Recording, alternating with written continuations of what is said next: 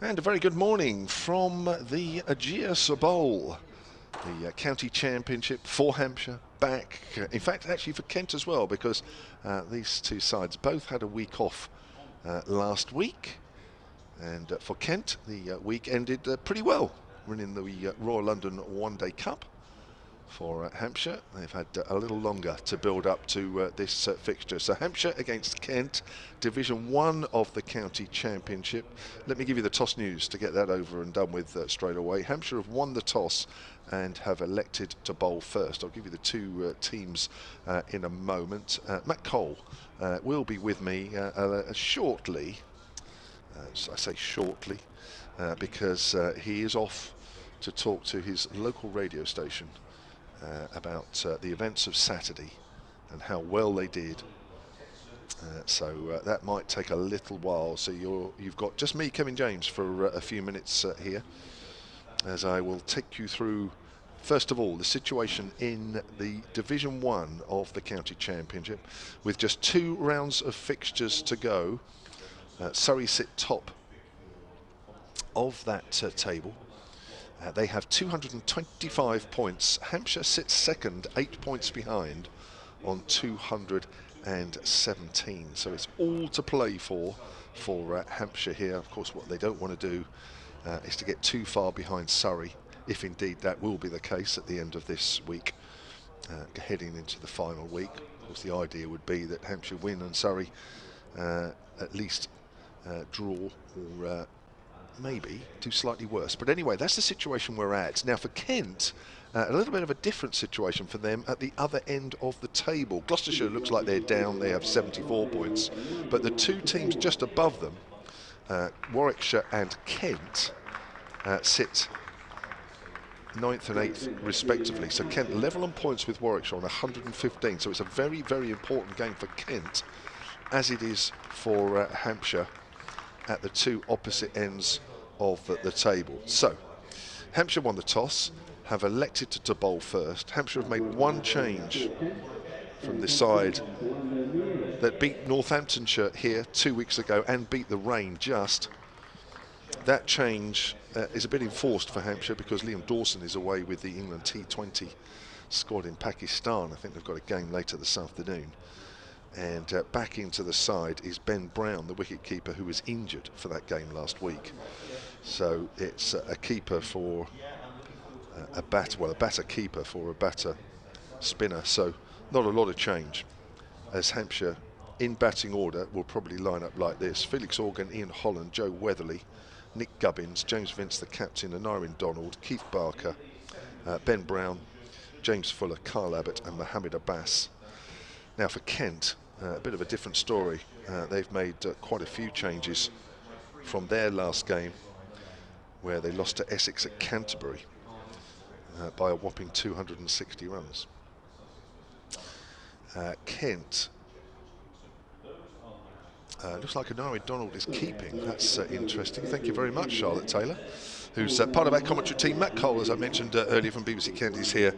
I'm Kevin James, and Charlotte Taylor, the Southern Vipers off-spinner, is also with us here today. She'll be commentating today, a bit of practice, and then in the car up to Beckenham, where they are playing an eliminator against the South East Stars tomorrow. That game will also be on BBC online. Lots of changes in the Kent side. I'll go through those in a moment. I'm just looking around. It looks like Ben Brown is fielding mid-off. Yes, he is. Thank you very much. So Ben Brown playing, but not keeping. That's an interesting move. Probably his finger's still bad. Yeah, thank you, Charlotte. Charlotte, even though she's not on, is passing on an awful lot of information. So just think what it's like when she'll have the headphones on. Now, here we go then. It's Tawanda Mayeye, one of the changes for Kent, facing Barker, who's round the wicket from the pavilion end, bowls, and Mayeye pushes that up to mid-off, and there is no run. So the two Kent overs are Tawanda Mayeye and Ben Compton. Not in the side from that defeat to Essex are Matt Milnes, Grant Stewart, Sam Billings, and Joe Denley, who I'm told has just had a child. His wife has. And into the Kent side are Harry Finch, Joey Everson, Conor McCurr on loan from Surrey. Joey Everson also ahead of his permanent move from Notts. That's a length ball to Miao, pushes out square on the offside. So Joey Everson, Conor McCurr making their red ball debuts for Kent in this game. Miao is out there in the middle, and Nathan Gilchrist, the seam bowler, is also in the side. So this is not necessarily batting order, but Miao, Ben Compton, Daniel Bell-Drummond, Ollie Robinson, Harry Finch,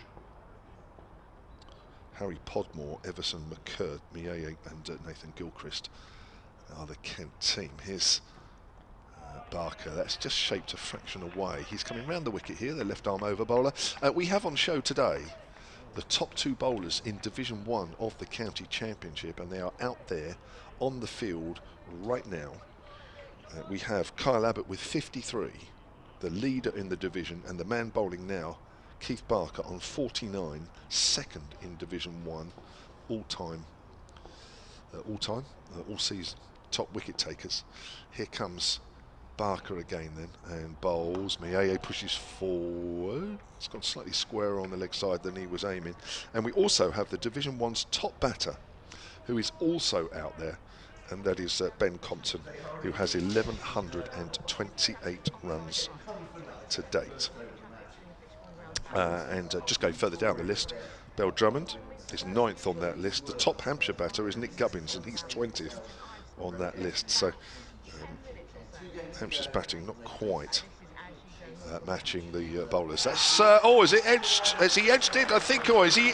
It's caught the pad as it's gone through to keeper Anarwin Donald, and I think that is LBW not playing a shot, and that is Barker's 50th first-class championship wicket of the season. The action has already started here at the Ageas Bowl. Miao's bat high up in the air. I'm going to do a very quick 30-second update, which of course will keep that wicket. Here we go. Well, the first over of the morning, and already Hampshire have struck. Having won the toss and elected to bowl first, it looks a great decision because Tawanda Miao has just left the ball to Keith Barker. It flicked the pad on the way through to Anarwin Donald's keeping wicket, and the first wicket has fallen. So Kent are none for one. Remember, Hampshire start this game second in Division 1, 8 points behind Surrey, the leaders, 2 games left. Kent, they're fighting for their lives in Division 1, so plenty at stake for both sides. Kent then 0 for 1.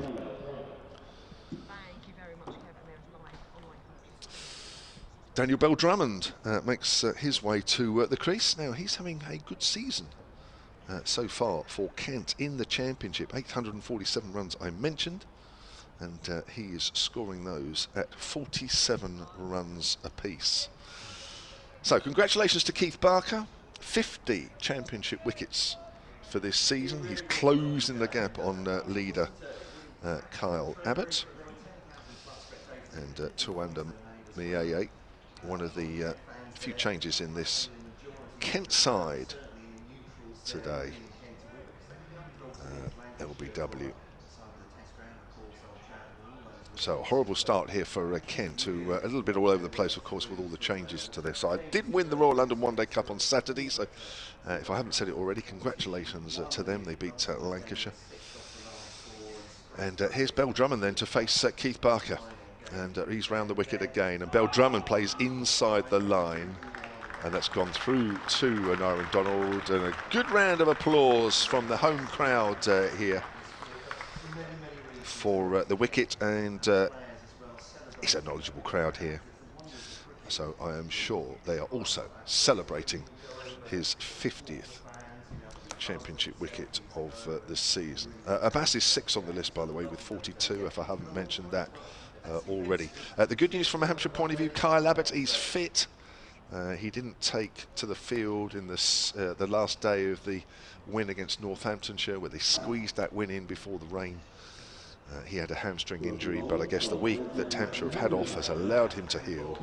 So he's playing, and it's Mohammed Abbas then to open the bowling from our commentary end, the camera gantry and the northern end here at the Ageas.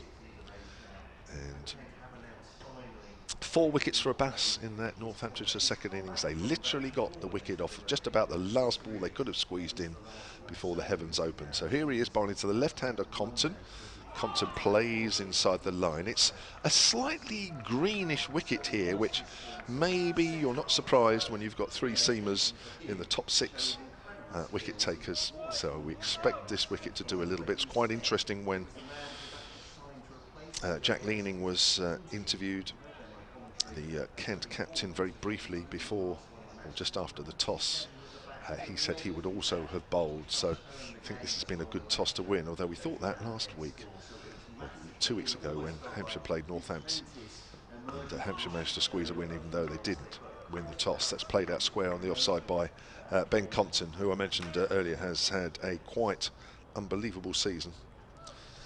Over 1,100 runs to his name, having moved from Nottinghamshire. He's averaging 56 this season in the championship, and Kent need him again to grind one out, I think you would say. Grind out a big innings, as they are fighting for their lives in the relegation area. That's played out just in front of square on the leg side, and there is no run there. So 3 slips and a galley for Mohammed Abbas. Right arm over, very much medium pace, but he just gets the ball just to nibble around. And these September conditions with a slightly green wicket here should, you'd think, suit him right down to the ground. Still, Kent have yet to register a run. We're 9 balls into the morning as Abbas comes in and bowls, and he pushes forward there. Compton just too wide of backward a point. I think that's Nick Gubbins there, does the fielding. Compton off the mark. Kent with runs on the board, just the 1. And we are underway. So other games going on today in the championship, penultimate round. Leaders Surrey, they're at home to Yorkshire. Somerset taking on Northamptonshire. Somerset batting first there. Surrey are batting first in their game with Yorkshire. Gloucester, Warwickshire, where Warwickshire are batting there. Essex, Lancashire are batting in that game. Those are the Division 1 games going on today. Here's Abbas, comes in and bowls. Oh, he's edged that through to the keeper, and there's the second wicket of the morning. Just a faint little tickle. Daniel Bell Drummond on the back foot. Out for no score. And Hampshire striking early here at the Ageas Bowl. Kent are 1 for 2 here. Remember, they're fighting relegation here. Hampshire looking to make up ground on Surrey. 8 points between them and the leaders. I'm sure around Surrey they've already noted what's happening here at the Ageas. Kent 1 for 2. Bell Drummond joins Taranda Mariaye back in the pavilion. Both of them haven't troubled the scorers. Is it a tricky wicket to bat on at the moment? Well, it's doing a little bit, but I wouldn't say you'd say that it's already hasn't done overly as much. There's just a fraction bit of movement that we've seen, and it's been good enough for 2 of the Kent batters so far. Noreen Donald taking the catch. He's behind the wicket. He has the gloves. Ben Brown back in the side, but we think that probably still suffering a little bit with his finger, but he is a man that averages 40. First class. And even if he's not able to keep, probably a man that you'd still want in your batting lineup. So Abbas goes on to 43 wickets for the season. So if you quickly add up between the 3 seamers that Hampshire have, with the 2 wickets added this morning, 146 wickets between them in the championship so far this season, between 3 bowlers. The new batter is captain Jack Leaning, right-hander. Leaning this season, nearly 600 runs, averaging 39. He will be tested here. 3 seamers that will expose these conditions about as well as anybody. 1 for 2. Welcome Sports Extra listeners, as Leaning is forward And that is the end of the second over of the morning. A second over which has already seen 2 wickets. Hampshire winning the toss, electing to bowl first. There is a little bit of movement out there. I wouldn't say there's a huge amount, just normal September conditions. But already Mayeye out, not playing a shot to Keith Barker, LBW. That was in the first over, he was out for naught. And Daniel Bell-Drummond, a little faint nick through to keeper and Irene Donald, off Abbas for no score. I'm Kevin James, next to me, Matt Cole. Matt, welcome back. You've missed 2 overs. I feel like you've already missed a large chunk of the game. I noticed you didn't say good morning, which is probably about right for Kent, isn't it? No, I thought you said welcome, which was very nice. I thought good morning was certainly stretching it from a Kent point of view. Yeah, crikey. I've just been talking to BBC Radio Kent listeners about that final on Saturday and saying that, well, 3 or 4 days is a long time in cricket, isn't it? You come back and you're facing a very serious business of trying to take on this Hampshire attack. The leading one in the country, no doubt about that. Here comes Barker then, left arm over to the left-hander Ben Compton. Compton on the back foot, thick outside edge, along the ground, fielded by Fuller in the gully. So yeah, a rude awakening if there were one.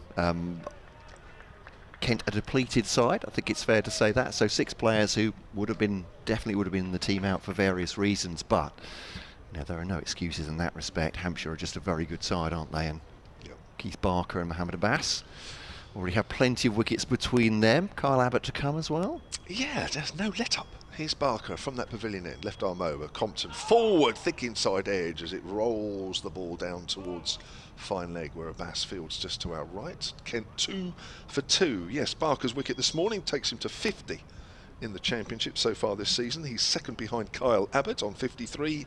Abbas with that wicket this morning is 6th on the list. He's now 43 wickets for the season. You can do the maths. It's a lot of wickets between the two. A lot is the answer. Yes, absolutely right, to be mathematically accurate. Obviously, these 2 at different ends of the table fighting Hampshire for the hopes of winning the championship. And Kent to try and avoid relegation in maybe a 3-4-way battle, if you include Yorkshire, to not be the other one to go down with Gloucestershire. Round the wicket Barker, that's left alone by Leaning outside the off stump. And Conor McCurr making his, I'm sure you've been through this, making his debut for Kent on loan from Surrey. A quick bowler. Kent reduced in the bowling lineups. Matt Milnes won't play again. He's got a serious back problem. He's on his way to Yorkshire. It was at Nottinghamshire. For next season, but would have played, most definitely would have played the last 2 games for Kent had he been fit. Barker around the wicket again to Leaning. Leaning gets a length ball, just tucks that square on the leg side, but no gap there. No Billings. Sam Billings is injured, the captain, picked up an injury in the last game. Not sure we'll see him again from what he said on Saturday this season either. No Crawley, not released by England, as I understand it, to play. Jordan Cox is with England in Pakistan for the international T20 series, and a happier reason for absence. Congratulations to the Denley family. Joe Denley away on paternity duties today. Outside the off stump, Leaning leaves alone. So yeah, congratulations to them. Yeah. But yes, and Grant Stewart, sorry, again, is injured. I think that's the 6. So Kent, it's not the best way to be coming to a game against Hampshire, having won 4 out of 4. So as I said, you can use those as reasons, as excuses, or whatever, Kent supporters. But this was already going to be a tough game. Actually, just looking at the scoreboard, it's already a tough game, isn't it? 2 for 2. Certainly does. And looking at the pitch, it looks a tough pitch to bat on for the batters. But apart from that, that's bounced on Leaning there as well, and I think that's hit him almost on the hip. As I say, it is slightly green out there, so probably not the sort of pitch. That's the end of the over there for Barker. 2 overs, 1 maiden, 1 for 1. I think as a batter turning up this morning, you'd probably hope that you were bowling first. We do know that Leaning, in his pre-match chat, very quickly, which is usually about 2 questions and then the captains disappear, was asked, what would you do? And he said, yeah, we would have had a bowl. So I think that probably tells you all you need to know. I think it's a reasonable assessment, isn't it? So from the hotel end of the ground, Mohammed Abbas is going to come over the wicket to the left-handed Ben Compton, who's had a run of low scores, having had a fantastic start to the season. Abbas, metronomic ball on stump 3.5, if there is such a thing, defended by Compton. Goes off for a little characteristic walk off to square leg just to reset, comes back, and quite purposeful actually. And, rather than thoughtful. A little bit of gardening, but as Kevin James was saying there, green on top it looks to start. In contrast, we've seen the spray paint, the blue, dark blue of the bowler's markers as Abbas runs in now to Compton. He settles on that, defends it up to mid-on.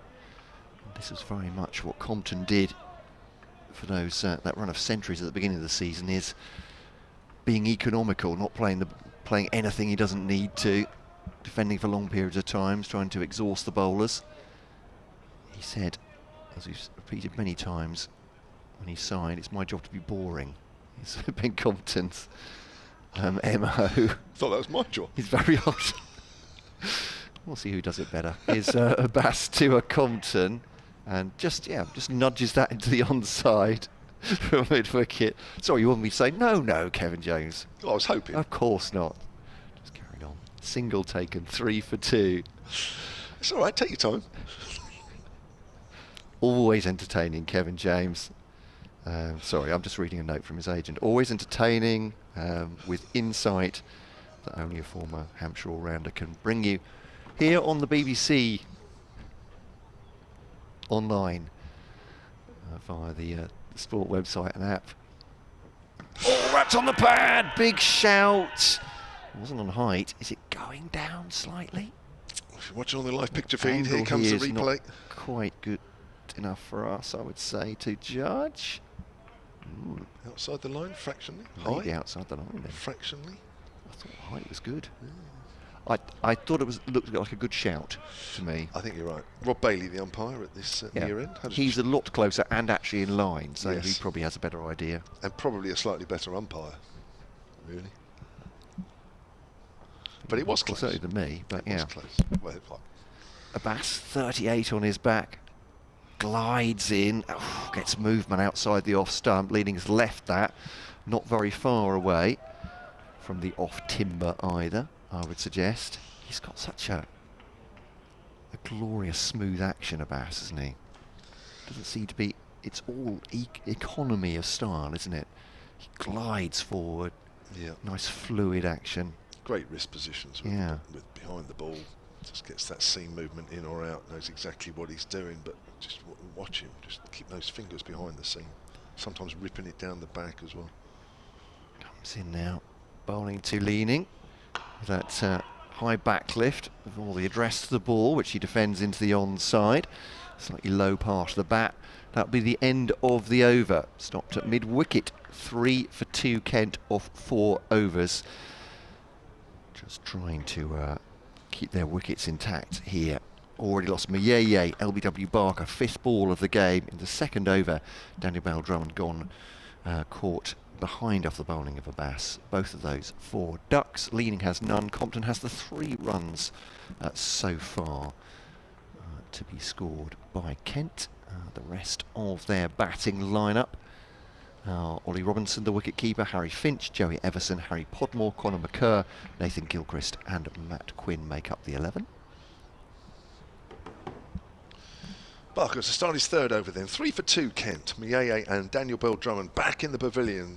Neither troubled the scorer as that's pushed up towards mid-on. Slightly solid looking forward defensive there from Compton. And there is no run. Made 89 in the second innings. Ben Compton, in typical Compton stoical fashion, when Hampshire won at Canterbury by an innings on 51 earlier this season, to maintain his very impressive start to the season. As Barker's over the wicket, almost 4 slips, slight gap between Holland and that's beaten the outside edge. Holland and Fuller, I was going to say, but ball bounced and left Compton. More good news for Hampshire fans. Surrey are 1 down against Yorkshire at the Oval. Rory Burns has gone. Caught by Tom Kohler-Cadmore off the bowling of Ben Code for none. So, 4 for 1 they are to start. Yorkshire had won the toss there and elected to field first. 8 points behind Surrey are Hampshire, just to Emphasise that as Barker comes in again. They're 1 point away from a bonus point. That's way outside the off stump this time. Compton's not playing at that one. Martin in Holland on the tweets at Solent Sports says, going to be a brilliant 4 days, exciting cricket. It already is. Great start for Hampshire. Let's hope Yorkshire can give Surrey a run for their money. Paul Williams at Solent Sport, who's in Portugal, says good morning. He's watered and settled down. Watered the garden. Sorry, he's not been. He's been watered. Well, yes, he has. He's watered Keep the garden hydrated and settling down to watch the Never Say Die team in another must-win match. Nice to have Charlotte Taylor in the commentary box today. That's bounced. It's kept down well by Compton as the ball trickles out to Fuller in the gully. There you go. Already a shout out for Charlotte Taylor, and she's not even on yet. She's just waved. You won't have seen that on the live stream or, of course, on the radio. But she has waved, acknowledging that comment from Paul Williams. 3 for 2 into the 5th over of the morning. See, there's a bunch of school children away to our right. I think they're school children. They're too old for that, aren't they? In blue. There's Barker bowls. Again, a bit of bounce, and Compton's in behind that, pushes it out in front of him on the offside. A couple of emails on Kent Cricket at kentcricket@gmail.com. Our good friend Kester. Good morning, Kester. You're listening to us loud and clear. 2 down. Oh dear. Back to reality, says Kester.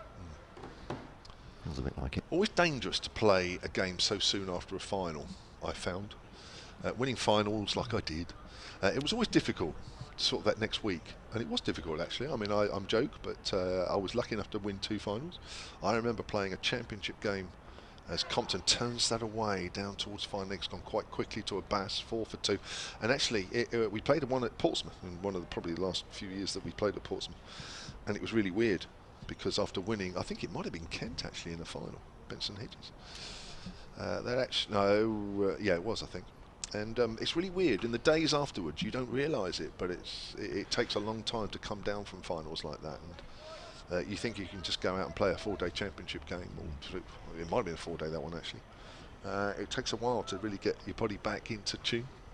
I know players have talked particularly about the way T20 works, that the big adrenaline of like a big night, and then having to play next day perhaps when you've not had any time to actually settle in the nets or even really have much of a rest. So, but fine, I'm sure the adrenaline must be even greater. Abbas then bowls to Compton, takes the bat away late from that one, keeps it a little bit low outside the off stump, through to Donald, another wicket keeper, and there's no run. Aaron Donald as keeper, of course, with Ben Brown in the squad as well, but there's a thought that Donald gives you more runs, gives Hampshire more runs. Well, Ben Brown's playing, but as a batter. Yeah. Oh, beg your pardon, sorry. Yeah. There we go. That's all right. I've had all sorts of issues of working out who's in and out of the team. Well, you've been waxing lyrical about Saturday, haven't you, elsewhere? I have indeed. Thank you for making excuses for me. You will need to do that all the way through. You've briefed everyone else, have you?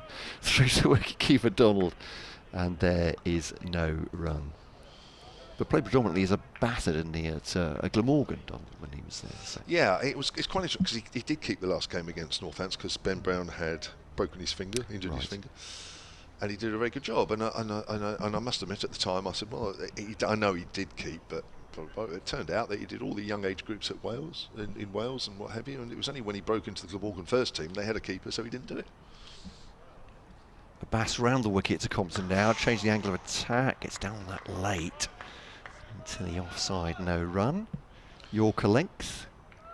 Compton goes through some hamstring stretches, a little bit of running on the spot as well. What a find he's been for you guys. He has, yeah. As I said, his form has dropped off a little bit with in the championship over recent innings. So he's had a run of lower scores, Compton, but he hit was it 4 or 5 50s in the one-day competition as well, anchoring the innings through many of the games. And Abbas outside the off-stump left by Compton, comfortable leave. That's gone straight on. But yeah, I mean, it was amazing, wasn't that run of 4 centuries at the beginning of the season, and 1,200 runs already in the competition from a man that, yes, had played a handful of first-class games before. Some of those in Zimbabwe over last winter, and been pretty much a mainstay of the Notts second 11 rather than first 11. So yeah, he's been an absolute revelation It's only his 23rd first-class game, isn't it? Championship game. So. And the majority of those have been played this season for Kent. As this hurries him, he takes the bottom hand off, plays it to mid-wicket, or he fends it off to mid-wicket, I'd say, on the ground, and there's no run. I tell you what, I mean, you look at the scoreboard and there's 2 early wickets, you think, greenish wickets doing loads. It's not doing loads. It's doing a little bit, but it's not doing loads. I thought the ball that got Bell Drummond out particularly was a good one. Movement off the pitch though, wasn't it? Just straightened a fraction from a good line. Nothing you would say was out the ordinary for September and late season. Round the wicket comes Abbas now to Compton. That one comes back at him through to the wicket keeper.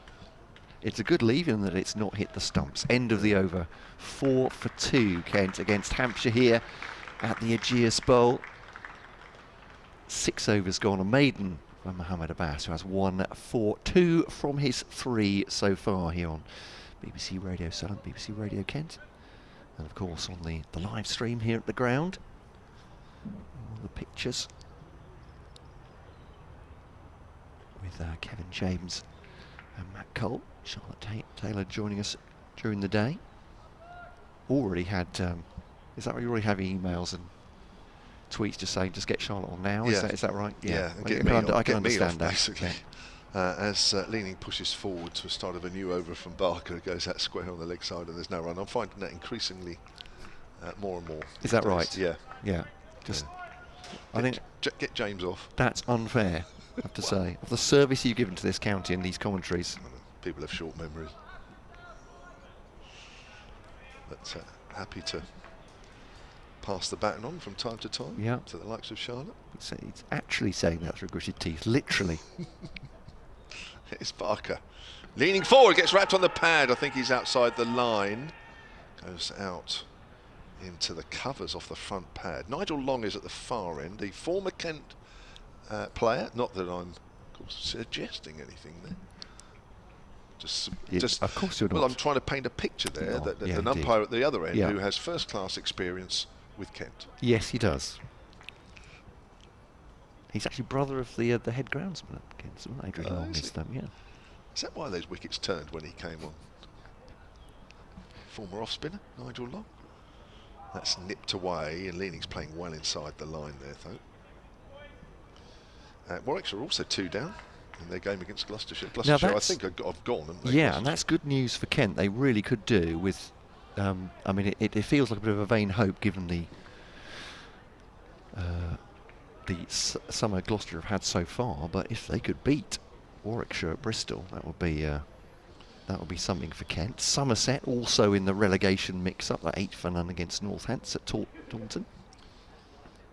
Forward there is Leaning, wants a single, but he goes up to Abbott at mid-on. So you're level on points with Somerset, aren't you? Warwickshire. Warwickshire, yes, of course. The bottom 2, yeah. With Gloucestershire considerably further behind.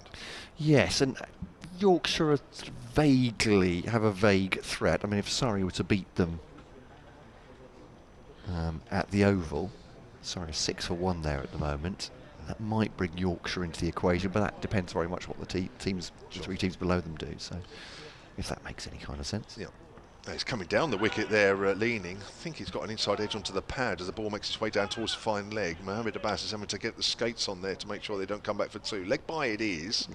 Total moves on to 5 for 2 at the end of that Barker over. I'm loving this tweet from Tony Cox. And now listen to this, Matt, especially. At Solent Sport, Tony Cox says, great to have 2 legends commentating. Remembering Matt Cole hitting 6s for us at the Ageas. Yeah. Never say die attitude. Welcome back, Matt. Now, that's very kind of you. Have you hit 6s here? Because I'm thinking that he may just have mistaken you for somebody else. I'm trying to remember if I did. You know, I'm not sure I did. Have you played here? Here's Barker. I thought it was the end of the over, so that's pushed forward by Compton. Of course, we've got a left and right hander out there. That's why it looks like it's the end of the over when they change. That is the end of the over, 5 for 2. That's very kind of you. Thank you very much for your tweet. But I'm a Matt Cole singular rather than Matt Cole's plural. Yeah. Who is the man you're talking about? Fine cricketer. He was. Matt Coles, that was, the all-rounder that moved from Kent to Hampshire and then on to Essex Yep, Northants as well. And then Northants, and then that was it, wasn't it? I think he was a good player. So sorry, Tony, you've got the wrong man. I prefer Matt Cole here commentating. I would you were going to say Matt there. Cole's out in the middle and Matt Cole commentating. Bass bowling to Jack Leaning. It's a good save coming up there from Kevin James. I think the other way around, we might have had a few problems. Yeah. Oh, crikey, yes. Everyone will be in trouble. Yeah. I mean, if I was playing for Hampshire, Kent would have a half a chance, I think it's fair to say, Yes. wherever they put me on the field. They'd probably try and keep me off it, I'd imagine. I might get a bit of bounce on this wicket. I mean, no direction whatsoever. No. But Yeah. can that sometimes be a weapon? It could be. Just bouncy right arm seam bowling going anywhere. Might surprise a few. Turned in the onside by Leaning, and there is no run. So this tweet from Alex Swatridge, I think I've got that right, hopefully, at Sonnet Sport, says the wicket is looking as green as the Boundary Lakes golf course next door. That looked yesterday. It is greenish. I would say there's probably not a lot in it, because obviously we've had some rain, but I repeat, and hopefully Matt agrees, that it's doing a bit, but it's not doing loads. Yeah. Well, and you have to factor in the fact this is a very, very good bowling attack. It's the best in the country. There's a Bass bowls to Leaning. He's forward on that one and defends it into the offside. Not sure quite how convincing that was. But safe enough along the ground. 3 slips and a gully in here. Colin, I think he's being tongue-in-cheek here. Great win the other day. If the umpires abandon this and go to another ground, where would that be? If not, he says, Kent should slog 50 and put Hampshire in on their mud pie an hour before lunch. Colin, thank you for that. What's more green than muddy, I'd have to say here, at the Ageas Bowl. Bass bowls to Leaning. That did get some movement back at the right-hander through to the wicket-keeper. Aaron Donald takes it more or less down the leg side. But I'm sorry to have to say this, Colin. I'm really sorry to have to say this, but I agree with Kevin James. It's not doing masses. The bounce is pretty regular. They are getting some movement. But once again, this is a good attack. It's green on top. It's definitely one for the seamers. No Kadri for Kent. No Dawson for Hampshire. Well, he's in Pakistan anyway. I know he's Sorry, not here. sorry. I know. Sorry. And I got the thing about Donald and Brown wrong. He's Bass to Leaning. That's going down the leg side. He completely loses track of that Leaning. He's trying to nurdle that into the onside. It ends up in the offside, off the pad. And no leg by taken. 1 ball to come. I shall fly off and do an update then. And Charlotte Taylor will replace me to join Kevin James on the commentary. Mohamed Abbas could just turn and get this ball. I'm going to get into so much trouble if I miss my update here. No, you go. Of course you go. No, I get one ball. Okay, squeeze one in. 1 ball left. Bit of experience. The brinksmanship is Abbas left by Leaning. End of the over. Kent 5 for 2. Thank you very much. Matt will be back in about half an hour's time.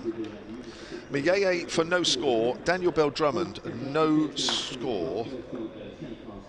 Kent 0 for 1, 1 for 2. Wickets for Barker and Mohamed Abbas. That's been the action so far this morning, but they are bowling accurately here, as we've come to expect from the Hampshire seamers. But I think Compton and Leaning, Charlotte Taylor. Good morning. Morning. They're doing a good job out there with the bowlers on top. They are definitely.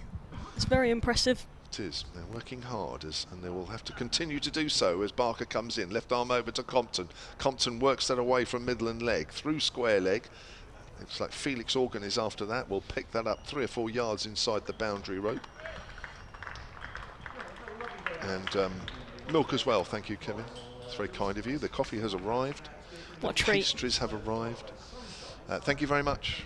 It's really nice of you, thank you. Kevin Howes has poured me a coffee. This is the life. You get treated. And we get treated here, which is lovely. 3 slips and a gully are still in. Fairly fine is James Fuller at gully as Barker comes into Compton. Compton gets a length ball in behind that, pushes up to mid-on, and there's no run. Can I just, at this stage, give a bit of a plug for tomorrow, because online there will be another cricket commentary added to the ones that are already on today. Southern Vipers against the South East Stars in the Rachel Hayhoe Flint Eliminator game. You will be there at Beckenham, Charlotte. I will be there. What are your thoughts?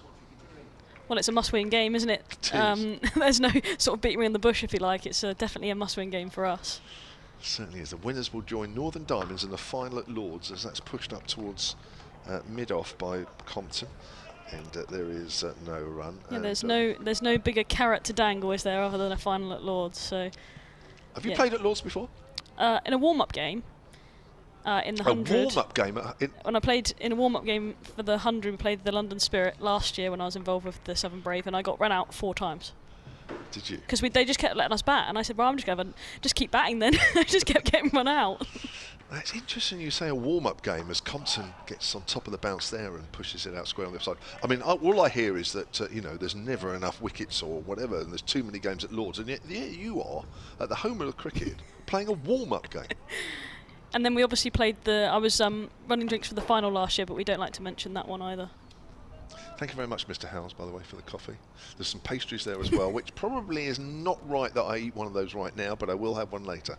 If you want to save me one, I know there's about 7 or 8 there. You and Matt Cole, I know, they're already hugging the pastries. Nobody can get near them. Outside the off stump to Compton, who leaves that one alone. There was about 10 there. There's now about 4. And since that me and you have been on, Charlotte, which I've been on for a while, you've only been on for a few minutes. There was 10 there. There's about 4 left. And look at them, they are so smug as well. At the back of the gantry, Matt Cole, Kevin Howes, pastries in hand, mugs of coffee in hand. You would have thought, who would have thought they're here to do commentary? It's a day out at the Ageas. We treat everyone very well here. Yes, they do. We're very lucky. I say we, I've got nothing to do with it. No, well. Compton plays and misses outside the off stump. That is the perfect delivery. Straight, pitches, leaves the left-hander, goes past the outside edge. They've been brilliant this morning, haven't they? Yeah. Hampshire bowlers nagging away at that good line and length. It's doing a little bit off the surface, this green surface here at the Ageas Bowl. And they've just asked enough questions this morning to, well, obviously to take 2 wickets, you need to ask questions, don't you? You can generally get gifted at this level. But they have bowled very well. Jack Leaning's called for a jumper, so I thought it'd be quite warm out there, but he's put a jumper on now. I've just had a message from Liam Dawson in Pakistan saying the wicket looks greenish. Great start from the boys, he says. I know he loves being with England and he wants to be with England, but I think he's there's a little bit of him that would have loved to have been around for these 2 championship games. Yeah, obviously, absolutely. because obviously, he's a vital part of this team, isn't he? Yeah. Abbas in then. 3 slips in a gully, he's over the wicket. Leaning comes down the pitch and just pots that to mid-on. There is no run. How far is Leaning down for that one? Is that a punt? It's about 2 pace. No, I mean... It was a very good one if it was, well, leaning down. Well, he's about 2 paces down the wicket there, playing full defensive. Yeah. I think I'd have Donald up here. Just stop him from doing that. He's taking the LBW out of the equation. Absolutely, yeah. And he's just trying to bring in that cover region, get it into there and look to take a single. They need to start rotating the strike a little bit to get this innings off to a bit of a better start for Kent. Abbas over the wicket this time. He's down the wicket again. He's looking busy. He pushes that into mid-wicket and there is no run. Good fielding there. I'll tell you what, Organ. sorry, Charlotte, Okay. the other thing we're seeing as well is, and this is what Hampshire have been brilliant at this year, is there's no runs being scored here. No. The Kent innings is going nowhere. This is into a 10th over here, 7 for 2. I think that's why he's sort of, look, now you just said that, the helmet's coming on. Donald is going to come up to the stumps. Actually, has he thrown it to? No, he's thrown it to Felix Organ, I think. So there might be. They're going to bring in a short leg, I think. That's an interesting one, which might obviously create another gap. I thought the helmet. I just assumed the helmet was coming on for Donald, but it's not. No. It's sort of like a forward of square, short leg, I suppose. Well, he's not coming down every ball, is he? To be fair. No. So the gully's come out and it's gone into that position there on the leg side. Abbas is in and that's just pushed past him into mid-wicket. There is no run. Leaning's down the pitch again, trying to work that for a single. Unsuccessful. They are so desperate, aren't they, to find some runs from somewhere, and they just can't find one. Talking of runs and that, can I say well batted on Saturday? Thank you. My high score for the Southern Vipers, 11 not out. Yeah. But it was a good 11. It was a classy 11. Was it? Did you think There was that? a couple of drives. I loved a couple of drives that you played. I did have to send Emily Windsor back at one point because she's about 3 or 4 times the pace of me, and she tried to come back, and I actually had to call her Emily and say, absolutely not, I'm not making it. To be fair to her, she did think that it had gone past extra cover and gone for 4, but I did tell her there's a deep mid off on the boundary. Abbas is in again, and that's beaten the outside edge. Brilliant ball from Abbas. Great carry through to Donald, and he's played it missed at that one, Jack Leaning, and that time he stayed in his crease. Yes, great leg cutter.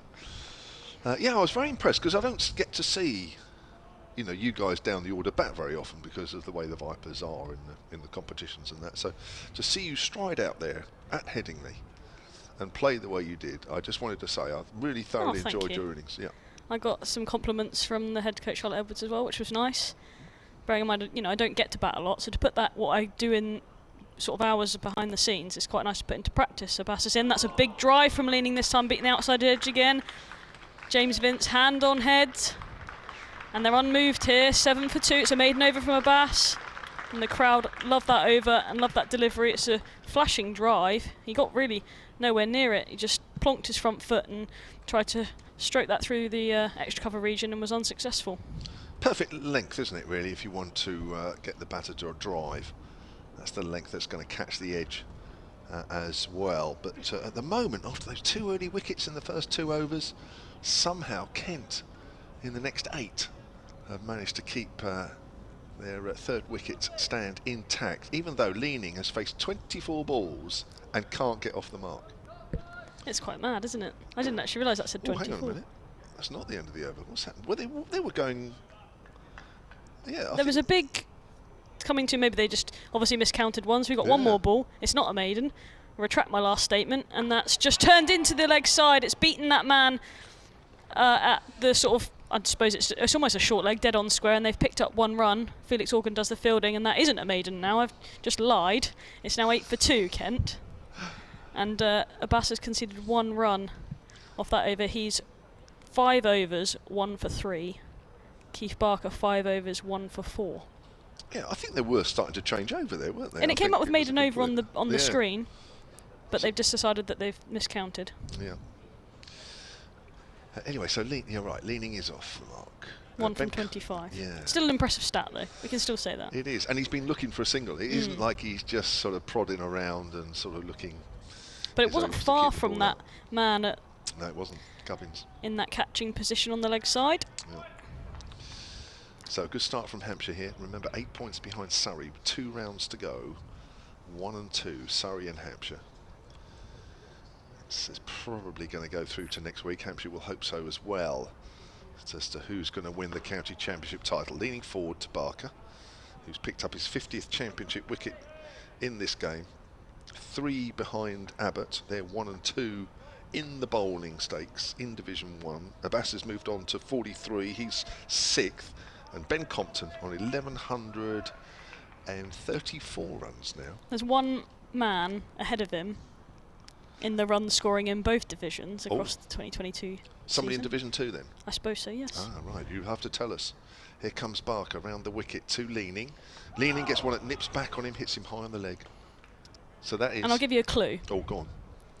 Because the 1 man made most of the runs in 1 game. And it's been over 1,200 of them. And about maybe a quarter of them were in 1 game.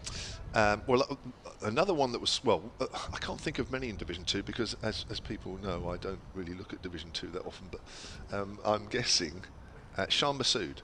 No. Oh. Actually, it might be in Division 1. Hold on, let me just check. No, because Compton is definitely leading. Okay, then it is 1. in Division 2. Thick outside edge, good diving stop in the slips by Ian Holland. Good reaction, diving to his right. Let me think. Used to play Hampshire.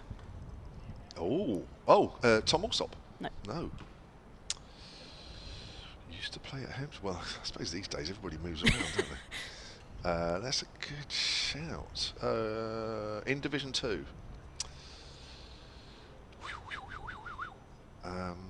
If I'm totally honest, Charlotte, I don't think I'm going to get it. Here comes. You will. Do you think so? Barker round the wicket. Leaning, gets one that hits the pad. Big shout for an LBW. Not out, says Nigel Long.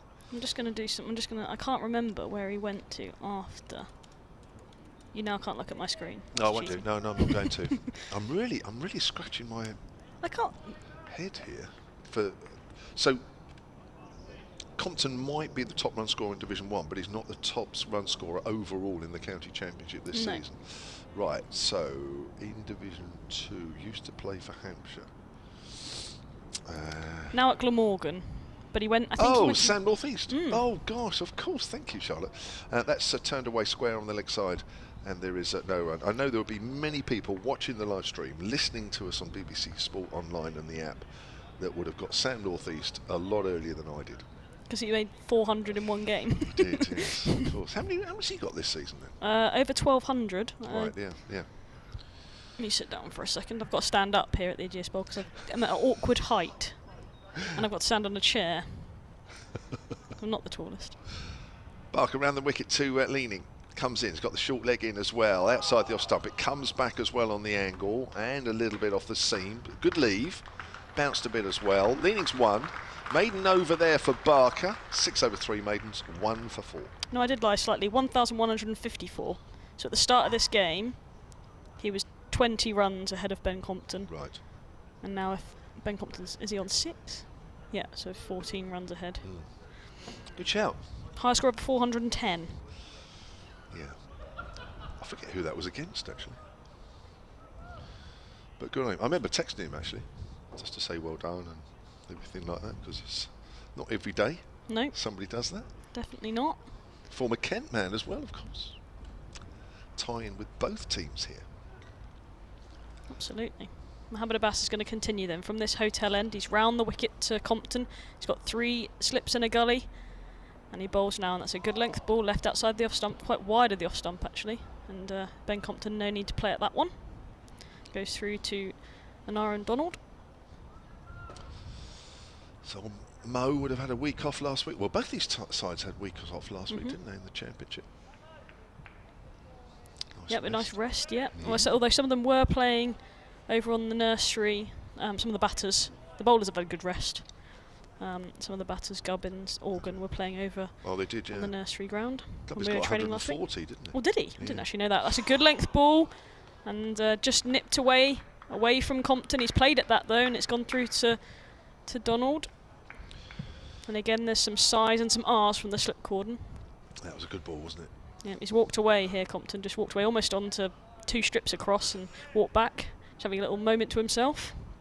He probably knows that he's the guy that's in form. He's the guy that's going to need to stick around for the longest if Kent's going to have a good chance of winning this fixture. And he'll know that better than anyone, I'm sure. Abbas again now. Glides in, I would like to say. Comes a bit wider on the crease, and that goes through to Donald, left alone by Compton. Although he's done it again, and maybe it's just his thing. Walks away 2 strips across. It's not like he's played. No. He's gone 3 strips across this time. It's a bit of a walk, isn't it? It is a bit of a walk, actually. Some of his innings, when he's been getting 100 and that, I wonder how much he actually walks. If you would combine that with his running between the wickets, I wonder how many paces. If he had one of those... he would have potentially a GPS in. Yeah. I don't know whether they use them for the count. I assume they do, because they must cover a lot of Ks. But yeah, he would do a fair few if he scored hundreds and running between the wicket. Abbas again, wide on the crease, angled in, it's hit the pad. There's no appeal from Abbas. It's going down the leg side. The slip cordon were interested, but Abbas, not a murmur.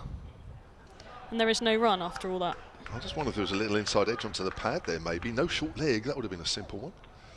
Not sure. It would have been. But Abbas not interested at all. But yeah, it's every ball, isn't it? Walks to leg, at least 2 pitches, sometimes 3. And comes back. Yeah. But I thought it was just because he played and missed at one, he then sort of reset himself and came back. But now it's just every ball. So yeah, he must do some kilometres. Oh, that'd be a great stat for everyone that's listening. Wide on the crease again, Abbas driving up to mid-off. And Ben Brown does probably the most unorthodox long barrow I've ever seen. And there is no run. There's a massive gap in his legs. Not that it was going any pace to ever go through him, but it was just the most unorthodox. I don't know how many times he's probably fielded, because he would have always kept for Sussex. I would have thought so. And he's kept ever since, he's not played a game until today for Hampshire, that he's not kept wicket. It's quite weird seeing him out at mid-off. He's very little, isn't he? Yeah, which I appreciate. Being from the smaller side of life myself, I do appreciate that. Around the wicket again, Abbas left alone, good delivery. Ben Compton, that's a maiden this time. Definitely 6 balls in this one, Abbas. And that's 8 for 2, Kent. They're not moving in this innings. Ben Compton prods the wicket and they get together and have another conversation probably about how they're going to score some runs. Kent. Yes, they're not finding the gaps, and the bowling is very, very accurate indeed. Can I just give a shout out here for the Hampshire Cricket Society, because I got a message here from John Hooper, who's their secretary, who emailed me, and he said soniccricket@gmail.com for any of the emails. Matt's got his own one for Kent people. He'll come back later with that.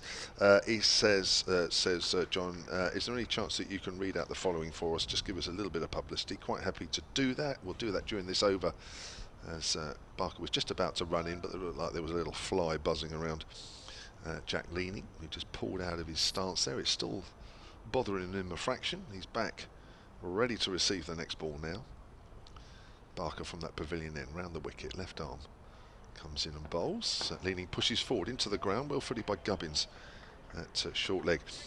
He says the Hampshire Cricket Society commences its 22-23 programme on Wednesday, October the 5th, with guest speaker Roger Knight. Many people might remember him. He's the ex-Surrey and Gloucestershire and Sussex player, and I think he's former president of the MCC. Meetings are held at the Romsey Golf Club on Wednesday afternoons at 2 o'clock. Future speakers include Paul Farbrace, former Kent wicketkeeper, as many other things, as Leaning pushes that up towards mid-off and there's no run. John Barclay, the former Sussex captain, he's a good speaker. Darryl Mitchell, Bill Athey and Mark Church. Wow, now I've got to go along to that one. I am definitely going to. I think I'm right in saying, I think the reason that John has put that last, because I think it's about March. Have you worked with Mark Church before? I have, yeah. He's down at Romsey Golf Club in March. I'm trying not to emphasise him more than the others. As Barker bowls, leaning forward. That's up towards mid-on, but I think even I'm going to go to that one.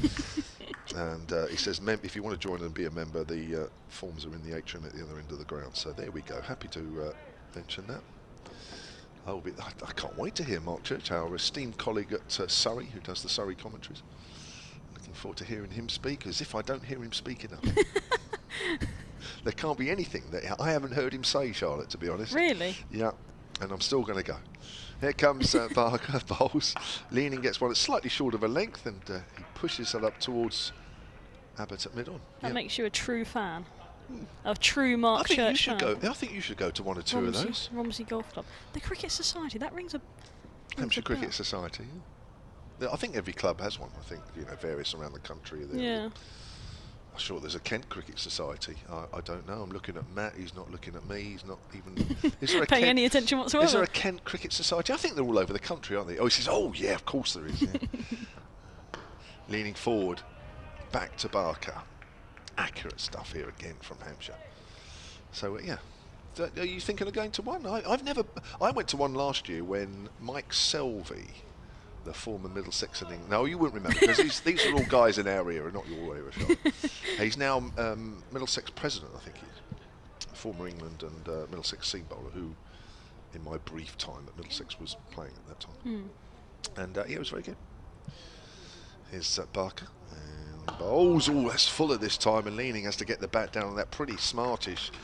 A little bit late, but he got it back towards the bowler, but he looked a little bit uncomfortable playing that one, and that's another maiden over. 7 overs, 4 maidens, 1 for 4. Hampshire really squeezing Kent here, having got up those 2 early wickets, and what have we had? Something like 53 minutes of play, and Kent, having lost the toss and been inserted, well, they are 8 for 2. Quite astonishing.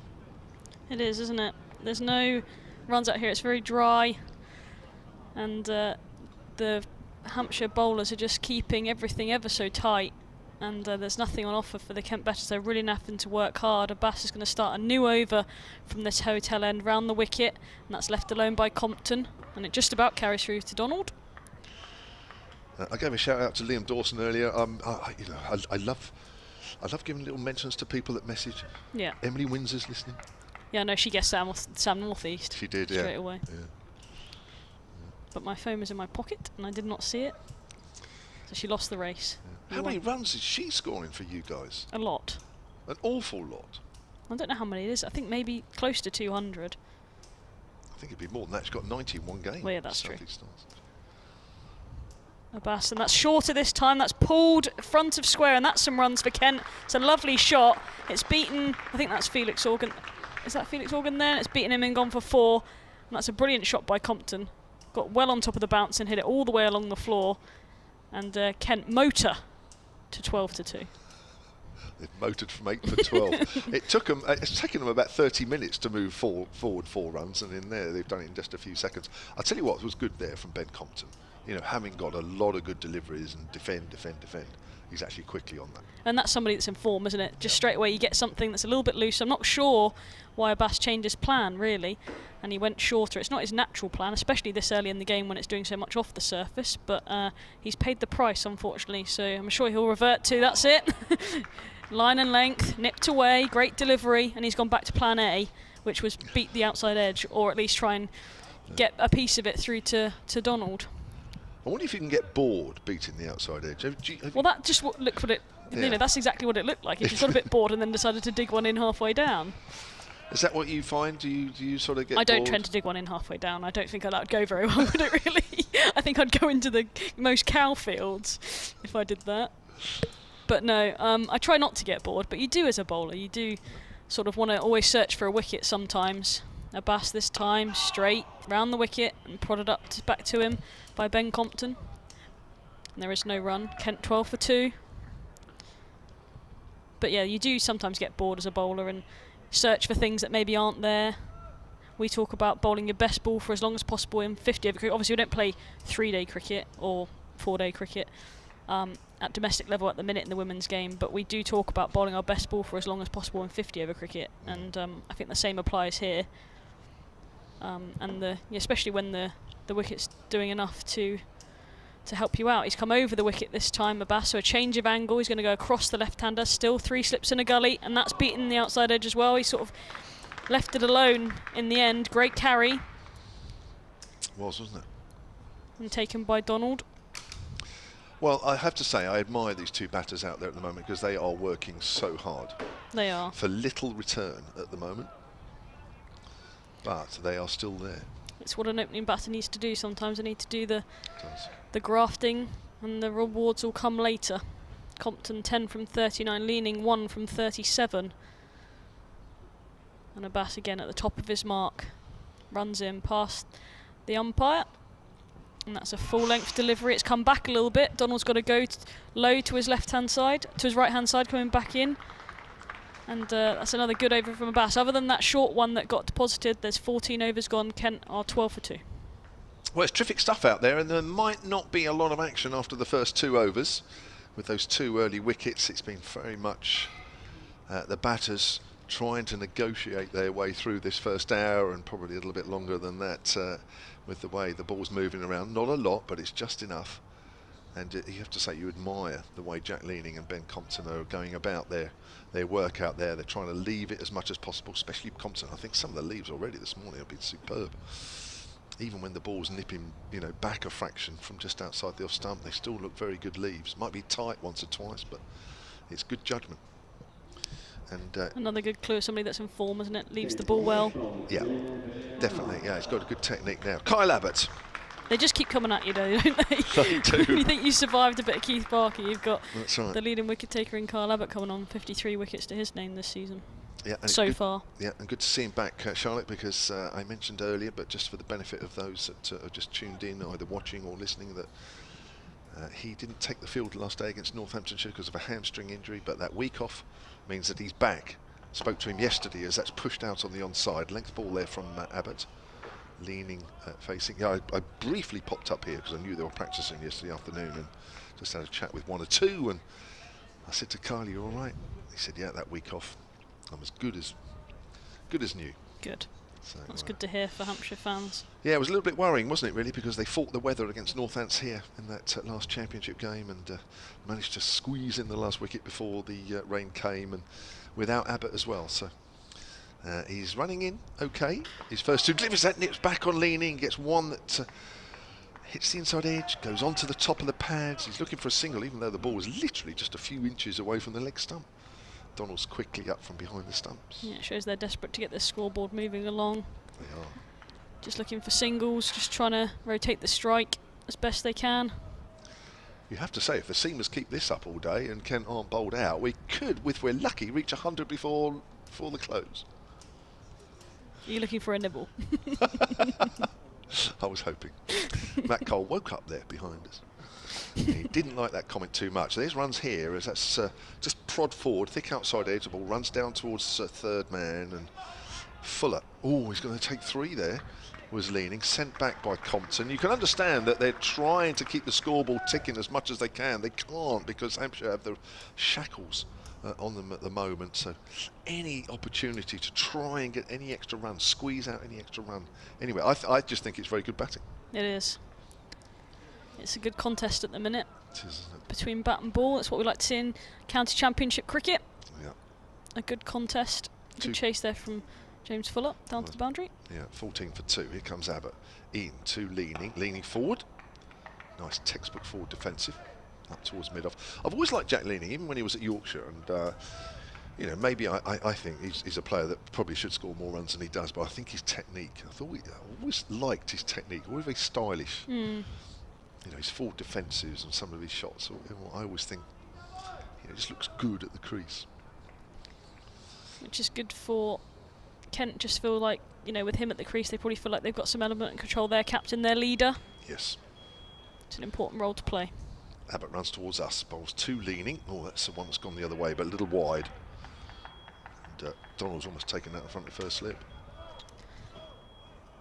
He has. He's going to have to take a couple of minutes maybe to get into his stride here, Abbott, as he settles. Like you say, he's had a week and a bit off. That's Kyle Abbott. But he'll be wanting to get his teeth stuck into this innings himself. And definitely. Had a couple of days down in Cornwall, he did last week. Lovely. Yeah. His father's over from South Africa. They had a couple of days down there. There comes Abbott, bowls, and forward is leaning. Not out the middle of the bat as the ball makes its way out to Gubbins in the covers. 14 for 2, Kent. We've had an hour's play this morning. Quite incredible that only 14 have been scored. Leaning has 3, Compton has 10. Mayeye and Daniel Bell-Drummond both out without scoring. LBW to Barker, caught behind off of Bass respectively. Yeah, it's been brilliant this morning from Hampshire. Good batting from Kent though from these two. They've shown some fight in the response to the 2 early wickets, and 15 overs have been bowled, and Kent are 14 for 2, and they are fighting to make sure it stays that way, and that the only numbers that go on are onto their batting column. Abbas this time over the wicket, and that's angled down. It's a thick outside edge, and it just drops short of Ian Holland, who gets a palm to it. And it's a good delivery from Abbas, but it's well angled down from Ben Compton. He's talking to Jack Leaning. I don't know quite what he was saying. Some sort of gesture of hand movement, but I'm not quite sure what that indicated. But anyway, I'm sure Jack Leaning's gone, absolutely, I agree. Yes, he's not moved though. He's not gone to have this discussion. He's just leaning on his bat at the non-striker's end. So, but he's at the top of his mark again. 3 slips in a gully, waiting. Abbas, and that's just tucked off his hip into the leg side. They'll pick up 1 as Organ does the fielding, and that's 15 for 2 for Kent, and that brings Jack Leaning onto strike, and then a big old field change for the right-handed Jack Leaning. Yeah, there are field changes and field changes sometimes. You feel like this is almost about as big as it gets. It's just quite nice because it's actually a complete mirror image. Yes. And it just smoothly just transfers in front of your eyes. If you like that kind of thing. We love a field change. But Ben Brown has been banished to fine leg. So Kyle Abbott's up here at mid-on now, and that's over the wicket. That's hit him on the back pad by the looks of things. And gone up to the bowler. And there's a bit of a shout from the slip cordon. Good angle in. Yeah, it was, wasn't it? But well forward, leaning. Again, good technique. Gets him out of a possible tight situation. I don't think we're going to see a replay on the live stream for those of you that are watching on there. No. Not enough. Wasn't enough happening, was there? No. I love this picture here. On the bottom right hand side of our screen we can see just a lovely side angle, I suppose, of the pavilion.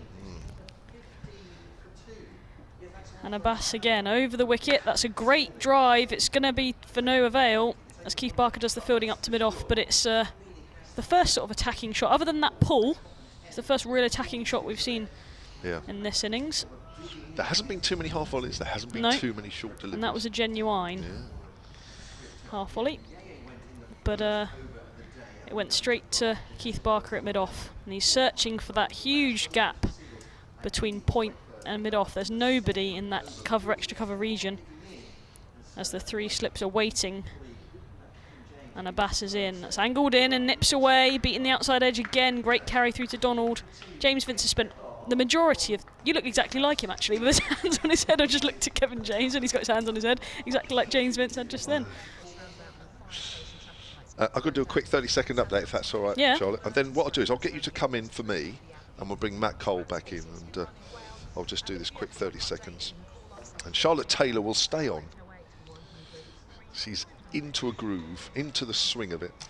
So we'll keep her on as Abbas turns and runs away from us and bowls to leaning. And he's beaten outside the off stump again. And, well, it's not quite happening for Hampshire at the moment, but things will turn. You've just got to keep it in the right areas, no matter what. Well, we've had just over an hour's worth of play here this morning. Kent batting first have lost, well, they lost to 2 early wickets in the first 2 overs, but Hampshire haven't picked up one since. So 15 for 2 Kent. So even though Hampshire now aren't taking wickets, they're also not let Kent score any runs either. Tuanda Mayeye, LBW to Barker for no score. Daniel Bell Drummond caught behind off Abbas for no score. Those are the 2 wickets that have fallen. Remember, Hampshire starting the day 8 points behind Surrey. They're the top 2 in the championship. 15 for 2 Kent. Matt Cole will continue, not Matt Coles, and Charlotte Taylor will be alongside him. Yeah, I'm sorry about that, everybody. Didn't have Matt Coles in the commentary box, so I was the next cheapest. 15 for 2 from 16 overs. Absolute war of attrition here at the Ageas Bowl. No, this ain't the 100. It's not the 60. It's not T20. Definitely championship cricket. Round the wicket comes Kyle Abbott. First ball of his 2nd over, straining every sinew outside the off stump. Ben Compton patiently leaves it through to wicketkeeper Aaron Donald and goes off for a little bit of gardening. Tamps down on the wicket about a third of the way down. Runs on the spot a bit, goes off to square leg. Resets does Ben Compton. He's on 10 from 43 balls.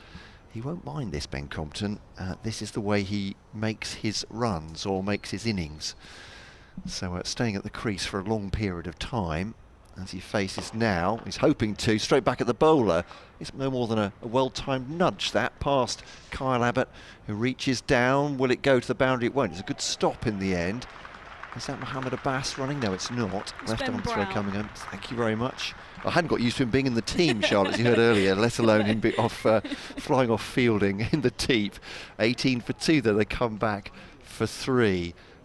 This is a fascinating morning's play, isn't it? It did look like Kent might be, well, they were in trouble at 1 for 2, obviously, but they've dug in really well, these 2. They are, they're fighting hard, aren't they? And that's exactly what they need to do. And as you say, Ben Compton, this is the way he likes to play, doesn't he? Just grinds out his runs, and the longer that these 2 at the crease, Kent will feel very much happier. Yeah, 3 slips in behind, leaning, and flicks that off his pads. It'll take a single down to fine leg. 19 for 2. It's a positive glut of runs coming in this over. Abbott will wonder what he's done. He's conceded 4 off the first 3 balls, but coming in a flurry. Absolutely. But yeah, talking about Ben Compton, I mean, he broke the all-time championship record for hours spent at the crease in a single game earlier in the season. So he's not going to be overly worried by not scoring, which is, I suppose, psychologically important here. Absolutely. Just needs to stay there for as long as possible, and if this is the way he likes to do it, then all the better for Kent. Abbott first change for Hampshire. It's just flicked down again. Glance up before, actually. It's just gone shy. Yeah, it's off the bat as well. It's a regulation glance for 4 for Compton. He moves on to 17 and the score on to a heady 23 for 2 from 16.4 overs. Yeah, but doesn't look like he's quite settled here, really. Like I say, he's gone for for 8 or 4 balls at the minute, which is obviously quite a lot in comparison to the rest of this game, but it's unlike Kyle Abbott, so he just needs to settle here slightly and find that nagging line and length that he's done all year. Right arm round the wicket to the left-hander, leaves that, does Compton. It's a comfortable leave on 5th stump line through to Donald. 3 slips in there. Messrs Vince, Weatherly and Holland. They put in James Fuller as a gully as well, as a point, mid-on, mid-off, mid-wicket. And Ian Holland is jumping around and warming up, so whether we're going to see him come on to bowl a little bit earlier than maybe we're used to here. Usually these 3 bowl a heavy amount of overs up top in Abbott, Abbas and Barker. And Ian Holland sort of just filters through.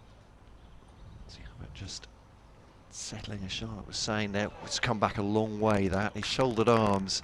Compton, I think he's done that safely, and he's come outside the line of the stumps and let that one go through to the wicketkeeper, but it's quite some prodigious movement from Abbott coming round the wicket at the end of that over. Kent 23 for 2 off 17 here.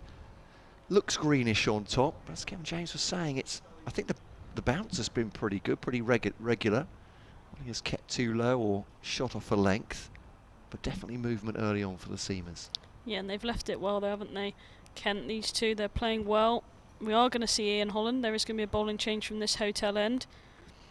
So Ian Holland will come into the attack. And he's got 13 wickets for Hampshire so far this year in the county championship. And he just sort of rotates to give those other bowlers a bit of a break. But he has been known to take the odd wicket and create a breakthrough in his own right. I think Jack Leaning's just having a bit of treatment here. I don't know. A couple of pills going down. The physio is on. Yeah, just wonder if there's anything particular he's treating, or whether... No, you don't know if anything? No. Just, I think wore one... Could be, the thing is, could just be a headache, couldn't it?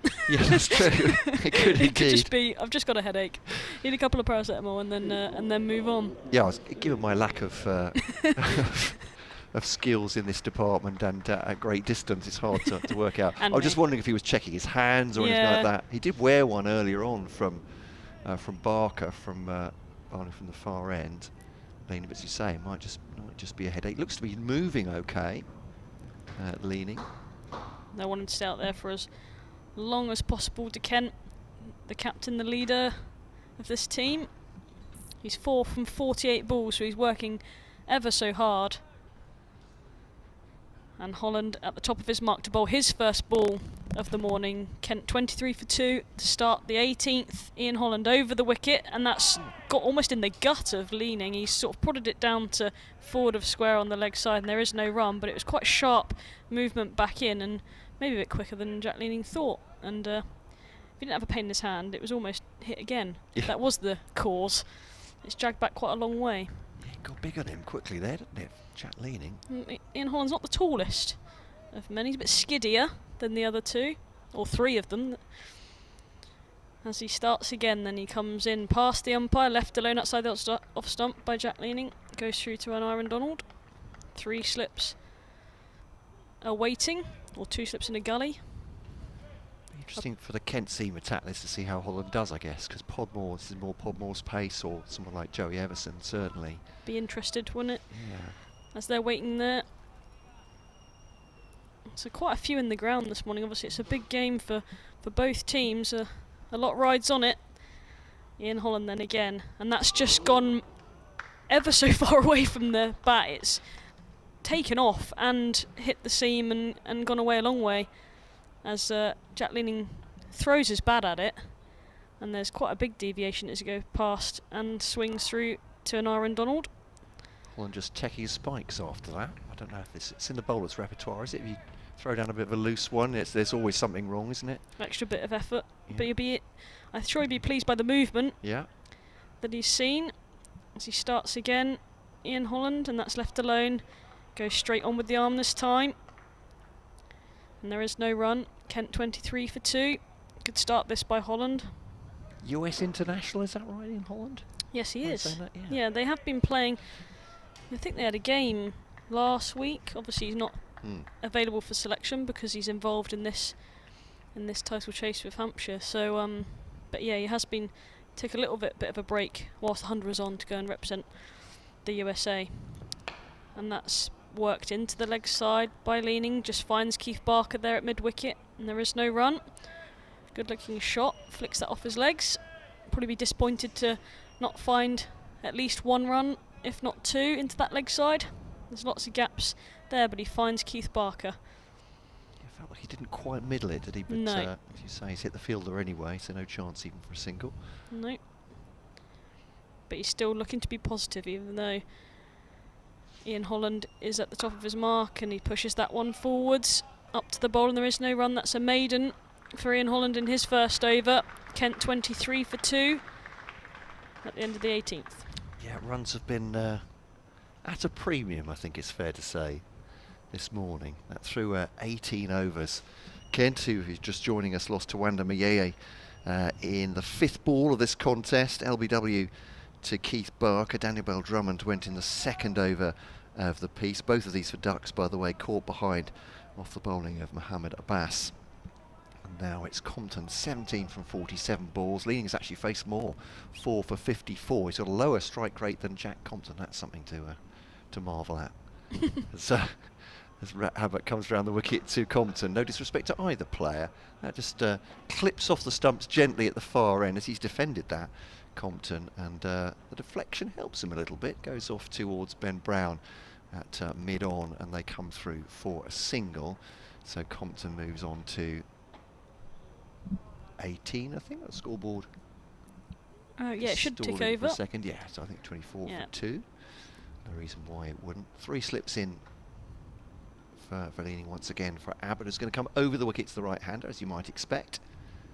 It's Compton who faced the majority of the previous over. But Leaning goes for this one. That's a lovely shot through the offside, and that'll be 4 runs. And cut away by Leaning. That's a good-looking shot. Took advantage of that, and I thought that Abbott would be the one that they'd be latching on to.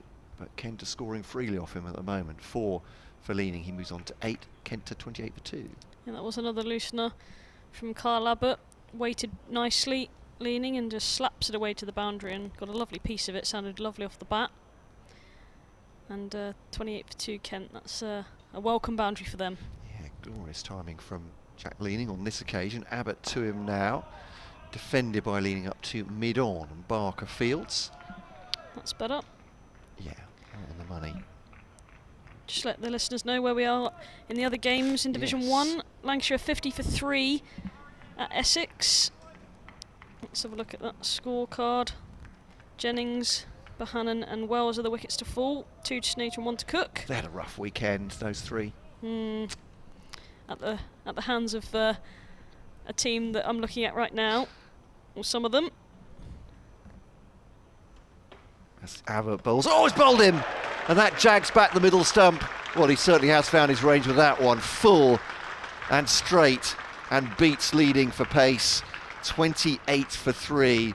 What a delivery that is from Kyle Abbott. And Leaning goes for 8, having hit him for a very nicely timed 4 earlier in the piece. But now Hampshire back well on top here at the Ageas Bowl. Leaning bowled Abbott for 8. I'm not sure he could have done much about that Leaning. It was quick, it was angled in, and it was right on the money from Kyle Abbott. He's found his range, like you say, Matt, with that one.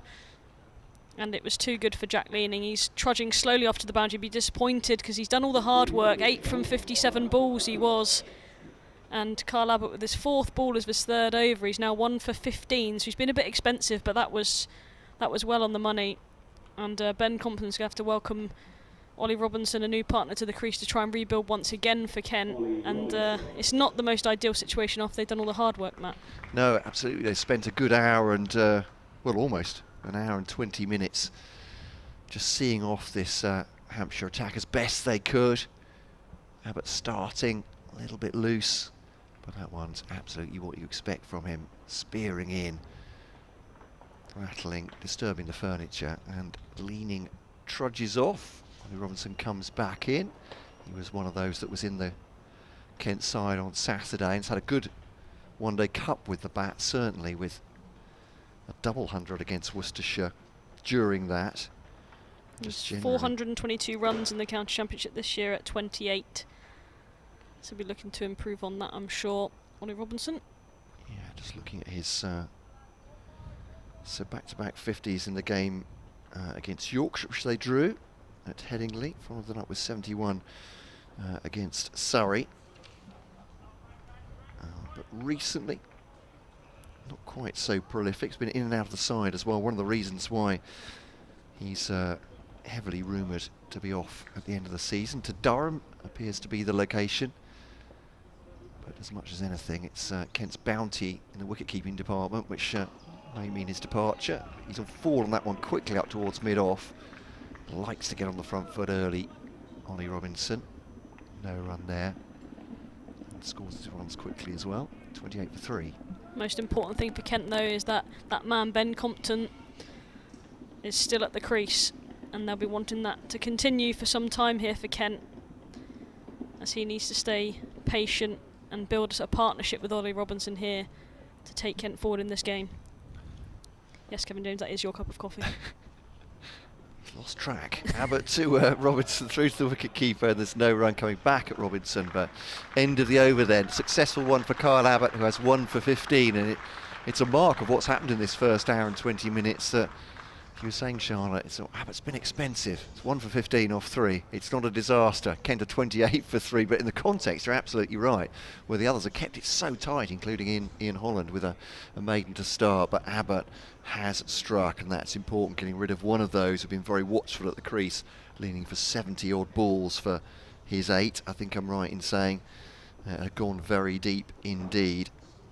Sorry, I'm overestimating that. 57 balls, but he's been there for a long, long time. Got the figures the wrong way around, but yeah, bold Abbott for 8. Kent 28 for 3 at the end of the 19th. Ian Holland's going to continue from this hotel end as he runs away from us. And 2 slips in a gully are waiting for him. Pushes that across the left-handed Compton. He angles that down to backward point. Felix Organ picks it up, and there is no run. Welcome to listeners on 5 Live Sports Extra. Just joining us, a 3rd wicket has fallen here. A long vigil for Jack Leading, the Kent captain. 57 balls, but that was disturbed rudely by a full-length delivery from Kyle Abbott, wrecking the stumps. Leading gone for 8. Kent 28 for 3. Ian Holland again over the wicket and just prodded back to him as Ben Compton in defence, and there is no run once again. Just going through the other scores as I was before that wicket. Warwickshire 52 for 2. Yates and Davis are the 2 batters to go, and Dom Sibley is there, 27 not out. That'll be an interest to Kent, I'm sure. And that's a fuller delivery from Holland, and push to extra cover, and there is no run. Gubbins does the fielding. Next one is the game here. Somerset 39 for 0 at Taunton against Northants. No wickets to fall in that game. Surrey, which is the one that the Hampshire fans will be interested in. Surrey are 51 for 1 at the Oval. Burns went for a duck, but it's that man Hashim Amla that's at the crease now, and that's a danger. As they showed last week, that's left alone wide outside the off stump. Holland comes wide of the crease and just angles it across the left-hander, and left alone by Ben Compton. See if these 2 sides have issues at the different ends of the table. Hampshire chasing the championship title and chasing Surrey, and Kent having to stave off relegation, looking anxiously at Warwickshire, Somerset and Yorkshire's progress. Absolutely, and that's beaten the outside edge. Holland that time pushing forward as Ben Compton, and it's left him. Ben Compton, it's a great delivery, pushing forward again, and it's a great over from Holland. He's asking questions here. It's left him away from the left-hander, gone through to Donald. Great carry. There is still something in this surface. It's really challenging for the batters out there. Ben Compton, he's working hard though, and Holland again. He's in at him here. 2 slips are waiting, and that's just tucked off his legs to Keith Barker. There is no run into the leg side. And that is another maiden for Ian Holland. He's bowled 2 of them to start. The crowd appreciate it. Kent 28 for 3. Holland 2 overs, 2 maidens. And he started fantastically well. Absolutely has. If you look at the bowling figures, and you love these kind of bowling figures where there are fewer runs than overs. as well, Charlotte Taylor would as as an all-rounder.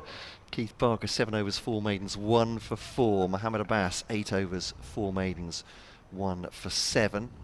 Abbott, as we were just joking before, being relatively expensive, 1 for 15 off his 3, and 2 overs, 2 maidens, none for none to start for Holland. Abbott continues to waft outside the off stump by Ollie Robinson, the Kent batter, and just a little bit back of a length, but he's missed that one entirely through to the wicketkeeper. It's almost like an element of surprise. Sometimes you get, obviously the wicket that he took to get leaning was full, it was straight, it was quick, and that one was almost short and even a bit wide outside off stump, and it was wafted a bit by Robinson, but you know, he's not hitting sort of a nagging line and length ball after ball. It's quite varied, so the element of surprise here the batters need to be watchful for. That's true, you can understand why Robinson's gone at it, but in danger of getting an edge over the off stump. That one was certainly forced. Stump coming back at the batter through to the wicketkeeper with Matt Cole, with Vipers all-rounder Charlotte Taylor, who's managed to turn her attentions from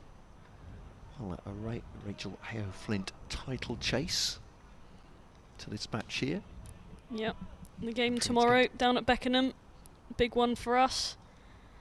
It's a must-win fixture, the Eliminator.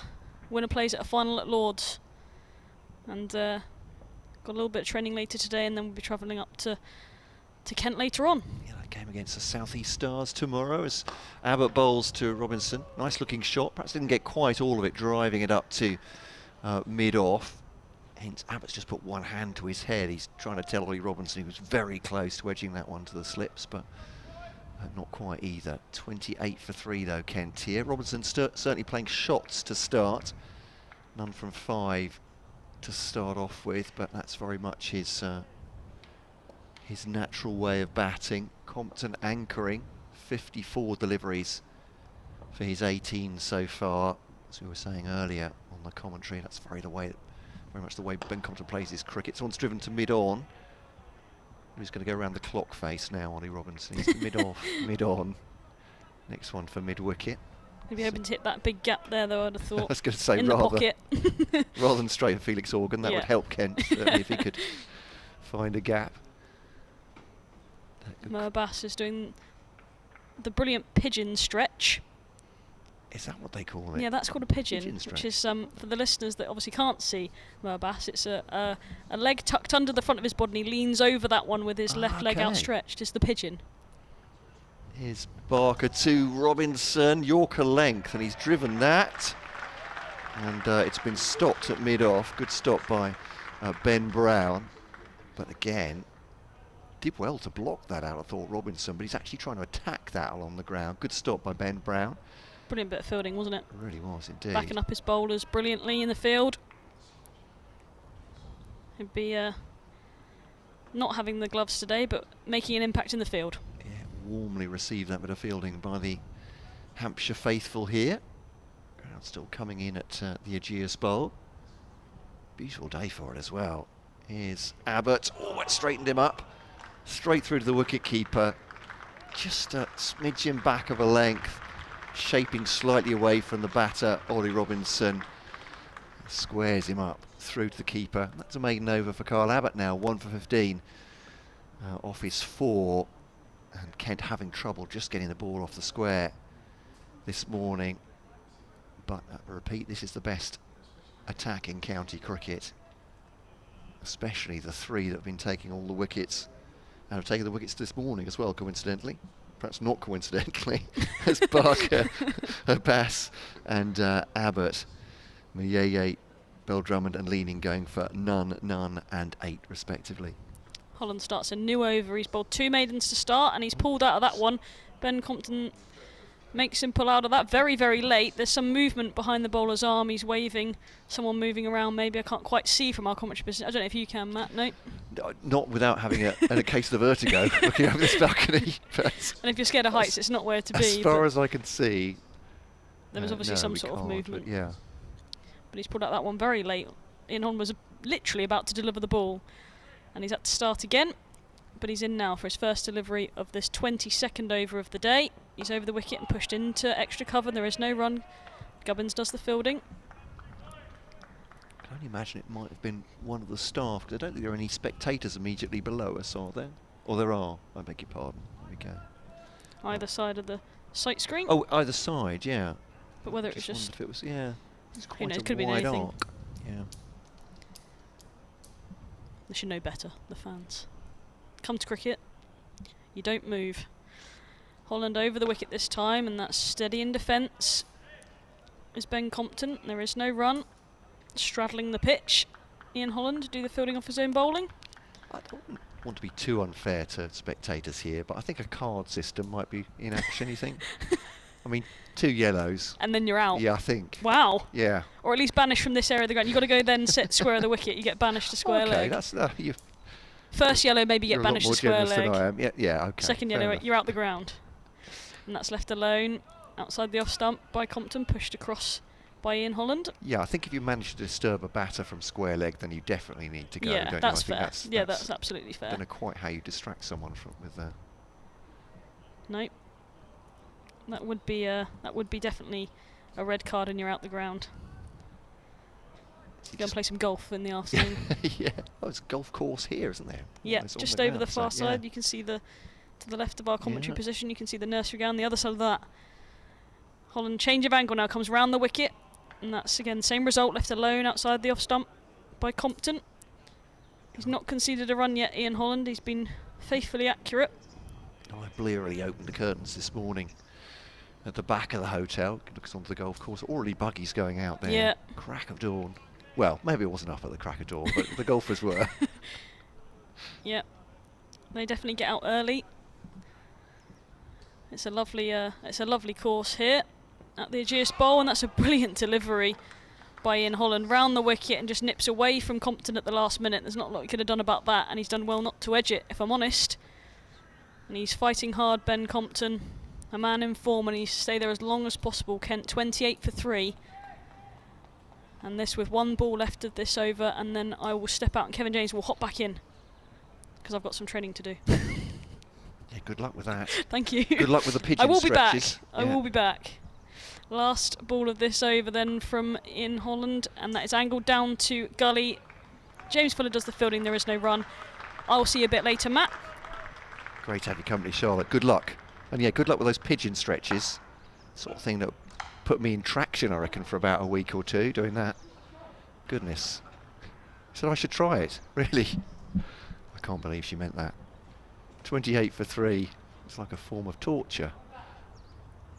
Robinson yet to score from 8 balls. Compton has 18 from 60. It's a characteristic innings from Ben Compton, but absolutely needed in this circumstances for Kent. Trying to hang on. Another half an hour until lunch. They've scored 28 runs from 22 overs. 3 wickets to 4 so far. Abbott coming in. Bowls to Robinson. Into the offside, and there's no run. I'm going to leave you now, Kevin James. That's the way it works. I'll do an update for BBC Radio Kent listeners. It's nice, isn't it? Really? I'll just come in to do a nice little commentary stint with you, and you've gone the minute I'm in. Is it something I've said? Oh dear. I don't need to get all this stick. I could be at home and get all this stick. I don't need to come out and get it as well. Abbott then into his 5th over, 1 for 15, 54 wickets for the season. Top Division 1 wicket taker. Drive from Robinson, pushes that up towards mid-off, and there is no run. I was just thinking to myself, just before I came back on commentary, I was thinking there probably aren't too many batters around that would look at the scoreboard and be happy that they'd scored 18 runs in an hour, just over an hour and a half. But I think Ben Compton is probably one of those who's probably ecstatic.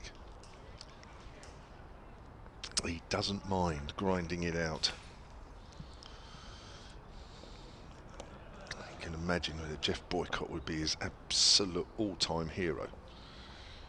Here comes Abbott again to the right hand of Robinson. Robinson drives, gets an inside edge, and that's nipped back on him. It squirts out towards mid-wicket. Definitely not where he was aiming that. Again, the ball is just doing enough here. Paul Barnes has tweeted at Solent Sports. He also tweeted Charlotte, but she's just going out the door. Can you confirm that we have commentary on the Vipers game tomorrow at the South East Stars? Yes, we have 100%. I've just been in contact with them yesterday and this morning. In fact, while I've been off commentary, I've been having some messages and to-ing and fro-ing. There will be at least 3 of us doing that tomorrow. I mean, I'm one, as that's a nice drive up towards mid-on. That's the best shot of the morning. Ollie Robinson off the mark with a boundary, straight mid-on, past Barker's left hand. Slightly over-pitched there from Kyle Abbott. And Kent move on to 32 for 3. Mayeye for no score. Daniel Bell-Drummond no score. Jack Leaning for 8. 57 balls for 8, Jack Leaning. And he wasn't just trying to just prod and not do anything. He was forever looking for singles, but the bowlers were tight. They didn't allow him anything. Abbott comes into Robinson. Robinson drives, thick inside edge again. He goes a little quicker out on the leg side this time. Abbott, just as he does do, sort of wipes his face on his shirt front, as if to say, I can't quite believe that hasn't squeezed through bat and pad. So that ball goes to Felix Organ. So Paul, and for anybody else, we'll have 2 live commentaries online tomorrow from I guess from a southern England perspective. We'll have day 2 from here, and also Vipers against the South East Stars from Beckenham in that Rachel Hayhoe Flint eliminator. Matt Cole won't be there. He'll be here. No. Keeping things together. He will. And I'll be at Beckenham. That's knit back but bounced. A good lead from Robinson. End of Abbott's over. He has 5 overs, 1 for 19, and Kent having been put into bat. 32 for 3. Welcome back, Matt. Thank you very much, Kevin James. And yeah, one of those days where you just want to be at both places at once, really, didn't you? 2 compelling games. Hampshire chasing the county championship. Kent trying to avoid relegation here, and then you've got the eliminator, South East Stars against the Vipers. It's all happening.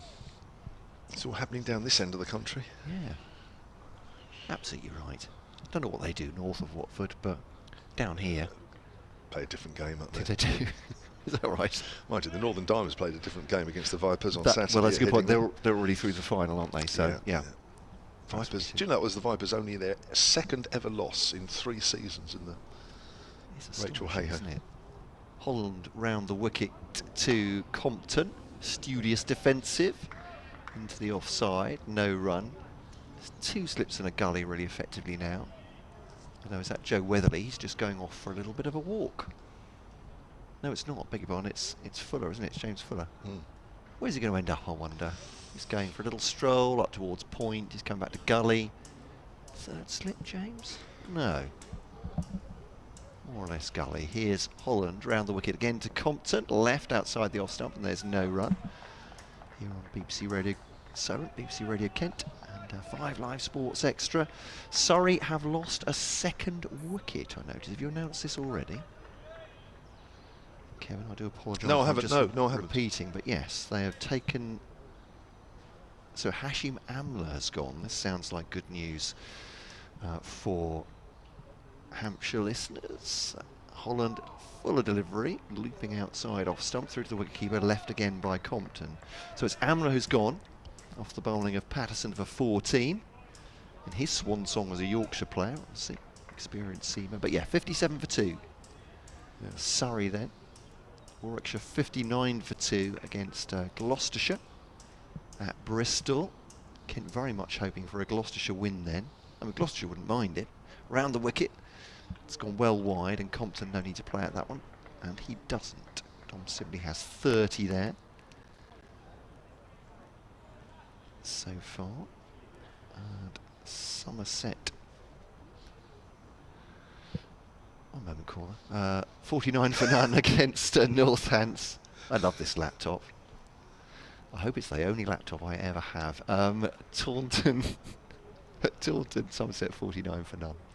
Having chosen to bat. This one has bat behind it from Compton, actually coming down the pitch to Holland, trying to shake him off his line.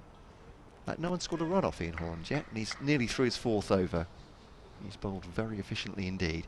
And concluding the Division 1 scores. I know Kevin James has no interest in Division 2, so we won't even go there. 63 for 4, Lancashire against Essex at Chelmsford.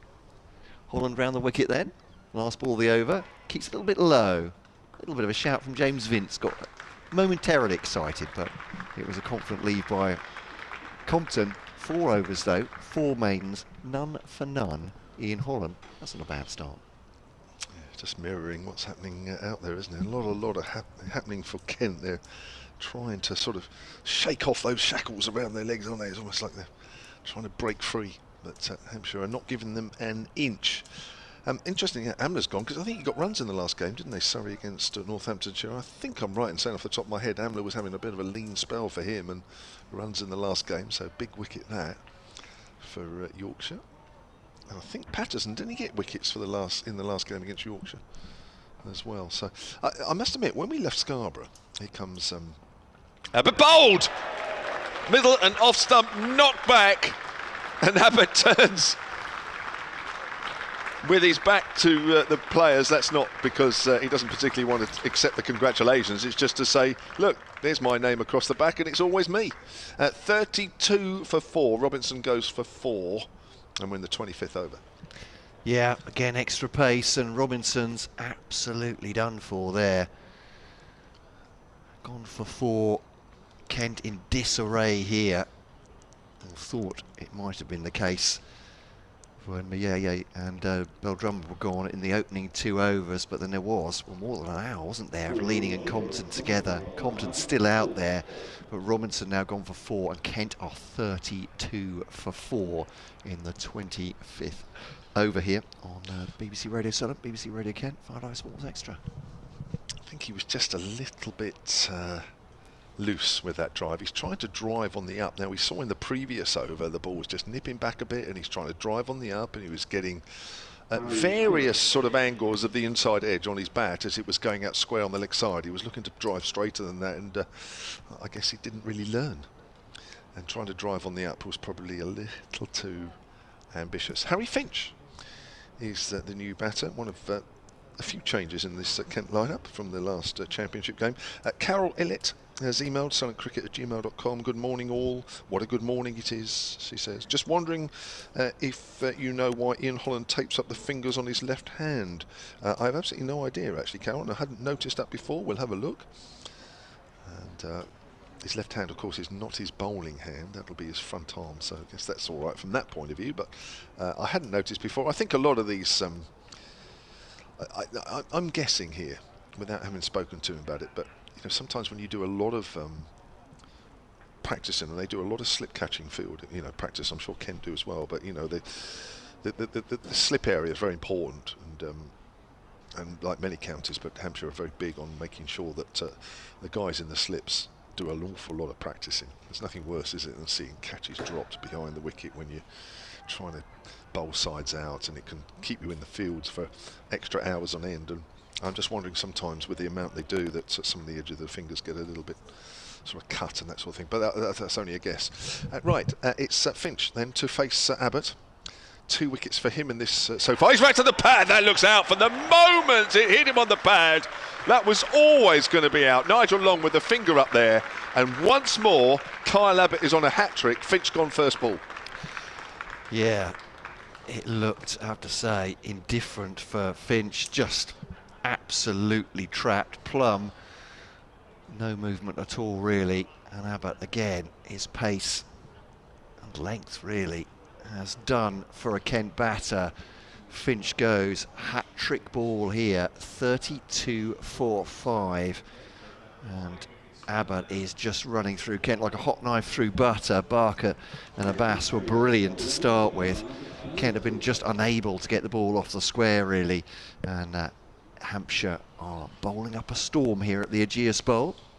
Welcome back, Sports Extra listeners. You join us at a opportune time, because we are very nearly all the way through to a Kyle Abbott hat-trick. One more ball for Abbott to bowl. He's 2 in 2.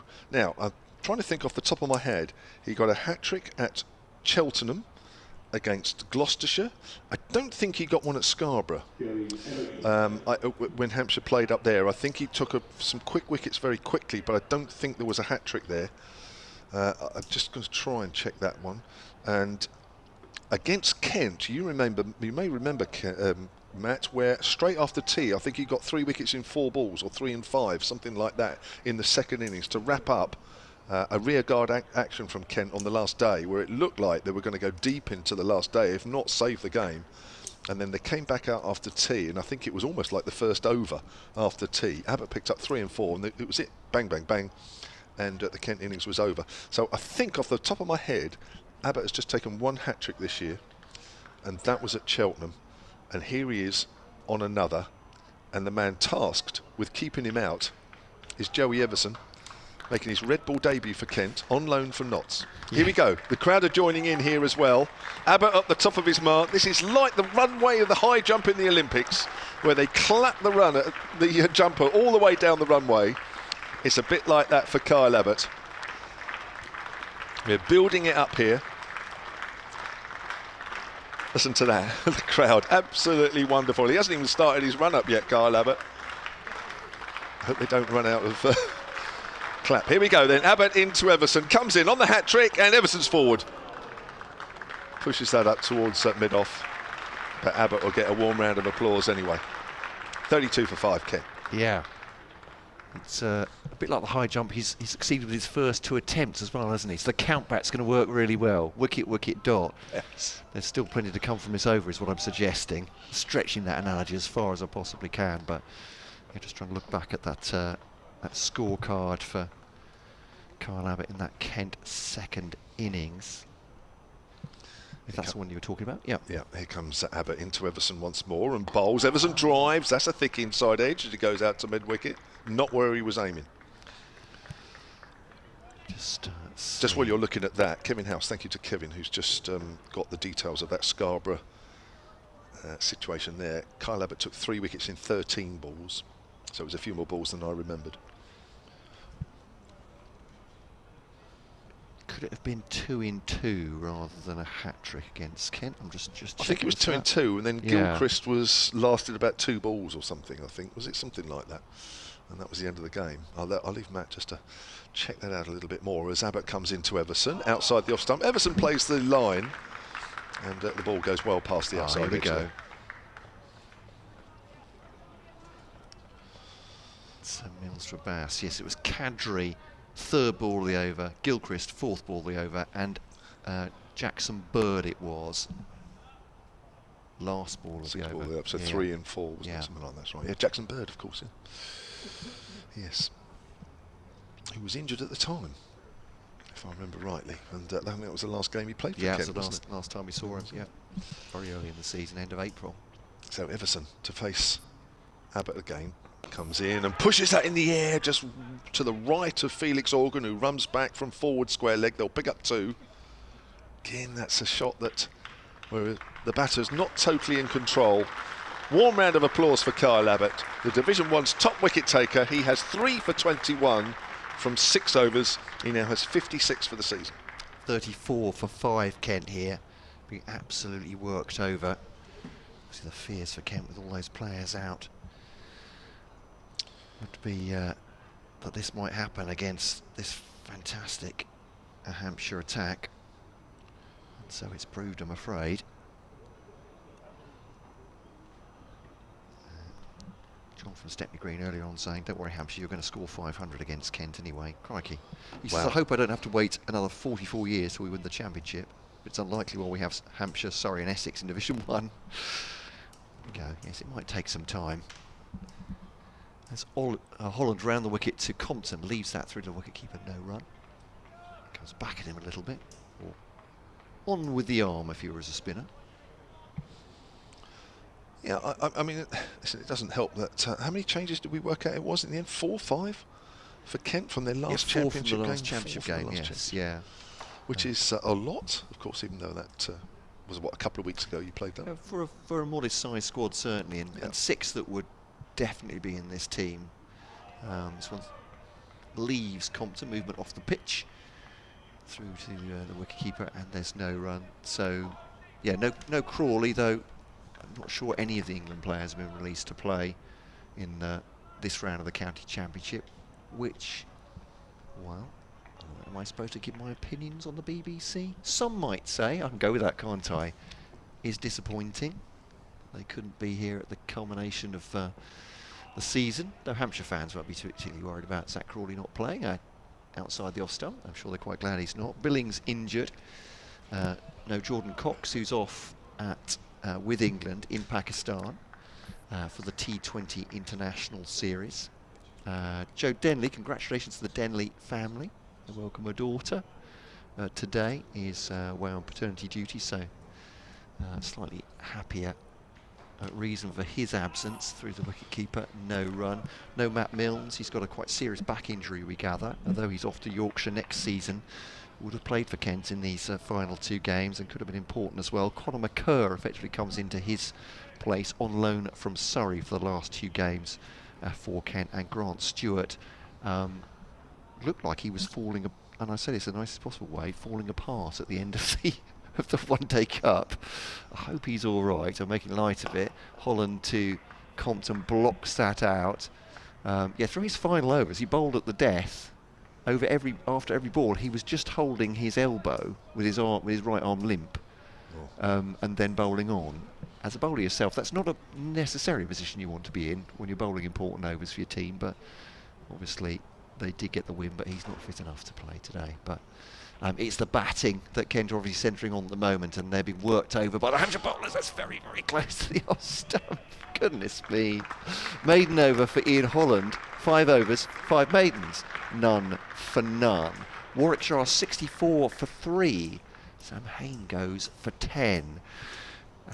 As much as Hampshire fans will be watching what Surrey do at the moment against Yorkshire, Kent watching Yorkshire a little bit, who are vaguely in the relegation scrap, but certainly Warwickshire level on points with Kent. So they came into this 3rd and 2nd bottom, and of course Somerset as well. So that's slightly better news for Kent, that Warwickshire have lost a 3rd wicket against Gloucestershire.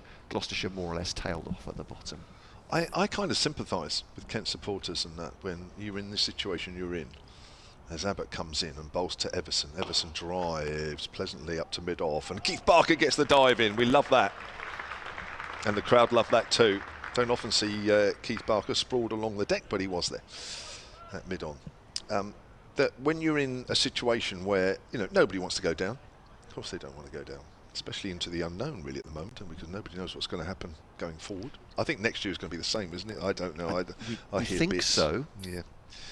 But of course it's not about that. It's what happens with the shake-up the year after and what that might mean. So, you know, it could be either not the end of the world, not great, but or it could be a lot worse than that. We'll have to wait and find out. But so I sympathise. And what you want is your best side out. Of course you do. And there are various reasons, isn't it? Injuries and what have you. But Joe Denley, of course, was well, mightily happy, although maybe a tad disappointed that he's not helping his side stay in Division 1. So I can imagine it's very frustrating because, you know, obviously Hampshire have been in those situations in the past, and you know, you're on an edge, aren't you? You're on edge, wanting your side to do well, and things aren't going very well for them here. Brazen misses outside the off stump here. I mean, you know, it's a typical case of a side that's been going well. I mean, there's lots of subjects around the situation, but I mean, with Hampshire starting this round of games 8 points behind, and yet have won 9 games to Surrey's 7. It does make you wonder how the points have been worked out this year, but even so, that's by the by. But you know, Hampshire fans on edge for a different reason, but yes, it's all to play for both these sides, but it's not over yet. There is a bit in the track for the seam bowlers, and Kent bowlers will get a bit as well. Here comes Abbott, bowls, and Everson plays inside the line. He's not playing at that one. It may look at it from the side, but he's not. Well inside the line, making sure the bat is covering that line of the ball towards the stumps if it does so. I think over the season, when you look what Kent have done, I think the stats are stark. If you look, I mean, Hampshire have outbowled everybody in terms of wickets taken, and they're top 3 in the 50s and 40s in terms of wicket. Kent's highest wicket taker this season, for one reason or another, in the Championship, is Nathan Gilchrist, who has 19. They've used a lot of bowlers. They've had a lot of injuries. They're without their overseas as well, or any overseas for the last couple of games, but it's been tough. Again, he's playing inside the line as the ball goes past the off stump. I mean, the little bit I saw of Senni, he looked a good bowler. Yeah. Obviously, Matt Henry, when he plays for you guys, always does well. Did you have somebody else in? Well, Jackson Bird in the Bird, in course, the early part of the season. Didn't work out at all, did it really? But really didn't. No. It doesn't help. Hampshire a little while ago identified the fact that they, in those days they had Fidel Edwards as well as Abbott, who were 50 wicket a year men, but they worked out that you needed a third to back that up, and that's when Barker came along. And obviously, since Fidel's gone and Mohammed Abbas in the side, here comes Abbott, bowls, and Everson was going to take the bat away there, but it actually hits the face of the bat as it goes out behind square on the offside. Once you add a third seamer, and then you're getting 250 wicket a year men and a third that's getting very close to 50, you're all of a sudden you're elevated, aren't you, towards having a pop at the title. And that's exactly what's happened with Hampshire. Three seam bowlers that take you your wickets, and it's a different game. If your top one's taking 19, you're going to be nowhere, aren't you? That's just a fact of life. 34 for 5, Kent. Quite unbelievable to think that we've had an hour and 55 minutes play. Here's Abbott. Everson drives. It's hit Compton's bat as he tried to get the bat down in time at the far end. Ricochets out to mid-off. It'd be interesting to see if they'd have run off that. I don't think you could have done, but it was fielded anyway.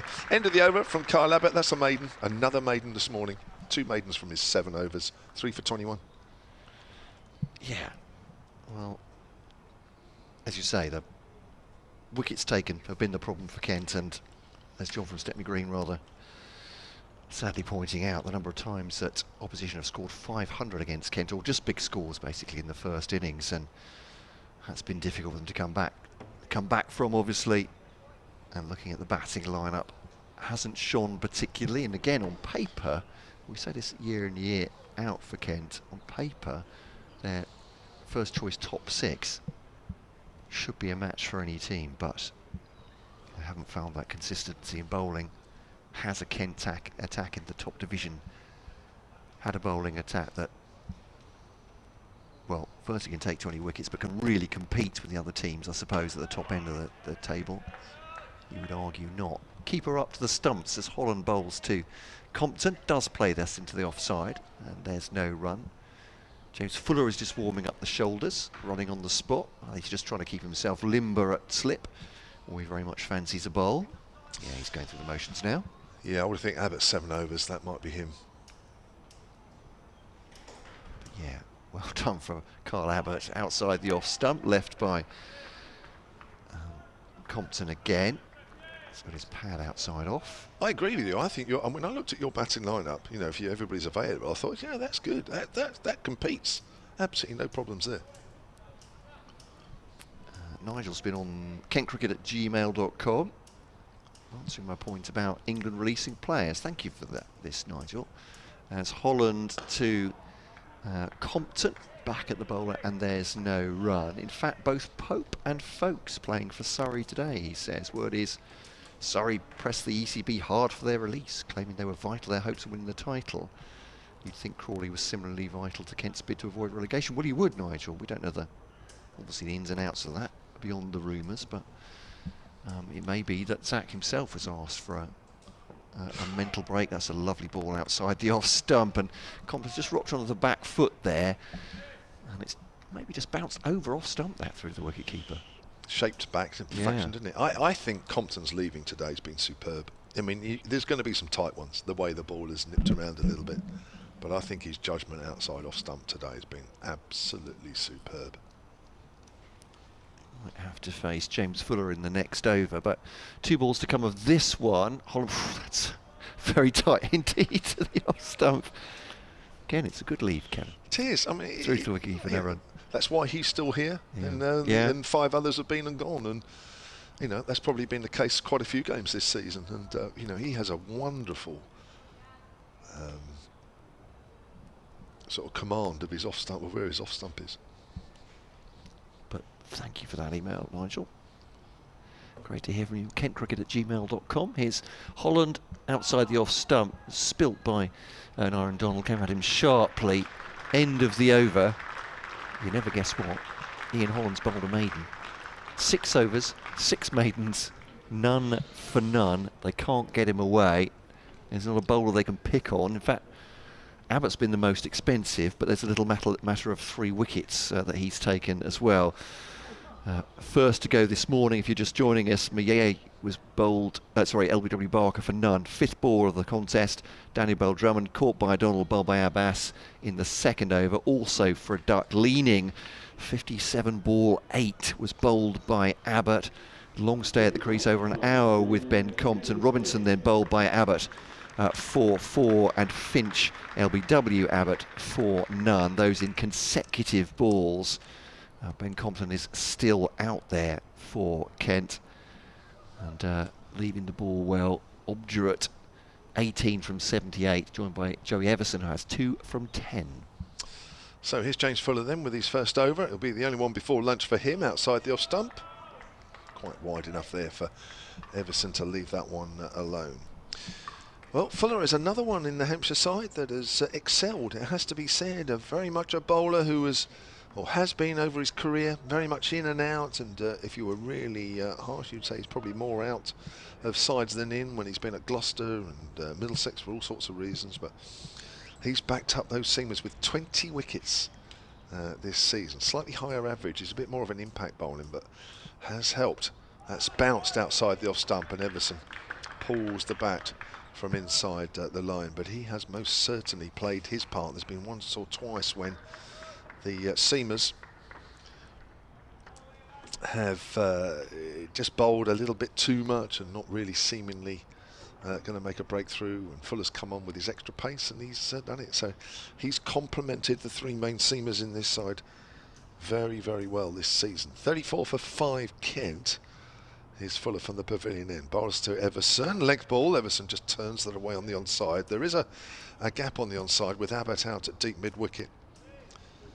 And Kent move on to 35 for 5. Remember, that is off an hour and a half's play this morning. 35 runs only. As the Hampshire attack have kept the pressure on from 10:30 this morning right the way through to now. This will be the last over before lunch. And it brings the left-hander Compton back on strike.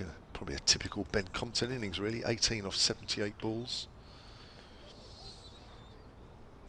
Just quickly look at the Surrey score as we head towards lunch. 82 for 3 now, Surrey. So, it's at lunch.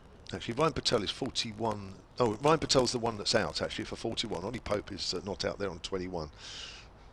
That's the Surrey score against Yorkshire. Surrey starting the day 8 points clear of Hampshire at the top. Here's Fuller, short, and Compton ducks underneath that. We haven't seen that pace this morning. Abbott, Abbas and Barker, very similar paces, very much line and length bowlers. Get the ball to just nip around and shape around on the in the air.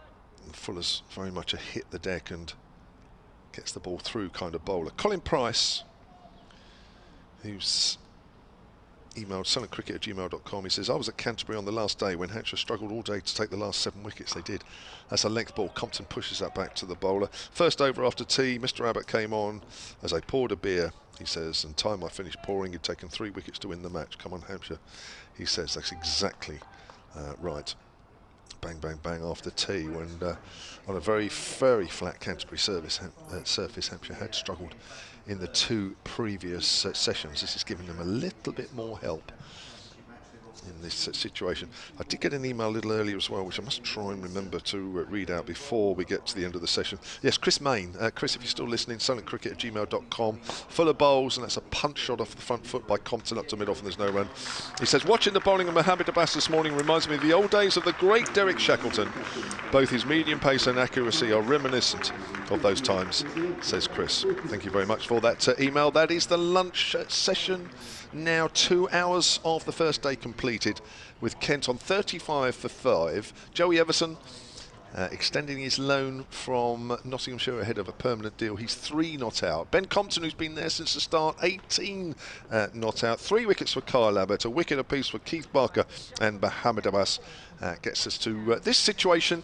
If you're watching on the live picture feed, of course, we'll be back in just under 40 minutes time, as we will do if you're listening to us on the live BBC Sport website and app. And for Sports Extra listeners, I'll hand you back to Kevin Howes.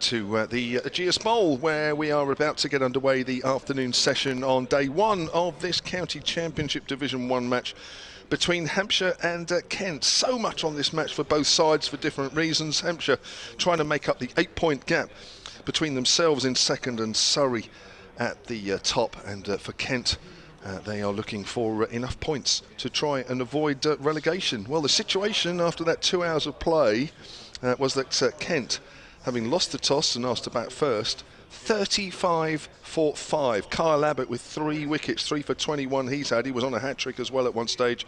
A wicket each for Keith Barker and Mohammed Abbas. And as always for Kent, Ben Compton standing fast, 18 not out off 81 balls. So 35 runs scored in just those 2 hours of play. Probably gives you an idea of just how difficult it has been for Kent on a greenish looking surface, which has given the bowlers some help, but not outrageous help. I'm Kevin James. A little later you'll hear from Southern Vipers off spinner Charlotte Taylor, but taking you through this first period of play from BBC Kent is Matt Cole. Matt, good afternoon. Good afternoon, yes. Poor morning for Kent, obviously, but great bowling from Hampshire, 35 for 5. Mohammed Abbas is back into the attack, bowled an 8-over spell to start with, 1 for 7. Bowls to Everson, leaves that extravagantly outside the off stump. 4 slips in behind the young all-rounder who was player of the match as Kent won the One Day Cup final. I don't know if I've mentioned that already on the commentary, but it was a fabulous day. I think good for cricket as well. Not a capacity crowd at Trent Bridge, but 10,000 plus, very noisy indeed. And a great occasion. And Joey Everson, or maybe he came of age then, 97 against Lancashire, a couple of wickets, great catch as well mid-innings, helping turning the game in Kent's favour. But now a different sort of battle for him. Plays this into the offside and there's no run, plays it to point. So 4 slips in, point, mid-off, mid-on, mid-wicket, long leg. Am I missing a boundary fielder? I don't think I am. Of course not. There isn't one, apart from the man at long leg or deep fine leg. Abbas turning now was exemplary, very difficult to get away, as his figures suggest in the morning. Both he and Keith Barker to start with. Bowls now to Everson, leaves that outside off stump as well. It's left it on line and it's seemed gently away through to an Aaron Donald, the Hampshire wicket-keeper. Hazy sunshine at the moment, but it's been a nice warm day, I have to say, for September. Sometimes up here on the gantry and well, all our grounds, if the wind gets up, it gets a little bit chilly in the afternoon, but it's pleasant out there as well for the spectators. Perhaps 1 or 2 in the shade have got coats on, but otherwise it's a beautiful afternoon. As Kevin was saying, a lot on this for both teams, and eyes elsewhere as well, as Everson just plays that gently into the offside. Keith Barker fields, coming on to extra cover from mid-on. Tall and broad left arm seam bowler with a sweatband on his right wrist, a white sweatband. There's a dark blue Hampshire cap on, shining the ball on the back of his whites. Tosses it back to Mohammed Abbas. Smaller, slighter figure, but by no means lesser a bowler. I love watching him just gliding in more or less. Bowls now, that's a great delivery as well. Does it leave Everson? Kind of carries on, but Everson's playing down the wrong line through the wicket keeper. He'll argue he's just kept his bat next to his pad there. And there is no run.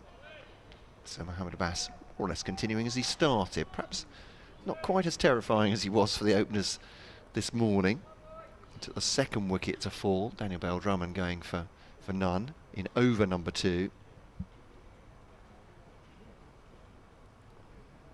Abbas then to complete this first over after lunch. To Everson, drives it, attractive looking drive as well. On drive for 4.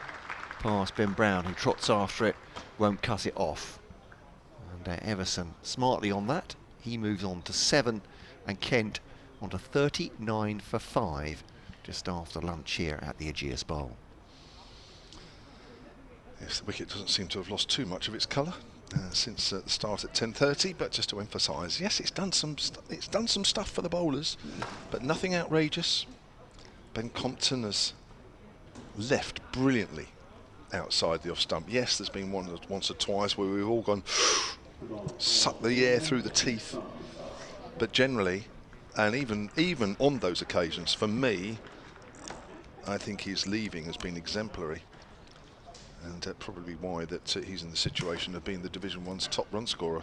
Yes, not the prettiest, but I think the way things were this morning, his innings was just what Kent needed, and probably they could have done with the same from one or two others as well. As hard as Jack Leaning tried, 57 balls for his 8, eventually outdone by Kyle Abbott, stuck on the crease there a little bit bold. Here's Barker over the wicket, and again that's a good leave. Everybody's going, oh, but it's a good leave. As long as it doesn't come back, that is a very good leave.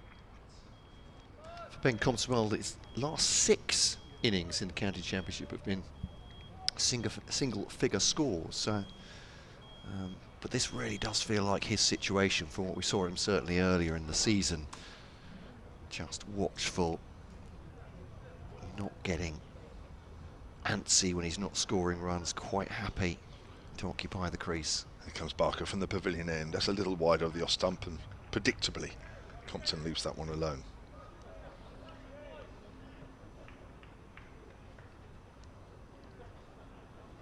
So, not a bad crowd here actually, even though there's quite a bit on it, especially from a Hampshire point of view. Yeah. Could there have been a few more? Well, I suppose there could. You could always say that about any game. But it's okay. A few hundred. Yeah, we understand people have things like jobs and commitments to do during Apparently the week. we have a job, but it doesn't feel like it. No, it doesn't. We have to get reminded. A wonderful thing to do. Barker over the wickets, and Compton does get beaten as he edged it through to the keeper. Everybody behind the stumps thinks he has, but Nigel Long, the umpire, says, I don't think so. No. I think Compton's reaction is, well, that's quite, as I said, it's quite normal for him. He's gone off for a wander to square leg just to have a think. Rising delivery, looked a good one, got close to the body. They're asking maybe for shoulder of bat or maybe glove. But umpire Nigel Long has turned them down. Did it flick his body a fraction? I don't know. No, I quite believe that there might have been some sort of noise, some sort. Sometimes it's difficult to distinguish whether it's an edge, as you say, glove, or maybe just caught the wrist, a bit of the clothing. That's turned away behind square by Compton. As Barker goes a little straighter, so Compton is able to work that away on the leg side. When he bowls it a little wider, Barker, as one or two of the other bowlers have done, then Compton happy to leave. He's trying to make the bowlers bowl in an area that he wants them to bowl in. And sometimes when he leaves it, the bowlers do feel obliged to bowl it straighter. And that's what happens. Compton moves on to 20, 41 for 5. Kent, incredibly, we're in the 31st over. Oh, you were joking earlier that would we see 100 on day one? Well, yeah, I was joking. I didn't expect this really. Forward is Compton, goes up towards short mid-off. I do mean that 100 in total, by the way, rather than a century. I think it's unlikely we'll see an individual century today, but you never know. Well, the ball's getting older now, and we have got used to it calming down, no matter what the pitch, no matter who's bowling. So you would say, no matter how good these bowlers are, they're going to find it tougher. It's just a matter of how many batters that Kent can hold on to. As Barker comes in, and Compton just works that away quietly on the onside. He really is a thorn in just about every county's side when they're bowling at him, but he's doing a good job. He has 20 off 87 balls, and to him, I'm sure he's very excited with that knock so far. It's not the most entertaining, but needs must. You know, as I said, he's had a series of low scores, 6 single-figure scores. His last 3 games. Say he'll be anxious. I don't think that's really in his nature, but he wants to score runs. But this is very much, as I said, he'll take responsibility. He has that kind of, well, in my mind, astonishing stuff between the ears. That means he doesn't get disquieted if he's not scoring runs. Abbas will start to Everson. He leaves outside the off stump, but that's a fair leave, isn't it? It's going away from all the time towards wicketkeeper Donald, and there's no run. 41 for 5, Kent here against Hampshire. And if we've had any excitement in the other games, I think we might have done actually. Surrey have lost a 3rd wicket. Had they done that before lunch? Yep. They had. So it's not that exciting. think Pope was out, wasn't he? No, it wasn't Pope, it was... Ryan Patel was Ryan last Patel, go. that's I right, sorry, apologise. He's gone for 41. He's got the lion's share of the runs there. As Abbas to Everson again. It's well outside off stump, so it's a comfortable lead for Joey Everson, but he's not risking flirting with that one either, trying to cut it to the boundary. So yeah, Surrey 95 for 3 at the Oval against Yorkshire. Warwickshire 76 for 3 against Gloucestershire at Bristol. Somerset 68 for 1 against Northamptonshire at Taunton, and Lancashire 89 for 7 now against Essex. Who's that? At Chelmsford. Lancashire. Whoa. 89 for 7, although there's not much jeopardy either way for them, is there, or Essex, I think, at this point. Abbas, oh, it's a great delivery. That's left him, and he has played and missed outside the off-stump Everson as that seams away to the wicket-keeper. There's been a few plays and misses this morning which have been so close to the edge you can't quite believe it hasn't caught it. It's that sort of pitch. Yeah. It's just the right length though, isn't it? When it does something, draws the batter forward, even thinking they can play a drive. As Ollie Robertson found out, bowled by Kyle Abbott, trying to drive a ball that wasn't in fact shorter than that. Abbas once more to Everson. One's on the money. Everson's drives it. One hand, one bounce. Smart take by Abbas. Just reaching up with the right hand, plucking the ball out of the air as it reared up at him. Yeah, 3 wickets for Simon Harmer for Essex against Lancashire, 89 for 7. But yes, the table goes. Lancashire 3rd, Essex 4th. Mathematically possible, I suppose, for... Well, is it? It might be. I don't think that Hampshire or Surrey need to worry about either of them, and they needn't worry looking over their shoulders at the relegation pack, either those two. As Everson defends that onto mid-on. Interesting hearing Rob Bransgrove talk at lunchtime on 5 Live Sports Extra, in fact, about his thoughts about a 3-division championship, in that it gives jeopardy at both ends. I'm in favour of that. I don't know about you. I think he said, I was going to say, and probably not unfairly, that there are teams in the bottom 6 that are going to be in the bottom 6, where if you put them in a 2-team championship or a top table, and probably vice versa as well. As Abbas to Everson. That's what I had a play and a miss in that, but otherwise it's a maiden for Mohammed Abbas, 1 for 11 from his 10 now. Very economical indeed. A maiden over. But I'm assuming also that would... Well, I'm extrapolating here, but I'm assuming that would please the ECB, and that it might be 10 games of county championship cricket. It'd be 5 home, 5 away, 2 up and 2 down. Make it quite fluid. Did you say one up, 1 down? Oh no, I'm sure spitballing here. 2 up, 2 down in a 6-team division. That would give you some proper jeopardy, wouldn't it? Blimey. Oh, in the middle 2 would be safe. A bit like Lancashire and Essex, they would be the only ones safe. Here's Barker to Compton then. Compton prods forward. Goes straight to point, no run. 1 up, 1 down. Playoff maybe. Let's bring in the football playoffs. The other five can we go into the playoffs for a... Where do you stand? 2 division, 3 division? Where do you stand? I quite like 2 divisions, to be honest. I think 2 up, 2 down is enough jeopardy, to be honest. Although I take Rob Bradsgrove's point about perhaps the bottom division. There are teams that are tailed off there with not much to play for. But keeping it at 14 games as it is now then? I don't think you can. No. So, but here's Barker. That's a bit fuller. It's driven up to mid-off. I think this summer has shown us, hasn't it? And probably last summer as well, with a... Well, not last summer, but this summer with 100. All the way through August. The fixture list is too congested. Something has to give, doesn't it? And whether that means the One Day Cup gives, that you play that almost pre-season, April, May, and then have 10 county championship games. I think it's inevitable, is what I'm saying. Whatever I might think, or whatever one might think. But obviously listeners have their views on that as well. Yeah, that's interesting. Barker bowls. Compton just turns it away square on the leg side. They'll have to hurry as Morgan throws it in to the keeper's side, but it's a single nevertheless. Compton moves on to 21, 42 for 5. He'll keep the strike. So having said that, I suppose 2 up, 2 down is more or less the same as with a two-division championship is with a 3-division, isn't it? If you're just putting one up from Division 2. What's that? Is that about the same? It's one up from the 2nd division, one up from the 3rd division. That's only 2 up, isn't it? 2, yeah. Yeah. So it's 2 up, 2 down. Yeah, what about you, Kevin plausible. James? You put me on the spot. I'm all for 3 divisions, 100%.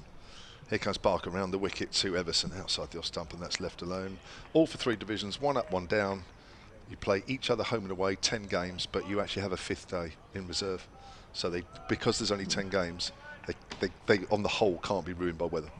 So you're playing proper cricket all the way through. The weather, hopefully, it might still intervene. But I think if you play that extra day, it's not scheduled, but if you lose, however, in the first 4 days, you play an extra 5th day. Well, with some of the more benign wickets we've had during the summer, that might have been interesting. A lot of draws, aren't there? I mean, there's yeah. a lot of teams that draw. I mean, Northampton, they've got an awful lot of draws this year. That's nip back, and that's a horrible nip backer on Everson there. I think he was going to leave that and found the ball bounce and nip back on him, and he was in no position. It just whacked him on the glove. But, yeah, I mean, listen, we've all got different opinions, and that's what's going to happen when this review goes through its process and everybody sits around the table, and everybody will have different views, and that's the problem, isn't it? You know, rather than having 1 or 2 people say, this is what we're going to do, the fact that so many people have a say that in the end you get so many different opinions, you never get anywhere. And then in the end you fudge it. Here's Barker, that's way outside the off stump, and Everson leaves that one alone. End of the over for Barker, 9 overs, 1 for 7, 42 for 5 Kent, having been put in at 10 o'clock this morning. So we'll have a fudge. We'll have a fudge somewhere. Well, it has to be. I mean, you'd never have, if you ripped up everything and started again, or this was, when did the county championship start in earnest with 18 teams? Anyway, if you started again, what you got now wouldn't be the thing, would it? Wouldn't be passed, would it? No. The women got it right because they've You started wouldn't from a have standing start. probably wouldn't have 4 competitions. So that's that. The governing body in the counties are trying to work probably 4 into 3. I would keep the 100, start from there, and then everything else follows off that. Well, I think very much that's the way the ECB are working. There we go. Kevin James, he did smile after he said that. Here's Abbas bowling. It's the off stump of Compton, but does leave again. He leaves once more. 21 from 91 balls. Interesting but controversial opinion from Kevin James. Do get your thoughts in at BBC Solent Sport, is that right? At Solent Sport. Sorry, Twitter. at Solent Sport. SolentCricket@gmail.com. Please feel free to mention yours on that argument as well. KentCricket@gmail.com. For anything you might have heard that Kevin James has just said, do reply. At BBC Kent Sport. Here's Abbas to Compton. Ooh, just outside the off stump. Left through to the wicket keeper. I think I've gone from an idealist to a pragmatist now. Is that we know the 100 is staying, whatever people say about it, and we have had lots of opinions about that, and predominantly from people who watch a lot of county cricket. And by and large, I suppose if you take that as a sample, very, very few of those who love county cricket and love county championship cricket are going to say, yes, I'd love another tournament that's not involving the counties and that's not 4-day or 5-day cricket. Compton comes down the wicket slightly, defends it into the onside. Do you take my point? 42 yeah, for 5. I get it. So I'm not sure that's a representative sample of all people who might be interested in cricket. Sure. And that's the ECB's remit, is to get as many people who can be interested in cricket. Crikey, you definitely want to get an email or tweet in now. You don't want to hear another one of those. No, I those think you're from in an me. enviable position that you Me hold personally. 2 trophies. Well, your area holds 2 trophies right now. True. Yeah. I mean, Kent obviously are the holders at the moment of 2 trophies. I'll go back to that in just a second. Abbas close to the off stump again, flirting with that. Compton a late leave, but leaves it. Of course, the other thing that I don't like about going to 3 divisions is Kent at the moment, in perpetuity, otherwise, will hold the only 3rd division title. Yes. Having won it when it was split to 3 divisions. Proud champions, not only One Day Cup holders, but also holders of the 3rd division at the moment. So you've got a lot of trophies. Yeah. Oh, And you mustn't forget the other trophy that your area holds. Bexley on Saturday. That as well. Winning the on the day that Kent won the One Day Cup final. It was a lovely symmetry or a lovely double. So, sorry, I'm. How can you forget the other trophy that your area holds? Our It's area. a major trophy. Right. The biggest trophy of the domestic summer so far. I know where you're going with this. Our area. You meant Kent specifically? I meant your local team. Oh, it's time for an update, and Mohammed Abbas is about to bowl his last ball. I'm not biting. Flicked away, back with a square, that's a single. I honestly thought I was missing something there. Coming back for 2. 44 for 5, Kent. So they ruin Mohammed Abbas's 6th maiden, 11 overs, 1 for 13 for him. I'll say a very fond farewell to Kevin James for the moment. I'll say it for him, because he's missed the big trophy of the summer, which covers the Kent area. Oval Invincibles women, holders of the 100 women's trophy. And Matt, how on earth can he not mention that in the same breath as the Royal London One Day Cup and Division 3 of Kent? But anyway, there we are. That's the collection of trophies that they hold. Should we get Charlotte Taylor? Charlotte, finish that off. Finish that off first. Come in a couple of minutes' time. Charlotte Taylor from the Southern Vipers will be back in alongside us in a moment. He's beaten outside the off stump there, Everson, and that's bounced and it's straightened off the pitch from Keith Barker, who's coming round the wicket with his left arm seamers, angles into the right hander, pitches, straightens, and Everson not quite sure what that ball is going to do. And I think that actually might have beaten the outside edge by a little way. Super delivery, almost too good. 44 for 5, Kent, having started their first innings at 10:30 this morning. It's very slow progress against a very accurate attack. Here's Barker again. Everson gets a straighter one, comes off the pitch straighter, and he pushes that up to mid-on. And there is no run. The number of boundaries that have been scored, of course, is few and far between. Ben Compton's hit a couple in his 23 not out. Jack Leaning hit 1 in his 8. 1 for Ollie Robinson in his 4 runs, so his only scoring shot. And there's been 1 so far for Joey Everson.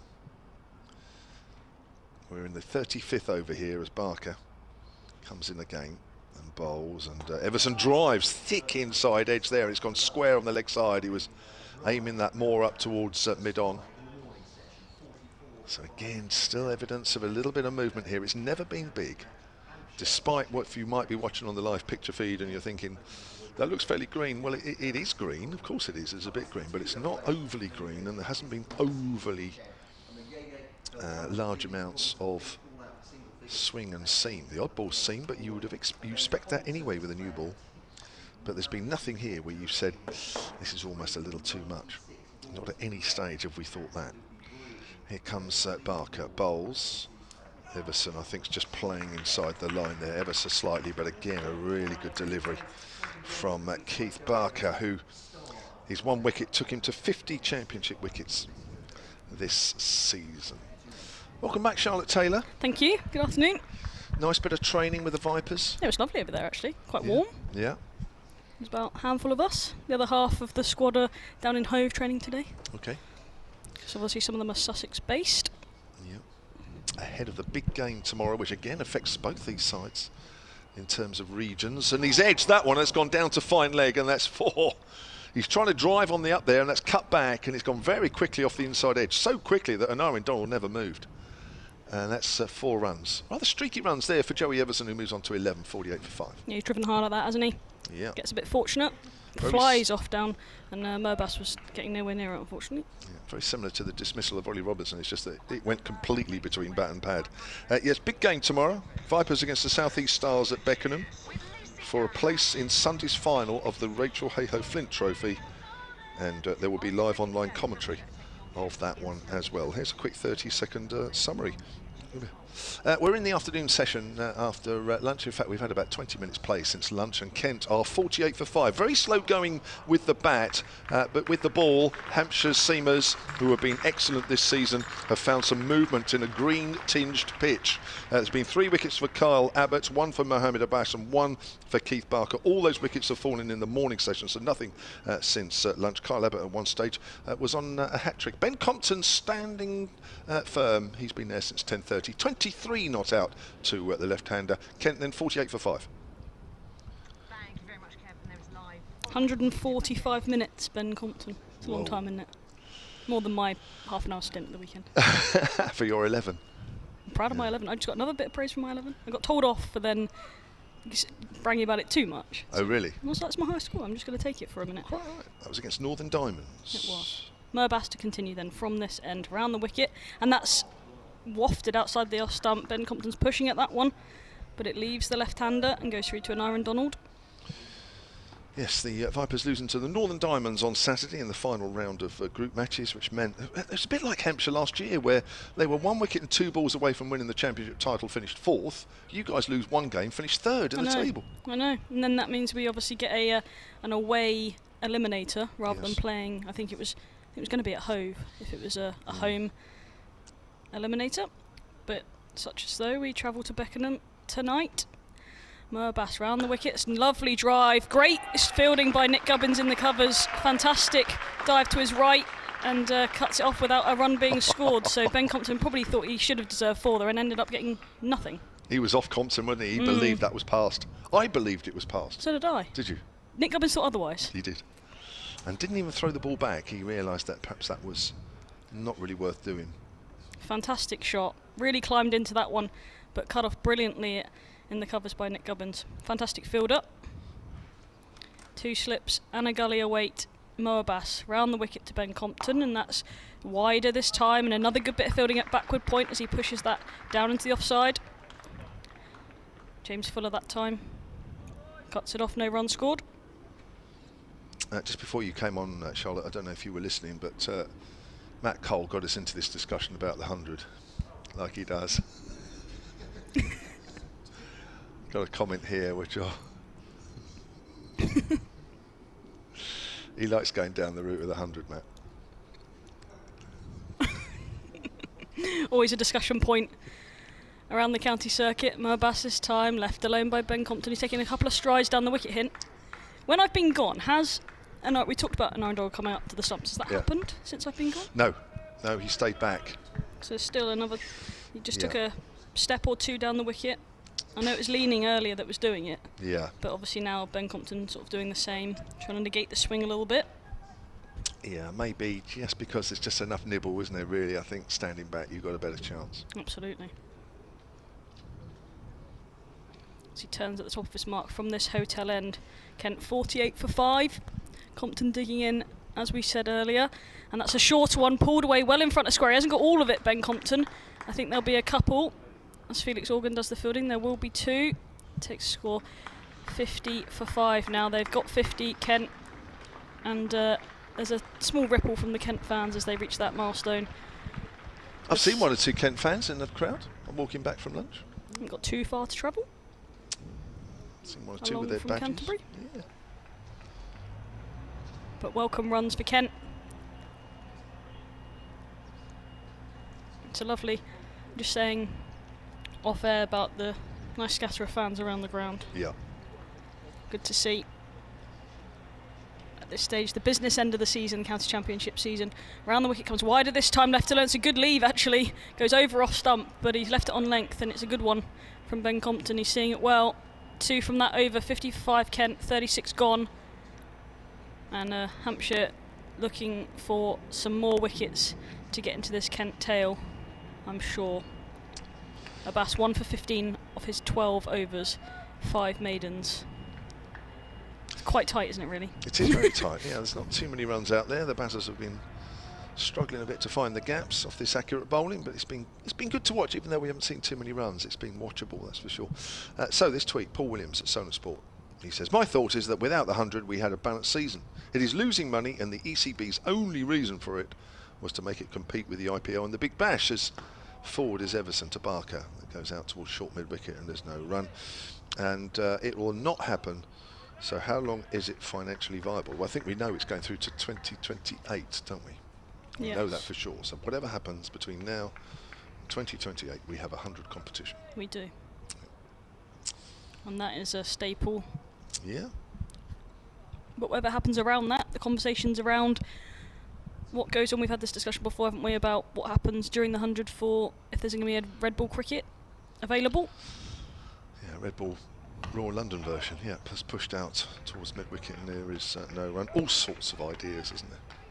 Yeah, from lots of different people. I don't know what the right combination is. What would you like to see? I quite like the One Day Cup as it is, just a white ball competition standalone, because I think it's good for the game. But like you say, there's not a lot of red ball cricket in the height of the summer, which I said my thoughts are when the pitches are supposedly, especially this summer, when they're hardest, they're quickest. And if we're talking about, here's Barker. Everson drives but finds the fielder at mid-off. If we're talking about preparing for an Ashes tournament in Australia, for example, that's when you can best do it in this country, I suppose. So yeah, I don't really know what the best option is at this stage.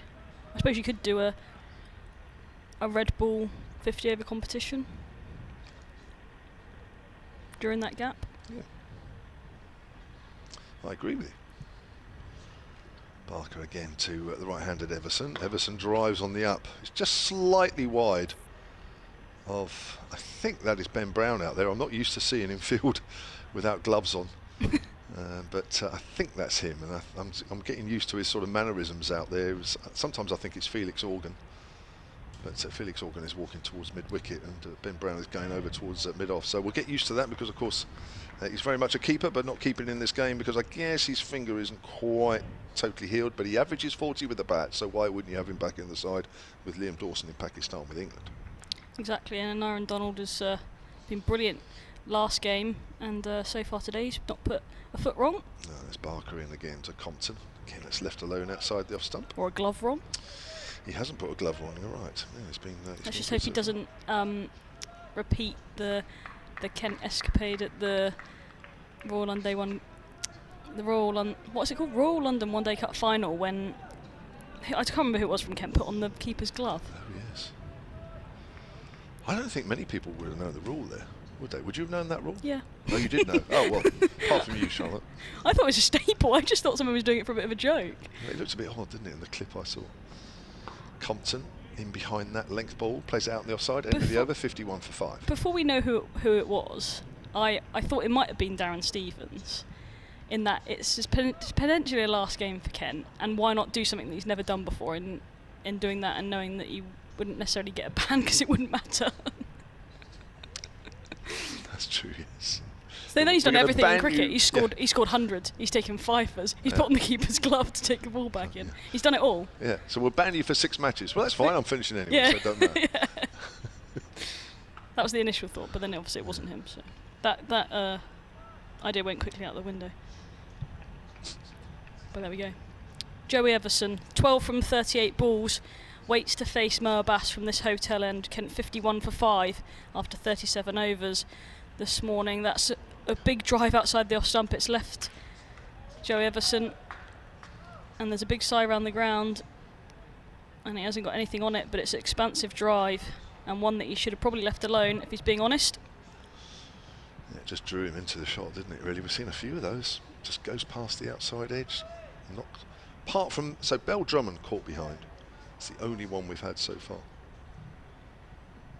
But it was quite a large amount of movement as it passed the bat. Aaron Donald took it pretty much right next to James Finch at first slip. Abbas then, and that's in defence. An in-ducker this time as he prods that back into James Fuller at gully. That's gone the other way. That's great bowling, that, isn't it? That has really darted back. And that's well played, actually, by Everson. Because he probably was expecting it to leave him. Yeah, but that's well bowled, well played. Love that. Good cricket, isn't it? Yeah, I love that. Kevin James loves that. He hasn't said it 6 times, but he loves it. No, but don't you like that when you see a 2-ball situation like that? One that's Polar sort of opposite. slightly wide, just nipped away, and then that one really has darted back in. Mo Abbas in complete control here with ball in hand. And that's in defence this time. They're looking for a single, they're not going to get one. As Everson takes a couple of strides up the wicket, just prods that into extra cover, but there is no run. It's just been so hard for Kent to find ways of scoring, isn't it? When you look at the figures at the moment, Barker 11 overs, 1 for 12. Abbas in the middle of his 13th, 1 for 15. I mean, there's just no... There's no wiggle room. There is none. Hardly a loose delivery being bowled. Remember a couple of short ones. There was obviously one an over ago that Compton got, well, I didn't even get hold of, but was fruitful in terms of giving Kent 2 runs. It's a brilliant delivery by Abbas, beating the outside edge of Everson again. He's got his hands on his head. Joe Weatherly, I think that is a second slip, is looking at the floor in disdain that he hasn't got anything on it, but it's a wonderful delivery, great carry. And Everson looks a little bit under the pump at the minute. Just not quite sure whether it's going to leave him or come back in. I think on the whole he's sort of played the line, hasn't he, really? I think he's done quite well, but he's still unsure at times. Yep, and it was almost too good to get a little feather on through to Donald.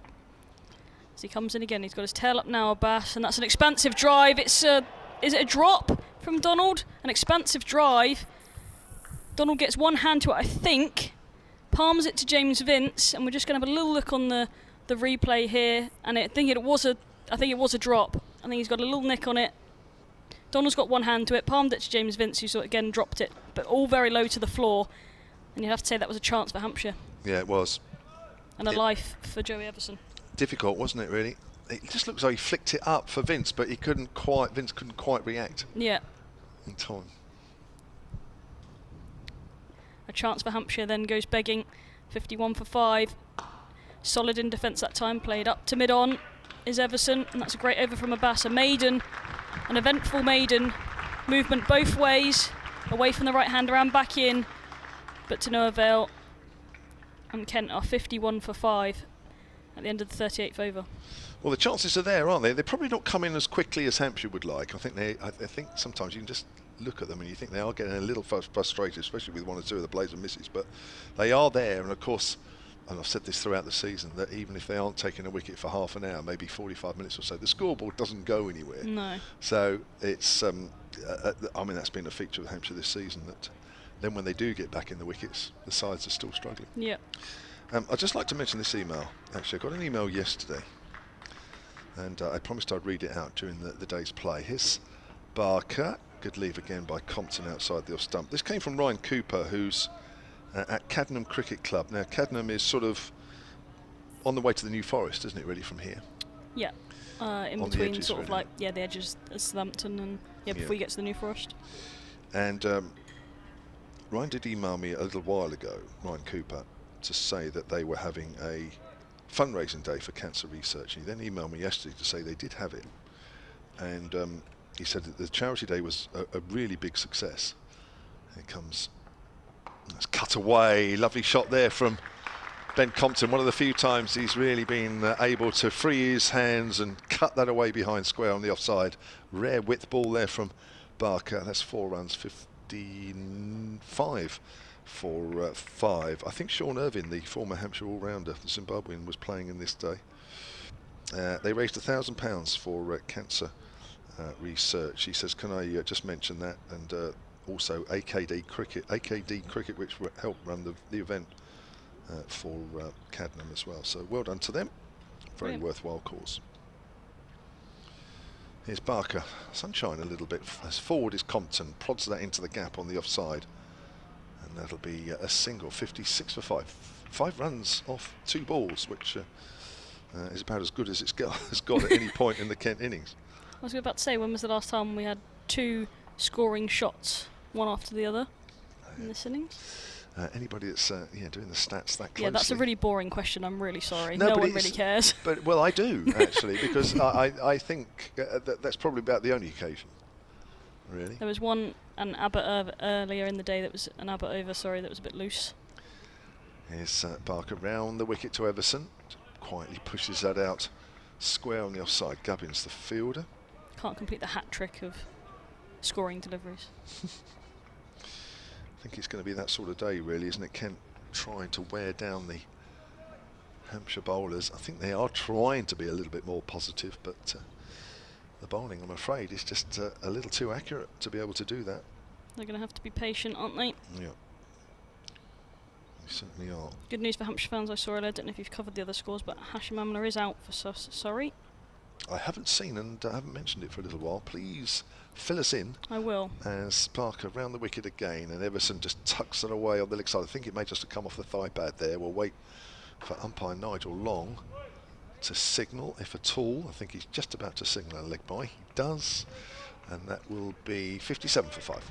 So Surrey at the Oval, 119 for 3 now, and that man Hashim Amla was dismissed for 14. Patel made 41 before he was dismissed, and Ollie Pope and Ben Folkes have been recalled to the side, and they are currently at the crease. 45 not out and 14 not out apiece, so 121 for 3 against Yorkshire. That's obviously a fixture that Kent fans are also interested in. Yeah. Somerset at Taunton, 78 for 2 against Northants. Barker to Compton. Compton pushes that again into the gap in the covers. We'll get another single. He moves on to 31, 58 for 5. Tom Abel back into the side there after his little spell of injury. 10 not out for him. Lammonby and Iman. The catch to dismiss Lammonby, I've seen it on Twitter, was an unbelievable catch by Emilio Gay. Seen that one today. That's against Northants. Well, plus the back area too many times now.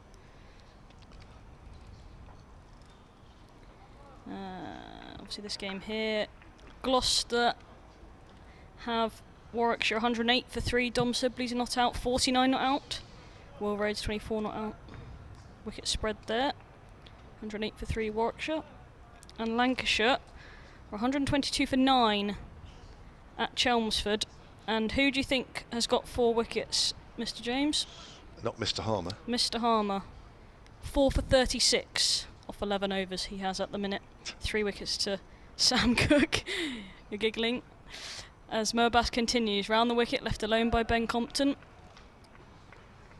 4 for 36 off 11, and Sam Cook 3 for 34 off 13. But we were the victims of a Harmer attack at Chelmsford not so long ago. They've had an amazing run, Essex, haven't they? Of course, in the last championship game that Essex and Kent played, big win for Essex at Canterbury by 260. Yeah, they've had an amazing second half of the championship season. They have indeed.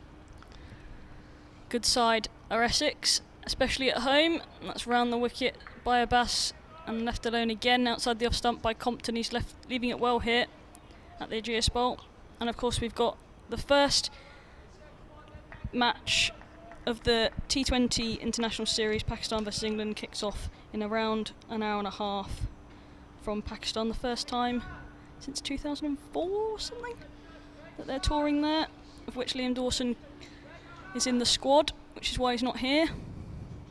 Murbas is waving to somebody down here. I'm assuming it's not a fan. I'm assuming it's somebody to move from behind the bowler's arm. I think Kent's Jordan Cox in that as well, isn't he? He is, yeah. Round the wicket again. That's left alone by Compton. Comes back into the left-hander this time, but well left on line and length. Good from Ben Compton here. 31 from 111 balls. I think if you're a batter that likes leave, if you're somebody who loves to see batters leave the ball and how to, and if you study this man here, he's about as good as any of them. Superb leaving. Does it well. Does it very well. 2 slips in a gully, point extra, mid-off, mid-on, or a mid-wicket is Barker, and 2 out on the hook. That's pushed into the into the leg side. Sorry, just Keith Barker will pick it up. Ben Compton gets 1. He moves to 32. Kent 59 for 5. The field change for the right-handed Everson will take place. Don't know if it'll be a similar field. They're not going to have the deep square by the looks of things for the right-handed Everson, of which they had for the left-handed Compton. He's going to go into a gully, so it's 3 sips in a gully. And the man down, Carl Abbott down at long leg. And Abbas over the wicket to Everson, and that's a lovely drive. Great shot on the up. I think he's going to get 4 for that through the covers. Felix Organ is after it. That's not Organ, is it? It's Gubbins. And it will be 4 to Joe Everson. That's a great shot on the up. And he gets his innings motoring a little bit quicker. Moves to 12. That's a lie. Moves to 16. Score was slightly delayed there. 63 for 5. Kent. Nicely timed, wasn't it? Probably one of the nicest shots of the day. Yeah, agreed. Aesthetically pleasing, but I'm not going to say that again. You can say athletically pleasing. I don't really know what that means, but you can say it again.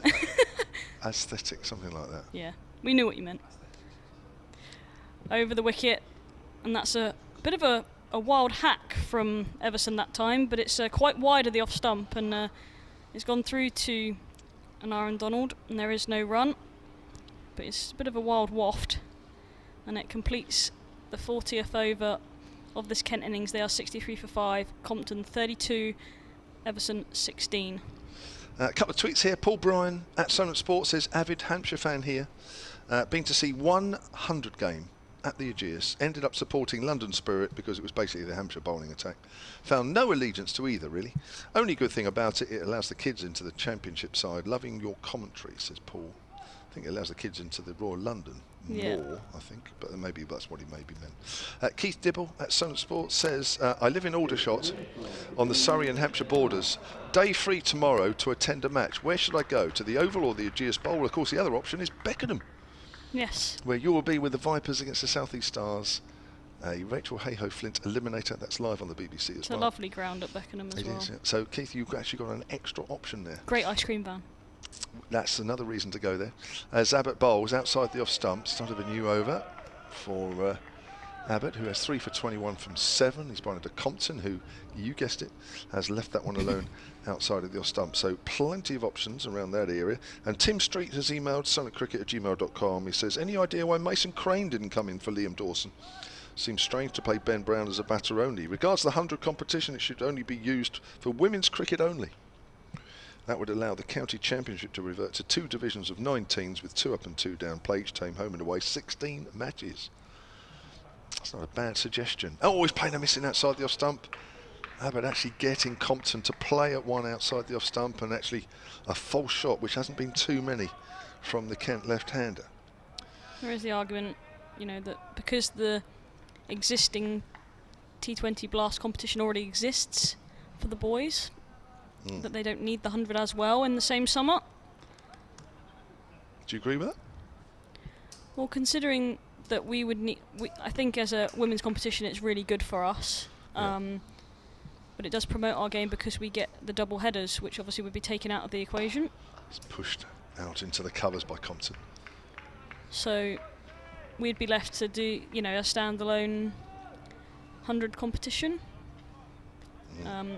One of the things that we love about it is that you get an allegiance to a group. At the moment, obviously, we represent Southern Vipers as a region, and Hampshire and Sussex as counties, and Berkshire and Oxfordshire and all the others. Whereas this is sort of one umbrella, sort of united front. That would disappear. Yep. So there's lots to think about. Abbott round the wicket from that pavilion end to Compton. Again, it's left alone. Through to keeper Anari Donald. Yeah, but I understand why the suggestion's been made. Yeah, that's a new one on me, but it seems to make sense. Put that in a pot amongst the other dozens and dozens. Mix and it up dozens and see what falls out. Yeah. Probably so many different things that, again, nothing will get sorted. As regards Tim's other point about why Mason Crane not playing, I think you've only got to look at the pitch and see that the seamers are getting a little bit out of it. In the last game against Northamptonshire, which I guess, can you compare this pitch to that? Maybe to a point. That Liam Dawson bowled literally a handful of overs in the game, so it's probably worth playing. So batter gets wrapped on the pad there, Compton trying to play that away on the leg side. I think that was going down. I don't think there's too many qualms about that. So, and why wouldn't you play a man who's averaging 40?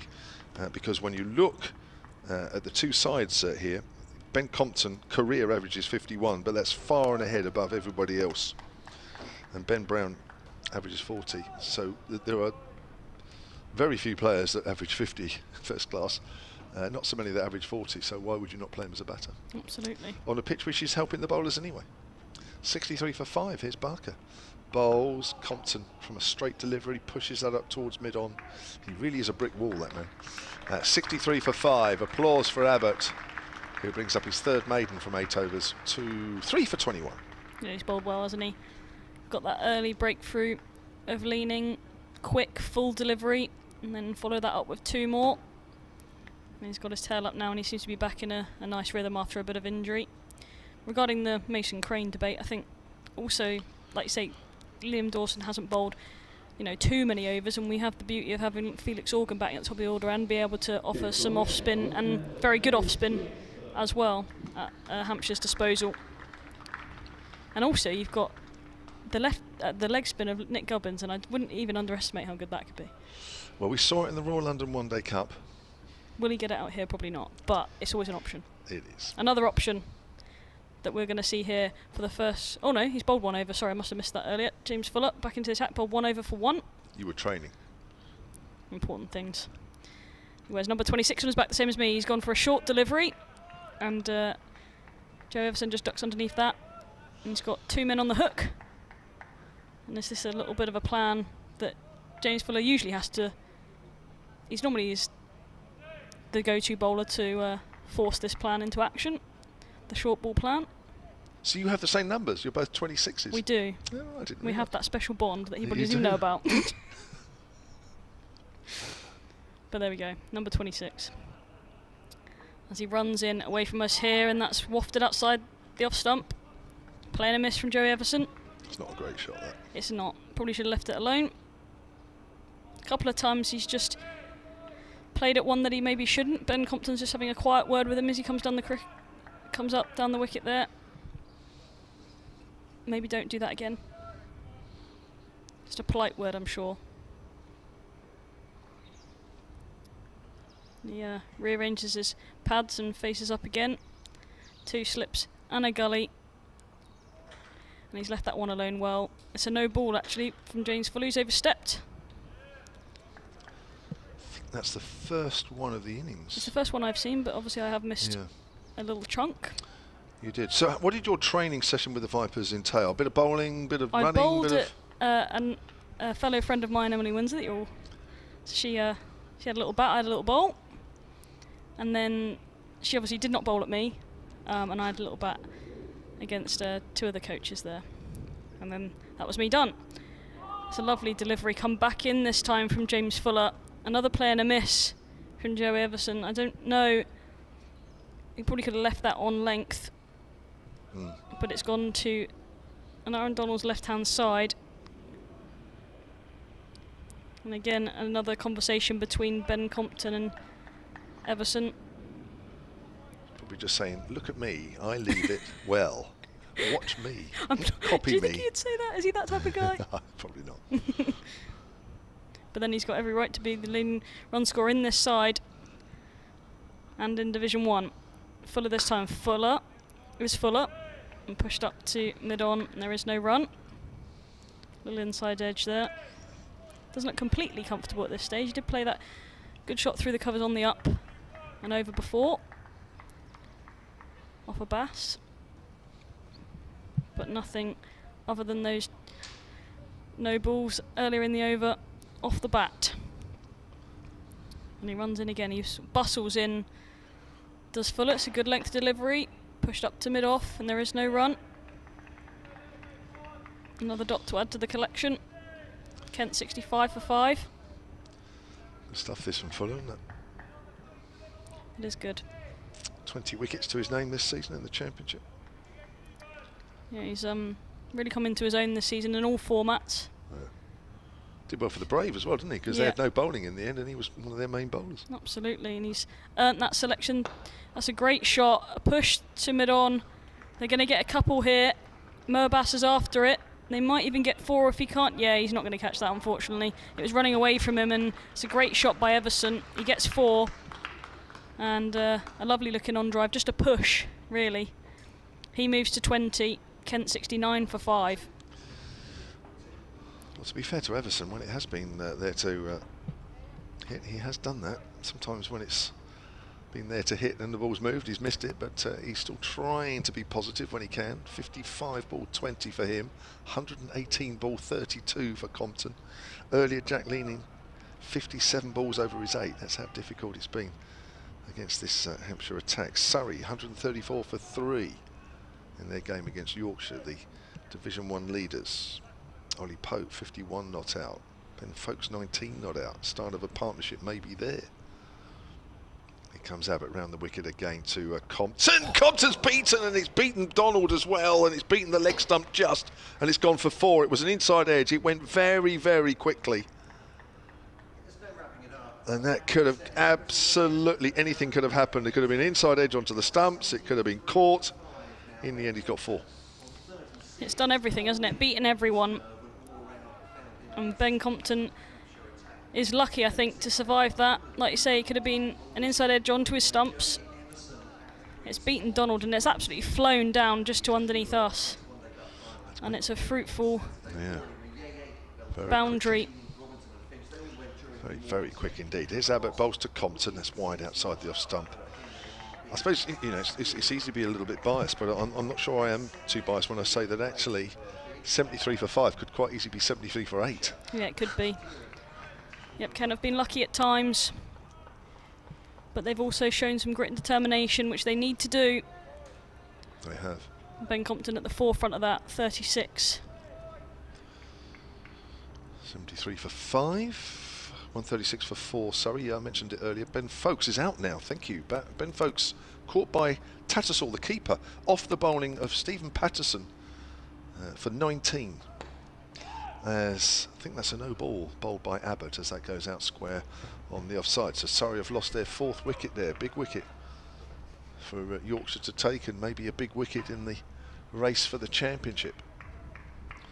We'll let Charlotte Taylor come in alongside me at the end of this over, and then Matt Cole, sorry, not alongside Matt Cole, at the end of this over. We're going to keep Charlotte Taylor here as long as possible before she travels up to Beckenham for a big, big game tomorrow. I'll just finish off this over, Charlotte, and then Matt Cole in as well from BBC Kent. Has always wrapped to the pad. That looks close, but Nigel Long says no. I say it looks close. I have to say I think that's a good decision. I think the ball may just have done a little too much, even though it looked like he was in front. Just watching the live picture feed, the replay, I think he may have been outside the off stump just. The angle, of course, that Abbott is bowling might make things difficult in terms of LBW decisions. And I think the benefit of the doubt, most definitely there, has gone to Ben Compton. Welcome back, Matt. Never out that one, was it, frankly? I mean, I didn't entirely see it, but I'm sure it wasn't. No. I think it did too much. The angle was not right. Yeah. I don't think. But again, definitely worth a shout. Here's Abbott again to Compton. Pushes forward, and that goes up to mid-off. Hampshire players there, you can see, really definitely geeing each other up there. I think they're a bit frustrated, I have to say. 75 for 5 is a great position to have the opposition in, but I have to say, if I was out there in the middle, I would want the innings to be a little bit further on from what I've seen. Yeah, that little nibble by the inside edge from Compton past his stumps, that was a whisker away from cleaning him up, wasn't it, a couple of minutes ago? And that's 75 for 5. Still going very well indeed. Abbott again round the wicket to Compton, and Compton pushes forward, and that's gone out into the covers. Again, there's no run. But quite comfortably the biggest partnership of the match between these two right now, but that's not saying very much, is it? 0 for 1, 1 for 2, 28 for 3, 32 for 4, 32 for 5 with Abbott on a hat-trick. I'm that cavalier, I didn't even look. No. I'm pretty sure it is though, yeah. 32 for 5 when these two came together. Everton on 20 from 55, and Compton, who's been on the field the whole time we've been playing, over 3 hours now, he's 36. Doing a good job trying to wear the Hampshire bowlers down. Here's Abbott again, bowls, and Compton pushes forward. He wants to signal, but Hampshire have actually plugged that gap into the covers. Compton has 36, Everton has 20, 75 for 5. Matt Cole will be joined by Charlotte Taylor of Southern Vipers. Thank you very much, Kevin indeed, here on BBC Radio Solent, BBC Radio Kent, 5 Live Sports Extra, 136 for 5 now. Sorry, Cameron Steele has just gone, I think in single figures, but I'll let you know in a minute. I think Kevin Howells is just buffering. Is that what you're saying? For a duck, in fact, that is a very single figure. It's off 2 balls. A second ball duck, Kevin, thank you. Jace Fuller bowling to, yeah, he gave me the single for 2 balls, but I'm not entirely sure I got it the first time. So Everson ducks underneath it. And Charlotte Taylor with us now. It feels a little bit like a hostage situation from what Kevin James has said. Because we don't want you to leave, Charlotte.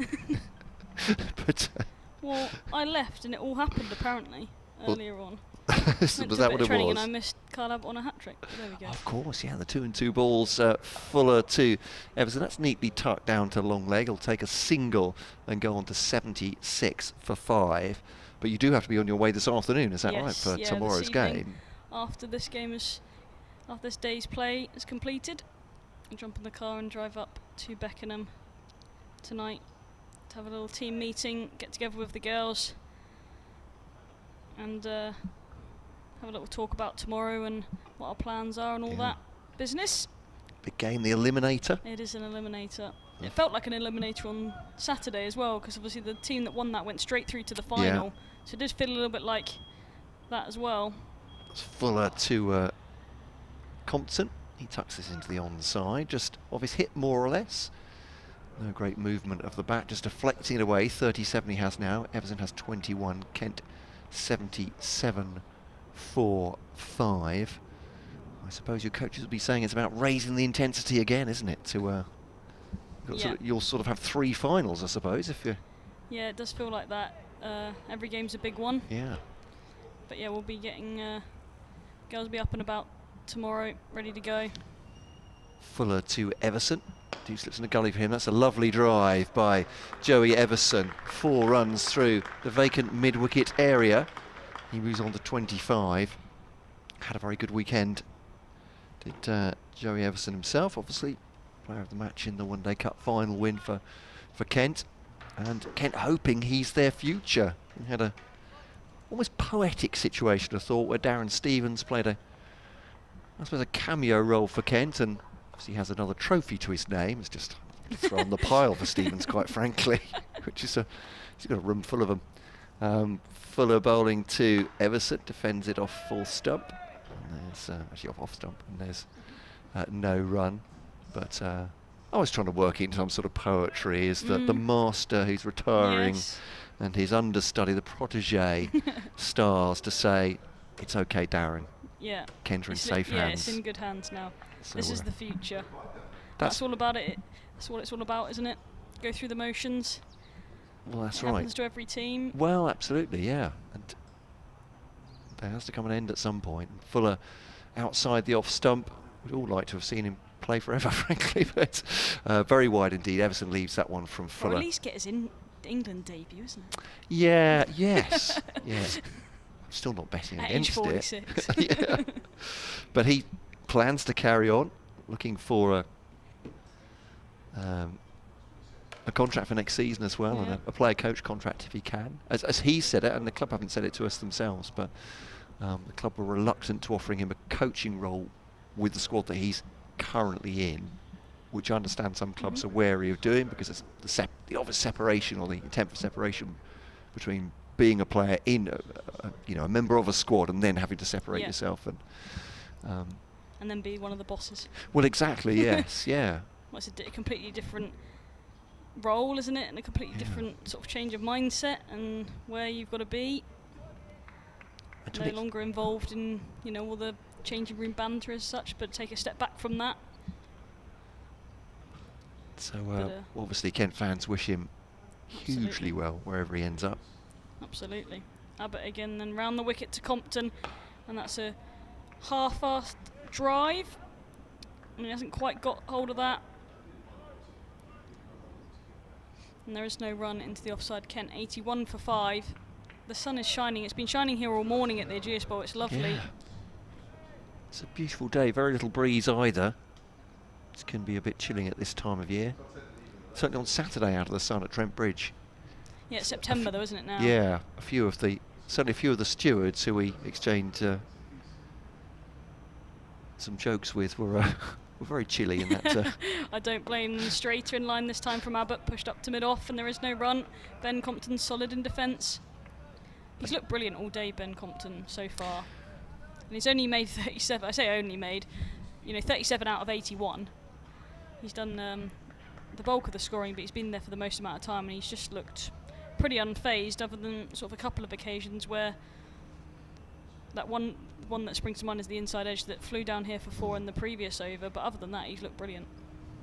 But he's the man in form for Kent, and it's the man that they would want to see still there at the end of today.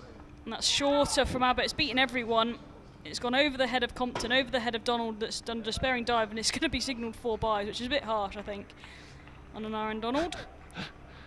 Yeah. But it's gone way over the head of everyone, and it's flown down here for 4. Score moves. It's actually bring up the 50 partnership for Kent. That's just popped up on the screen, which gets a ripple of applause from the crowd. After 83 minutes, 123 balls. A vital partnership between these two players. And Kent are 85 for 5. And Kevin James just an almighty yawn from the corner of the gantry. Well, it's fair to say the scoring hasn't been exactly electric today, but that was a bit harsh though, wasn't it? Angled down, this time from Compton. He might get 4 more here. It's kept all along the floor. A chase for Fuller and Weatherly, but it's to no avail. 4 more for Compton, 89 for 5 now. He's on to 41. Certainly an economy of effort from Compton, isn't there, in terms of gentle nudges and deflections. But that's very much his game. He was saying he's been prolific this season. Has had actually 3 games with, I was saying earlier on, with low scores, and obviously, people start jumping to conclusions. Have bowlers worked him out, because Compton's played very little first-team cricket, but this is what he was doing at the start of the season, very much, was very considered. Yeah, he's been fantastic, hasn't he? Left alone this time. A bit quicker there from Abbott, looks like. Wasn't happy for conceding 2 boundaries. Albeit only 4 off the bat of Compton. But that's a bit quicker and through to Donald. There is no run. An update at Lancashire have been bowled out at Essex at Chelmsford. And Essex are already in.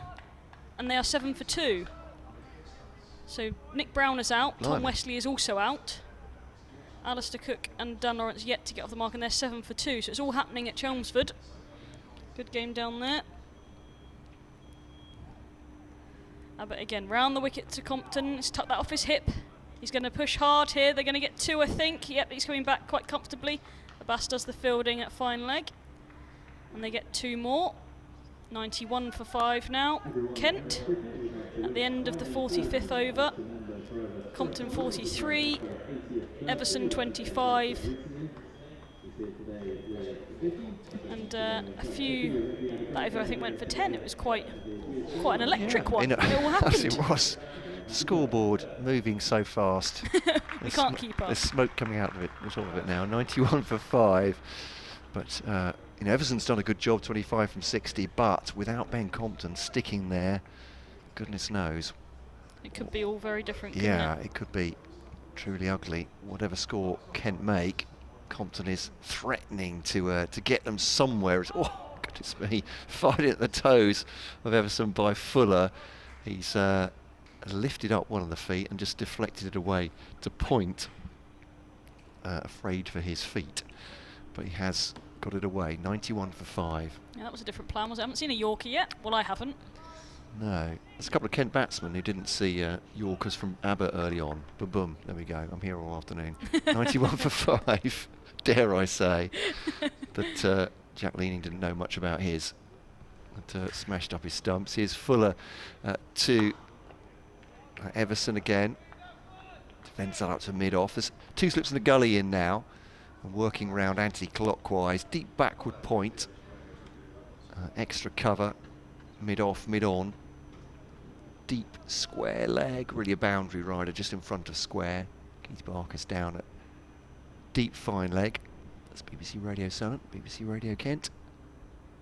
with Matt Cole, Charlotte Taylor, Vipers all-rounder. Fuller to Everson, withdraws the bat and there's no run. Another good delivery from Fuller. He's asking questions every ball here, Fuller, in a variety of ways. But he's that type of bowler for Hampshire.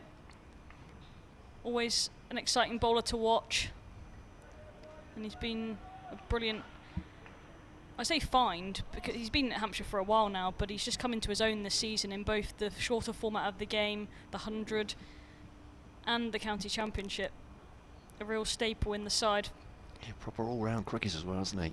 So, again, looking for that Yorker length, but on the full, that's been clipped away by Everson, and that will go for 4 through mid-wicket, but just striving for that. This time Everson equal to it. Fuller looks to the heavens. He's just that type of bowler, though. It's always something could happen, but he's always searching for something, so he has the ability to be able to be a bit expensive at times, because he's always searching for that breakthrough. He was obviously going for another Yorker there, and over pitches slightly and gets punished, so it's just the type of bowler that he is. He's Fuller then bowling to Everson. Again, looking for that Yorker length. That's much better down at the toes, but Everson again takes it on the full, toe end of the bat, but up to mid-on. And a single for him. He goes on to 30. Kent 96 for 5 now. Just a ball left of this 46th over. So as you can tell, it's been slowish, but that's mostly because Kent just haven't been able to get these Hampshire bowlers off the square. Compton has exploited that to an extent. 43 of 132 balls. Just to, I was going to say engage, but actually disengaged is his way of playing at the moment. That one just drops on that one. Softish hands, plays it into the offside, blocks it out. End of the over, 96 for 5. Elsewhere, the scores in County Championship Division 1, Surrey 141 for 5, Warwickshire 135 for 4. Sorry, that's Surrey against Yorkshire, I should say, 141 for 5. Warwickshire against Gloucestershire at Bristol, 135 for 4. Warwickshire, Somerset 107 for 2 at Taunton against Northants. And as Charlotte was saying, been saying this is the only game between two sides entirely safe, either from winning the title or getting relegated. And they appear to want to get on with it as well at Chelmsford. Lancashire 131, Essex 15 for 2. It's all happening. I love this end, sort of business end of the season, when it's all to play for and all to lose. Abbott then continues straighter in line. That's a lovely shot off his legs, Joey Everson. He's going to pick up 4 square of the wicket towards the groundsman's shed. One of the staff members is going to throw that one back, retrieves it from the boundary. And Everson moves to 34, and that's 100 for Kent. 100 for 5.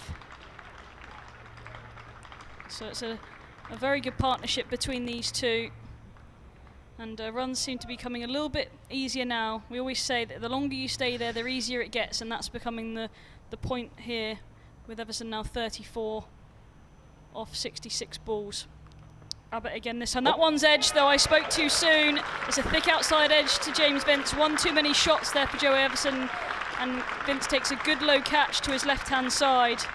100 for 6 now. Carl Abbott has 4, and that's a very good catch from James Vince. It did keep quite low, but Joe Everson is having to walk back, and I spoke too soon, unfortunately, for Kent.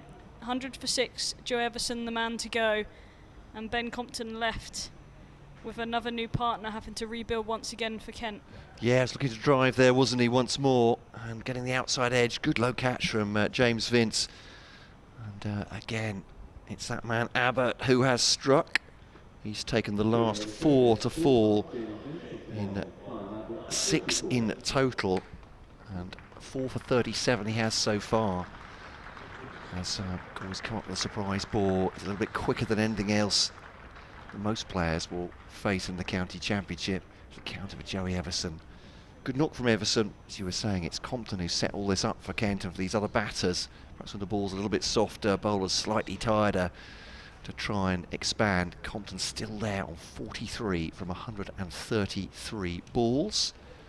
We'll see who Kent do send out next. He probably did need to play at that with the angle that was coming back into the right-hander. Looking at it again on the live picture feed, he did look like he needed to play at that, but just got the thick outside edge. Unfortunately, it's probably there to drive. Maybe a little bit back from Everson if I'm being overly critical. But unfortunately for Kent, he's had to go, and Harry Podmore comes to the crease at number 8. Probably a little bit earlier than he'd want to bat, I'm sure. He's going to have to join Ben Compton and rebuild again. Yeah, would love to have feet up all day as a bowler, wouldn't you? So, yeah, unfortunately for Harry Podmore, he's called into action. Though loves to bat, decent as well with the willow. Played his part, of course. Numbers? I didn't get any of his numbers before. Where are we? Podmore career numbers. Averages around about 18, 19, I think. Oh, crikey, there we are. Top of my head. I'm right for once. Wow. Well, it had to happen eventually. Yeah, there we go. 18 and a bit. Just below 19 averaging. But, yeah, decent. Better than that? Decent with the bat. I think so. I think he's, well... Better than those numbers suggest? This will be an interesting situation for him, certainly. I'm going to say... I think so. Okay. He'll be out in 2 or 3 balls. So you know the way it works. You know the way it works. But certainly good on the drive at Podmore. But this will be a difficult situation for him. He'd like to attack. We'll see if that is available to him. He'll want to just get in first as Abbott's got his tail up. He's in behind that one. Drops that down into the offside, and there is no run. He's quite a tall man, Harry Podmore, and he gets well on top of that bounce. Just noticed we're talking about different competitions all over the world, different domestic competitions and all that kind of thing. And South Africa have announced their franchise T20 tournament. Yeah. And I'm not sure about the Kent players, if any Kent players have been picked, but well, Abbott, Crane and Fuller have been picked in the auction yesterday. So he'll be impressing his new side, I'm sure. That's a thick outside edge of the bat. It's going to run very fine down to fine leg. It's actually leg buys, and that's 4 more to the Kent score. Just a drift in line, too straight from Kyle Abbott this time, and Aaron Donald couldn't cut it off, and that's raced down to the boundary for 4 leg buys. 104 for 6. Kent. Thanks for the reminder. Actually, yeah, Jordan Cox and George Linder from Kent both drafted yesterday. Yep. So George Linder is going to play for MI Cape Town, who are run and owned by, well, the team behind, they say here, the Mumbai Indians. But I think we know how that works. We do indeed. Kyle Abbott, straight in line's a big appeal. Not a lot from Kyle Abbott. He's sort of half appealing afterwards. And it looked a bit high, and looked going down the leg side from the angle that Abbott comes in at. And yeah, I think it's both. The slip cordon liked it, and there is no run in the end. Harry Podmore. Good delivery from Kyle Abbott, asking questions of Harry Podmore here. Jordan Cox will be playing for Sunrisers Eastern Cape. Mason Crane in that squad as well. Adam Rossington, Bryden Cast, Tom Abel, among others. Good competition to be involved in, I'm sure. Well in behind that one is Harry Podmore, up to mid-on. Keith Barker does the fielding. End of a good over for Hampshire. A wicket comes from it. Kyle Abbott, 11 overs, 4 for 37. 47 overs gone. Kent, 104 for 6. That actually answers a question, or it leads into a question, sorry, from Kevin on the emails earlier on kentcricket@gmail.com. Apologies, rather slow in getting there. He says, what has happened to George Linder? He says he seems to have disappeared completely. No news from the club. Can you help? Soft tissue injury, Kevin. They did actually announce a few weeks back that he wouldn't be back in action, George Linder, until the start of the South African domestic season. So it leads on very nicely to his being called up in the or bid for, drafted, I think they call it these days. Yep. I'll get there eventually. Auctioned, yeah. He was playing for the MI team in South Africa.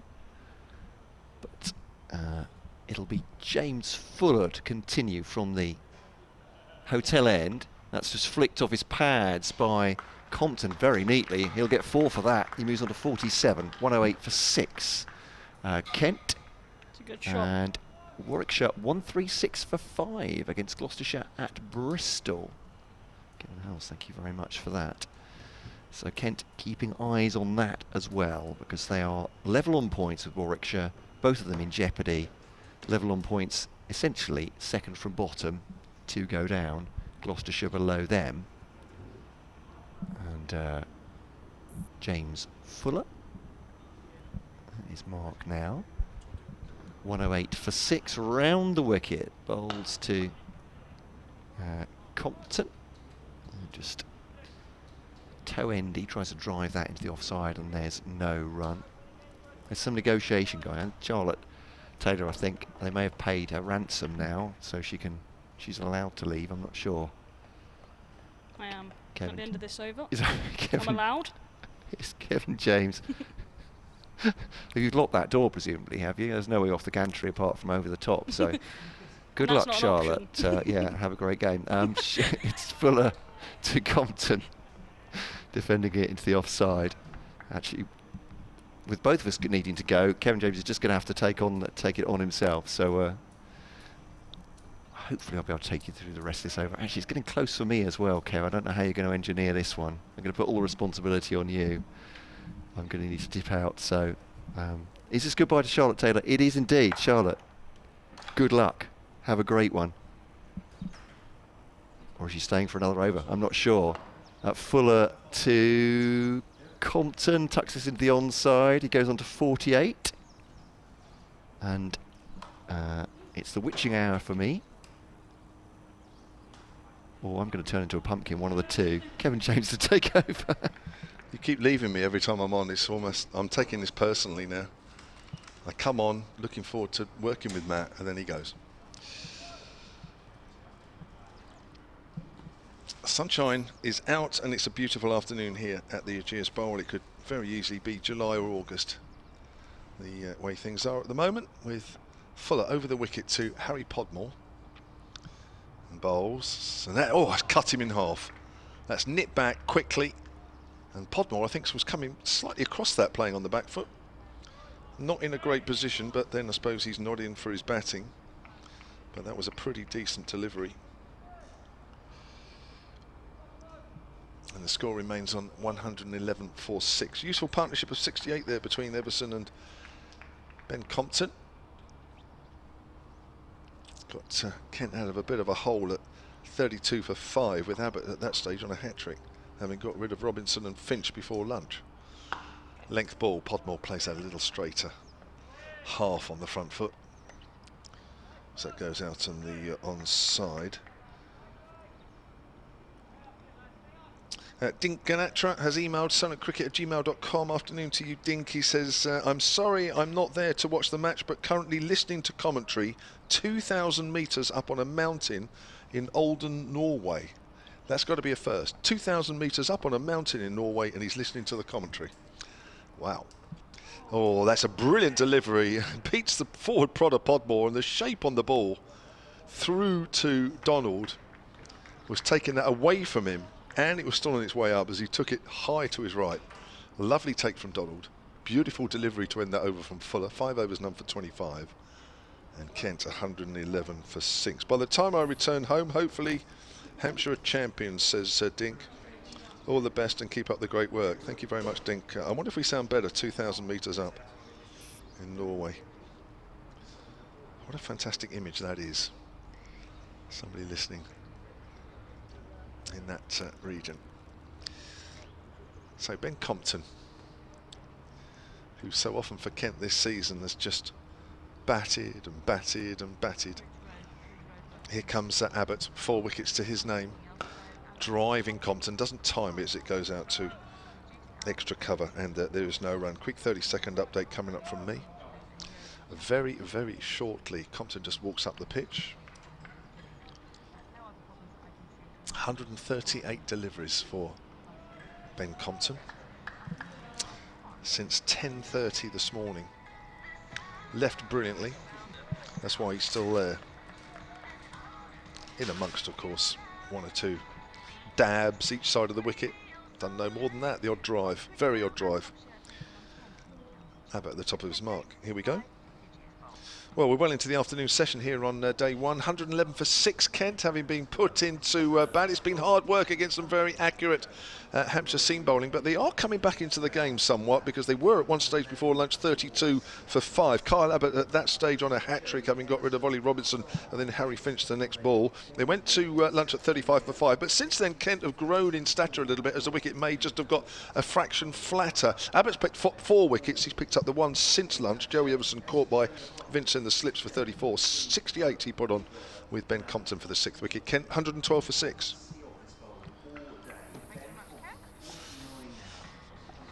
Abbott over the wicket to Harry Podmore, who's faced 7 balls yet to get off the mark. 3 slips wait as Abbott comes in outside the off stump, and that's just angled away from the right-hander, but Podmore is leaving that one alone, so there is no run. Andrew Jackson, who's in Westmoors over towards Bournemouth, has emailed sunandcricket@gmail.com. He says, what a truly epic contest last time, and I hope we can get this Kent victory without the same pain. I presume he's talking about the game up in Canterbury early in the season, which Hampshire won. How do Essex get away with yet another Harmer-friendly pitch? We were just talking about that off commentary. Thanks for the excellent commentaries all year. Yorkshire may yet help us, says Andrew. We'll keep you up to date, of course, with that game against Surrey as Abbott comes in. Podmore in behind that one, pushes it into the covers. Gubbins fields, and Matt Cole is back. Lovely bit of afternoon sun here on the gantry. Gets warmer. It's sort of the anti-Canterbury here, where it's absolutely boiling hot for the first 2 hours. Here we're getting bathed in sunshine later on in the afternoon, which is wonderful. But yes, oh, those wrong uns up at Essex. You don't, just adding fuel to the fire for us really is following Kent, I suppose, Kent supporters. But I have to say, the only thing in Chelmsford's favour, I'm going to say, and I don't see much really in their favour, is that if it is a pitch that's always an edge and it's fallen short of the slips, but it's well stopped, combination of Holland and Vince, is that Harmer usually gets the most out of it. He gets turn and bounce, whereas most spinners just get a little bit of turn. But it was interesting. There was an amazing stat that this year, when Hampshire played against Essex, that Harmer's, whatever it was, he got millions of wickets in the game. Liam Dawson's 5 or 6 wickets was the first time an opposing spinner had got more than 5 wickets, or 5 wickets and more, for about 6 years, 7 years. Welcome, Sports Extra listeners, to a sunny Ageas Bowl where Kent are 112 for 6. Getting back into this game somewhat, as Podmore's in behind that Abbott delivery, plays it back to the bowler, and there's no run. But Podmore is yet to get off the mark, facing 11. Compton 49 off 139. They were at one stage, Kent, 35 for 5 at lunch, having been 32 for 5 Abbott on a hat-trick. But since then, we had a partnership worth 68 for the 6th wicket between Ben Compton and Joey Everson. Joey Everson, the only wicket that has fallen since lunch. Well caught by James Vince at first slip off Abbott. He made 34 off 67. Now you may say, at 32 for 5, what is going on?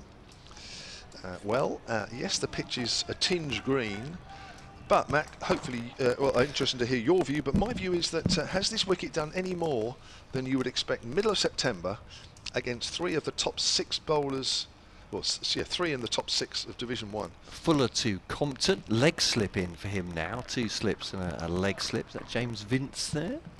It might be bearded that there is no run. So has this wicket done any more than you would have expected? I would certainly expect Hampshire to out-bowl their Kent counterparts on this, I would say, firstly. It's not, I don't know, I would say what I'd say about it generally, this pitch, is that the bounce is pretty consistent. You know, nothing's shooting, nothing's grubbing, which gives batters a bit more chance. It's moving a bit, but it's hard to get past this being a very good bowling attack. And Compton's 50 comes up. He has been excellent. 50 of 141 balls, 6 fours. Well, 210 minutes. He's been out there the whole day so far. He's used to batting long periods. We saw that early in the season with those centuries he scored. He's been so important for Kent. Just getting to a reasonable, any kind of score, has relied on Ben Compton. He's seen batters come and go and held his head throughout. 50 from 141. And in that, it proves it is possible to bat on this. It's not impossible, obviously. Fuller to Podmore, ducks underneath it. Podmore has not looked comfortable. This is what I would say. This is a much more competitive wicket for bowlers to bowl on than many we've seen this summer. Am I being mealy mouthed? But I'm just, it's a good wicket for the bowlers certainly, but it's not the old-fashioned green seamers we've seen 2-day pitch. It's not one of those. It appears to me anyway. Yeah, no, well that's interesting, because I guess most people would think, well, Kevin's the home commentator, he would say what he says, but hopefully that backs up what I think, that it's done nothing more than maybe you would expect on a greenish top. Fuller to Podmore, withdraws the bat at the very last moment. Let's give him the benefit of the doubt through to the wicketkeeper. But Podmore is being worked over here by Abbott and Fuller. He's struggling to lay bat on ball at the moment. At the Kent number 8, 113 for 6. And I think that's emphasised really by the fact that there is no let-up for these Kent batters, and it's not because the pitch is doing everything, it's because this is a very good bowling attack, and you need to have, I mean, if Kent, again, I'm going to take this at length. You just asked me for a short answer, you're not getting it. Wrapped on the pads, no bat involved, it loops out to gully. But this is a late shout from the bowler, I don't think he was that convinced. 113 for 6. It would be interesting to see Kent's first choice top 6 on this as well. So they are a bit depleted in that respect. But yeah, I think by and large helpful for the bowlers, but it's not one that they just put it on a length and it's going to do the rest for you. No. Is that any kind of answer to your question? It's a very long answer. I think it does. Here's Fuller to Podmore. Just drive that one. Barker dives on it, gets some sort of deflection, and it'll go off for 2 for Podmore. End of the over, and Kent 115. I think it's the end of the over. Yes, it is 115 for 6, or 50 overs now gone here at the Ageas Bowl. Compton has exactly 50. Podmore has 2. If I may just digress to an email, because it reminds me the length of my answer there that Tony was asking. It says, "Hi Ben." You would prefer it if it was Ben, Tony, I'm sure, giving that answer. Do we know why Zach Crawley's not been selected? No official answer. If we get one, I've asked the dressing room. Says surely he must be available now with England duty over. Yes, there are other England players playing, as Nigel, one of our emailers, pointed out earlier, that Folkes and Pope both playing for Surrey. It may have been certainly that Zach's asked for a rest after the Test series, but if we find out anything, we will, of course, send it on. But round the wicket to Compton, prods forward, pushes out to mid-off, and there's no run. Yeah, Ollie Pope 71 not out for Surrey currently, and their total of 168 for 5 against Yorkshire. I'd loath to read this one out because I think it agrees with Kevin James, so well, we can leave that one. Can I frame that one? We'll leave that one until tomorrow when he's not here. Can you send that to me so I can frame it? Sean the Brewer from Crewe, Kent fan, working from home today, so I've got you on the TV while selling beer, he says. Jolly good. Just piping up in agreement with Kevin James. He says, and this is his words, not mine, he'll be unbearable now. We've got past that stage already, Sean, I'm afraid. We're over the watershed. If you're going to keep all the competitions, you have to have 3 divisions, 10 games home and away, 1 up, 1 down. Probably the best compromise, he said. However, the one thing must happen. This can't be the dearth of 4-day cricket in August. Thank you, Sean. His opinion there on BBC 5 Live Sports Extra, as well as BBC Radio Sunderland and BBC Radio Kent. We are taking a short break. The umpires have looked at the ball, I think. Warwickshire are 138 for 6 against Gloucestershire at Bristol. This is good news for Kent, certainly, although you don't want to have to rely on other teams not doing well, but that might be what it is. Sorry, this is defended into the offside by Compton, and there's no run. No problem. Overran into your over there. No, that's fine. You're our guest. So there is Sean agreeing with you, Kevin. He's the one. Will you please send that one to me? I've been waiting all season to find somebody who'd message in and say, I agree with Kevin. Otherwise, I thought I was going to go into this winter without being able to frame anything and put it up next to all those other comments that agree with me. And the fact the wall's bare at the moment, so I'm looking for my first one. Have it embossed, are you? Maybe? Yes, I will. Yeah, the gold ceiling and everything. Outside the off stump again. That's a good leave from Compton, even though it looks close to the off stump. Tony continues. Hi Ben. It's Matt, by the way, Tony on the commentary at the moment. But see, he agrees with me and doesn't know your name. Well, I'm actually. I feel quite flattered actually, because Ben's such an excellent commentator. I'm very happy with that. Could also do with Denley as well.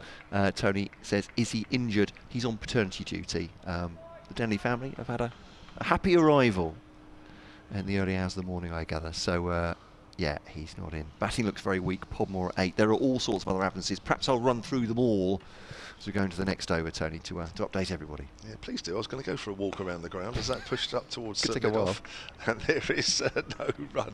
Lots of changes in the Kent side, of course, and Well, just to put it into context. People who are just joining us might not know. They're looking at a scorecard joining us for the first time. Yeah, so no, I'll try please to put it do. in context. So I will hand it over to you at the end of this over. You can run through it all, but just to put it into context, Kent and Warwickshire level on the 115 points going into this game, and one of those two at the moment, well, Warwickshire are lying in the second relegation place.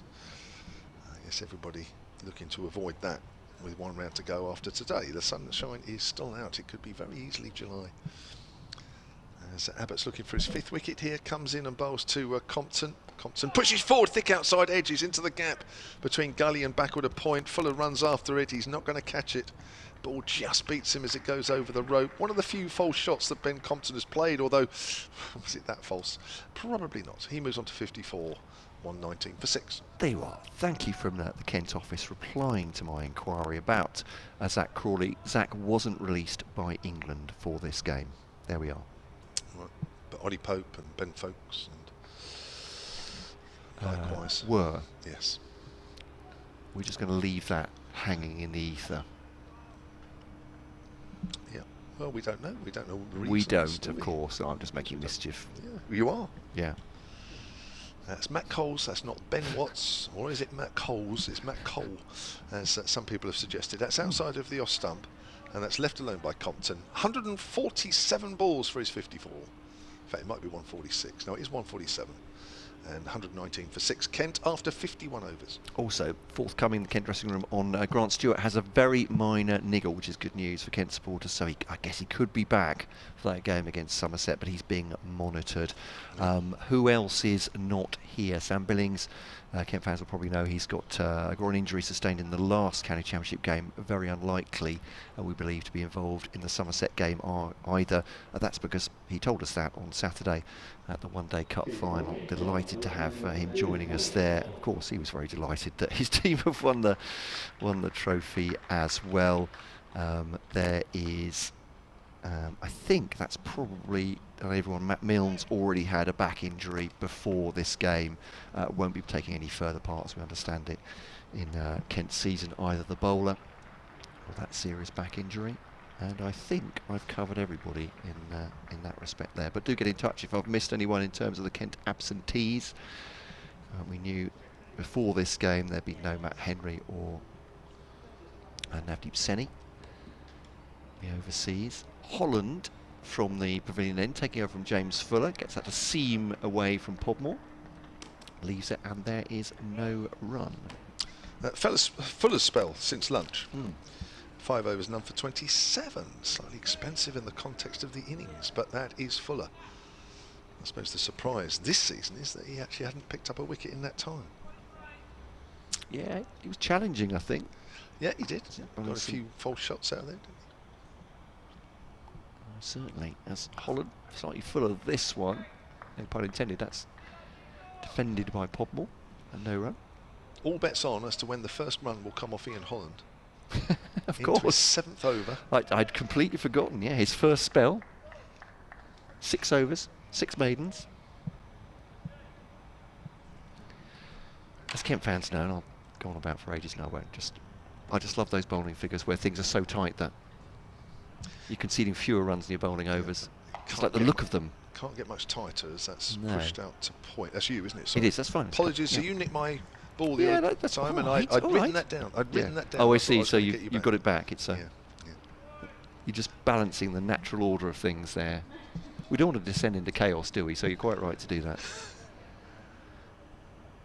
So elsewhere, Surrey 173 for 5 against Yorkshire at the Oval. Warwickshire 141 for 6 against Gloucestershire at Bristol. Podmore's, I think he's trying to get forward there, but he's been pinned down by Ian Holland, who does not give up a run lightly. In fact, today he does not give up a run at all. Somerset 128 for 2 against Northants at Taunton. And from a Somerset point of view, a couple of draws will do them fine. They can stay up with that. Almost certainly looks like Kent will need to beat them to stay up in the final game, but a drive from Podmore, half stop at mid-wicket actually. It's a decent one because that looked like it was destined for the boundary. Is that Felix Organ just diving to his left? Or Yes. It is. Good stop actually at mid-wicket. Keeps it down to 1. I think otherwise that was destined for the boundary. First run of Holland. There we go. So what's that? 36, 41 balls. It's all down from here, downhill from here. None for 1 off 6.5. Honestly. What do you think this is? It's not 100. It's Holland. I just mentioned that again because, as Kevin reminded me, we are regional champions of the Women's 100. This is defended back up the pitch. No run, end of the over, 120 for 6. Is that right? Something like that. You are. Yes, You're dead we are. Steve on the emails talking about plans for next season. Doubts whether the 100 will be as popular if it was played in the early season like the T20 was this year. Well, that's certainly a possibility.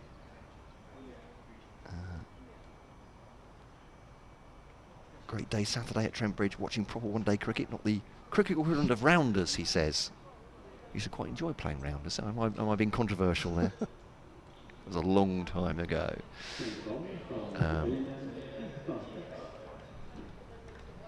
Barker to return here on BBC Radio Sun and BBC Radio Kent. 5 Live Sports Extra joining us hither and thither as well. Great to have your company wherever you are.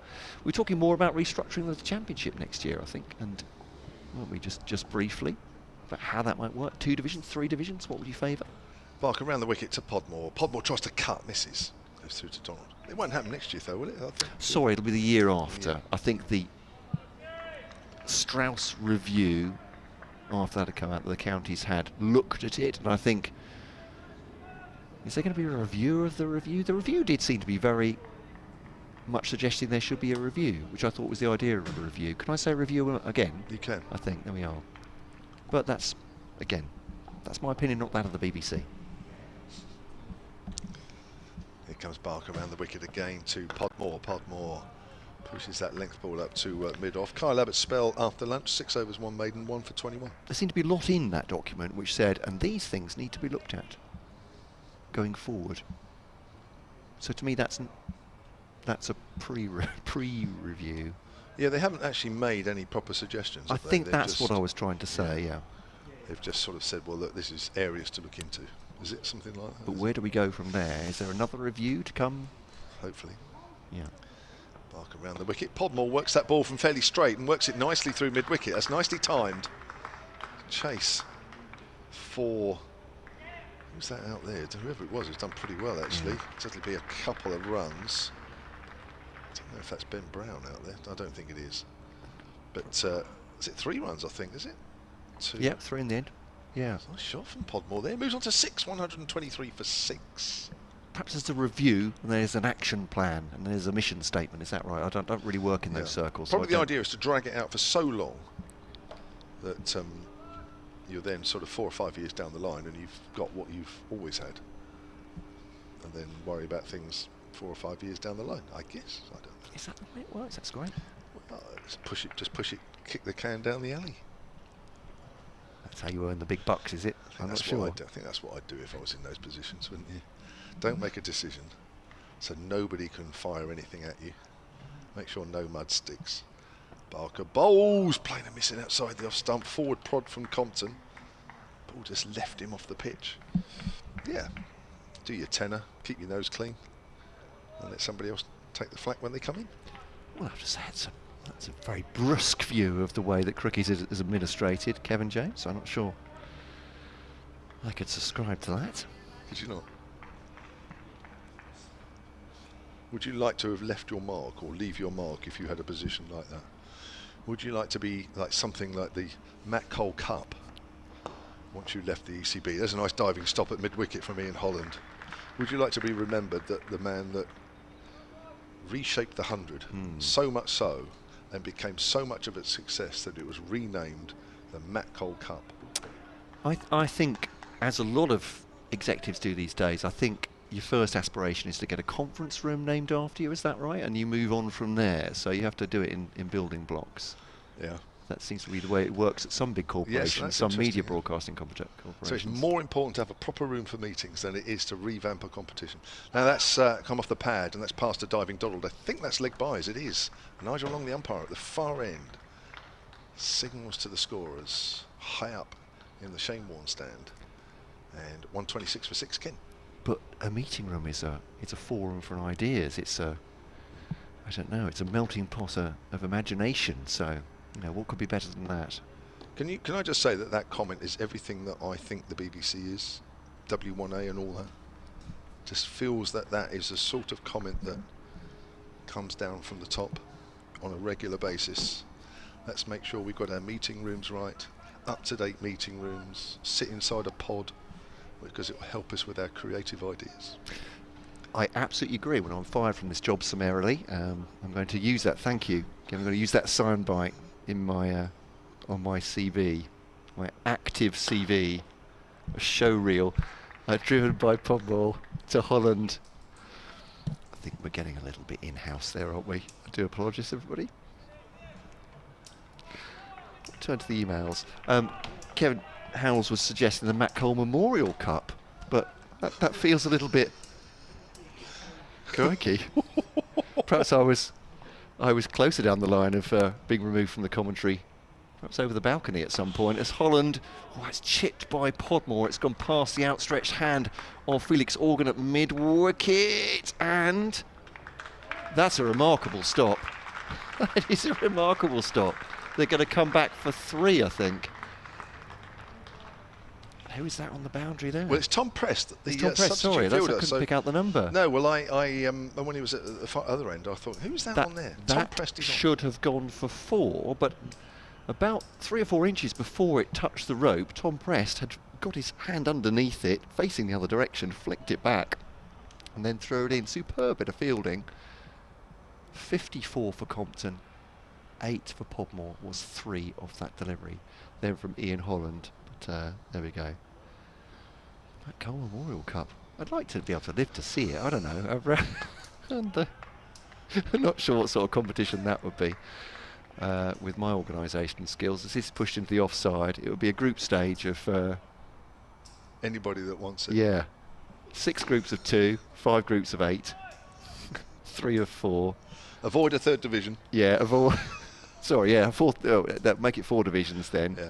5 teams in that. Yeah. Keep all the counties happy. Don't have a 3rd top division. 3 teams in each division play off for the chance to go into a further restructuring, as that is guided behind square by Compton. It's a nice shot actually off his hips. Enough of this nonsense. I do apologise. 4 runs from Compton. 58 he moves on to. Podmore has 8. Kent 133 for 6. There appears actually to have been a lull in this game, which is probably why I'm talking nonsense. I'm just being provoked by Kevin James. He knows how to do these things. Well, I think it's probably a testament to how well Kent are doing in this afternoon session. Holland outside the off stump, through to the wicketkeeper, and there's no run. He very nearly put on 100 since lunch for the loss of just 1. In complete contrast to the 35 for 5 after 2 hours. Batting looking a lot different. Yeah. Those people that said, yeah, this wicket doesn't look great, and look at the scores, and look how easy it is to pick up wickets. Well, as we've often seen, as the ball gets softer, things get easier, and Compton benefiting from working hard this morning. He has batted very well indeed. 58 from 154 balls now, as Holland comes in, straight back past the bowler. It looked like he was going to touch it onto the stumps for a second, but it's gone just past the outside of the stumps and through for 4. Nice shot again from Ben Compton. 2 4s in the over, 11 off it from Holland, whose analysis now shows more runs than overs. Crikey. Didn't think we'd see that for quite a while. But Compton's on to 62, Podmore on 8. Kent 137 for 6 here on BBC Radio Solent and BBC Radio Kent.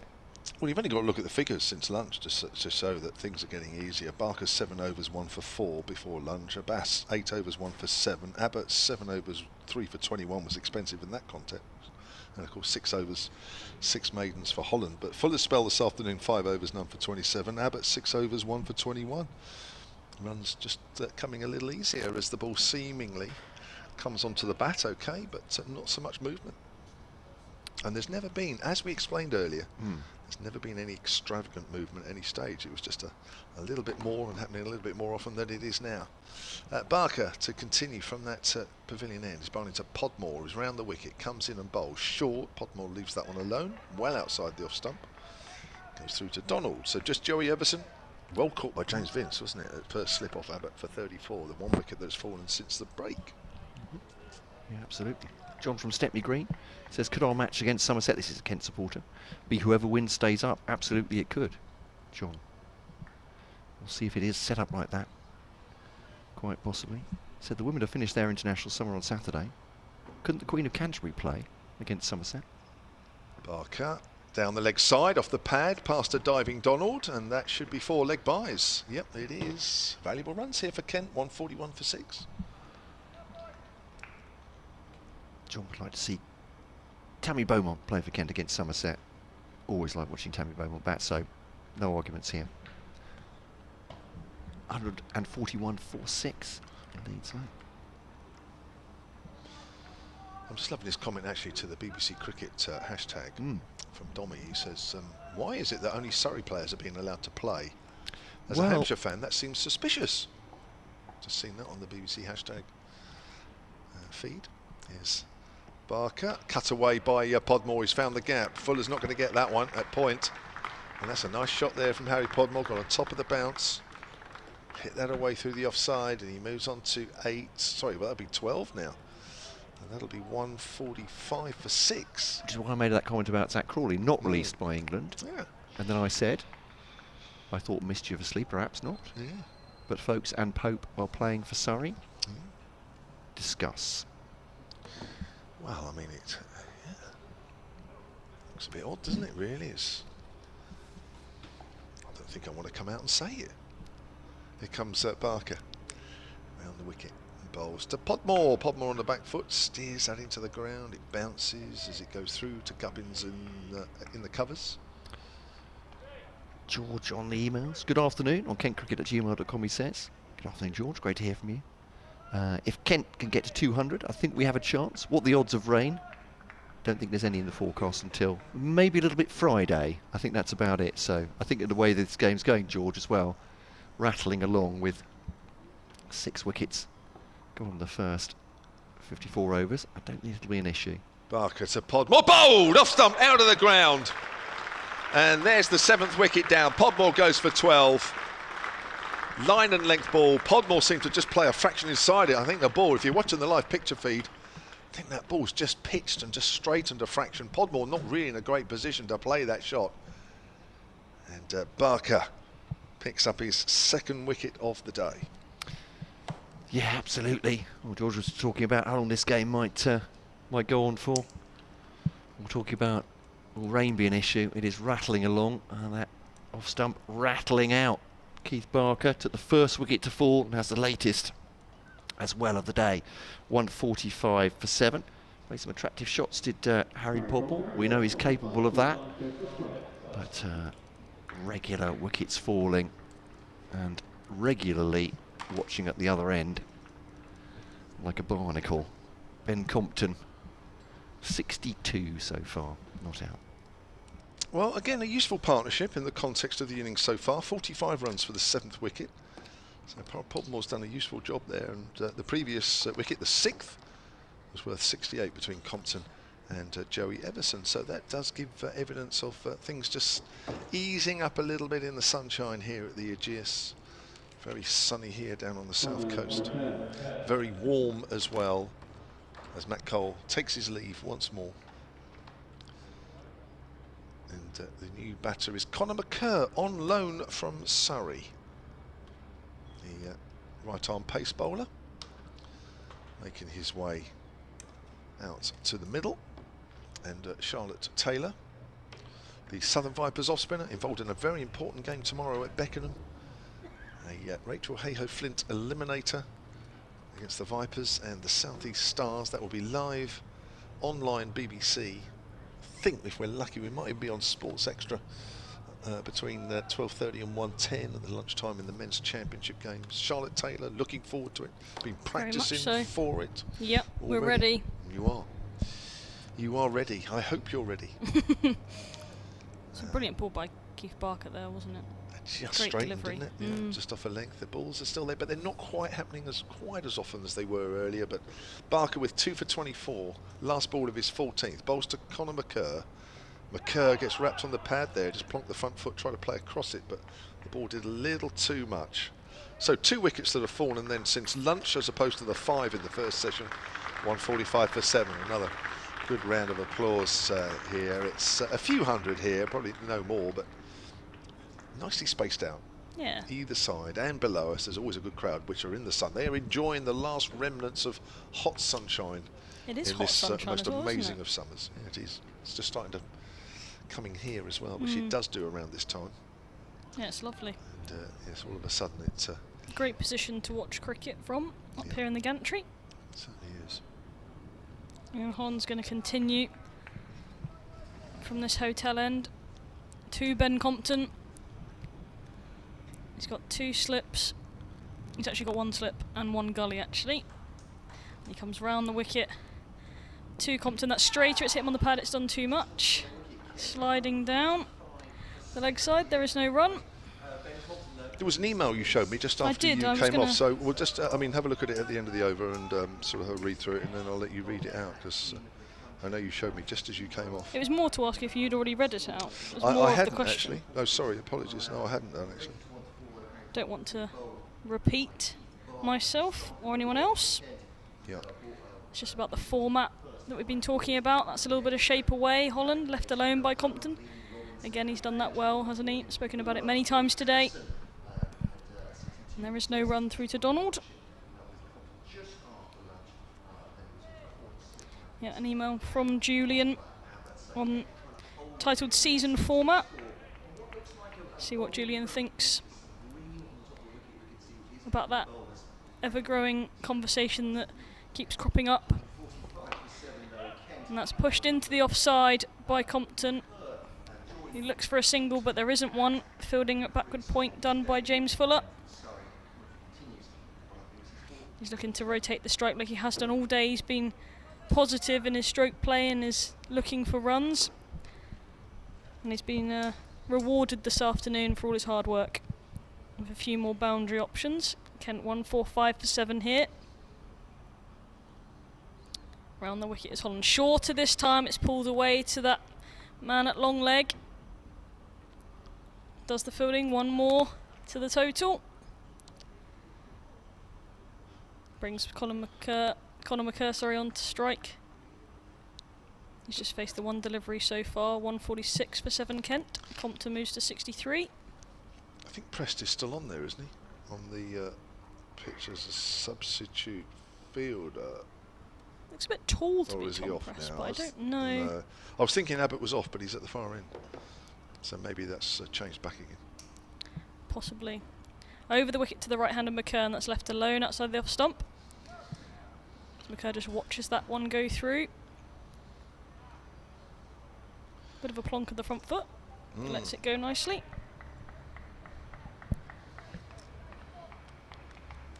Very warm sunshine here at the Ageas Bowl. It's a lovely afternoon. Bit of cloud cover above us, bit of a grey cloud, but the sun is streaming through. And it's very, very warm. And that's a big appeal from Holland. It's wrapped on the pad. I think it's done too much. He's got his head in his hands there, Holland, but I think it's going down the leg side quite comfortably. Just having a little look on the replay now. Well, it's back leg. It's quite close. It's probably a good appeal from the Hampshire boys, but not out is the call from the umpire at this end. Kent finished that over 147 for 7. 1 conceded from it. Holland 9 overs, 6 maidens, 0 for 13. Yeah, again, it's done quite a bit, hasn't it? I suppose, which has probably just about got him out of jail. It has. It was back leg though, so it was a bit closer than I first thought. News from the international in Pakistan. Moeen Ali has won the toss and England will bowl first. It's England's first game of Pakistan in 17 years. Is it a 7-match T20 7, series? Isn't yeah, it? 7. Down the leg side of the pad, well taken by Donald, flinging himself to his right. Moeen Ali captaining that side as Joss Buttler just recovers from that calf injury. Luke Wood, that's been brilliant for Lancashire this summer, is making his debut.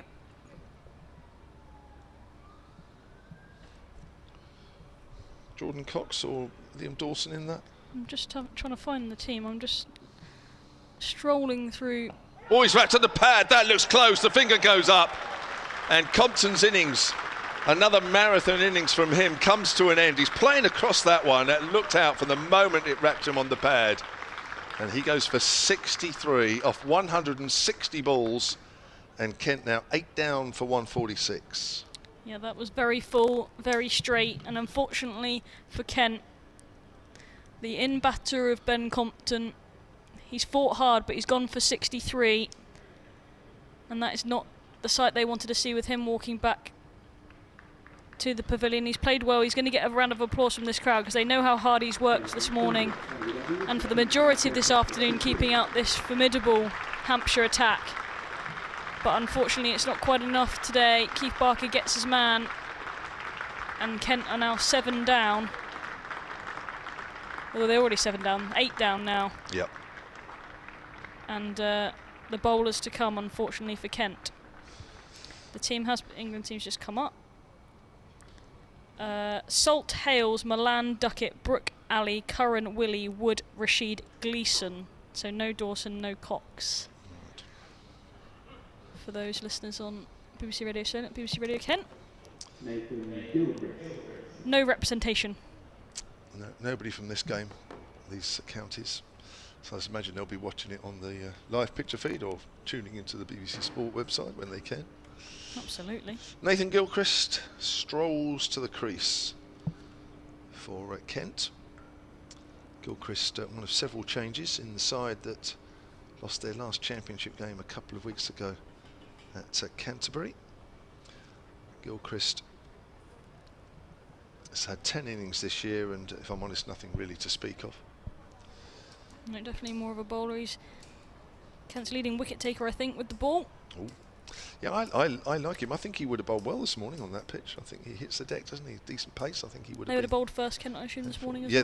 Yeah, they said before the start that Jack Leaning said he would have had a bowl if they'd have won the toss. So I guess both sides itching to have the red cherry in their hand. So 8 down then Kent. They fought hard this afternoon, having been 35 for 5 at lunch. 68-run partnership for the 6th wicket between Everson and Compton. 45-run partnership for the 7th between Compton and Podmore.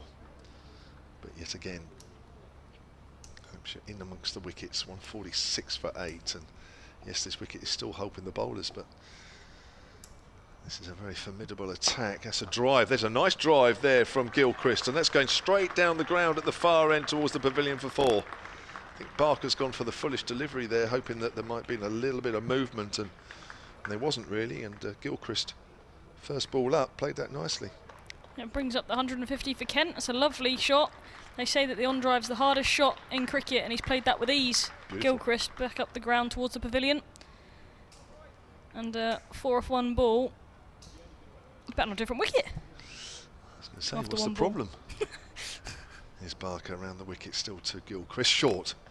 Obviously didn't like that previous shot. You're not hitting me up the ground for 4, therefore I'll try and hit you in the middle of the badge. Yeah, hit that back past me.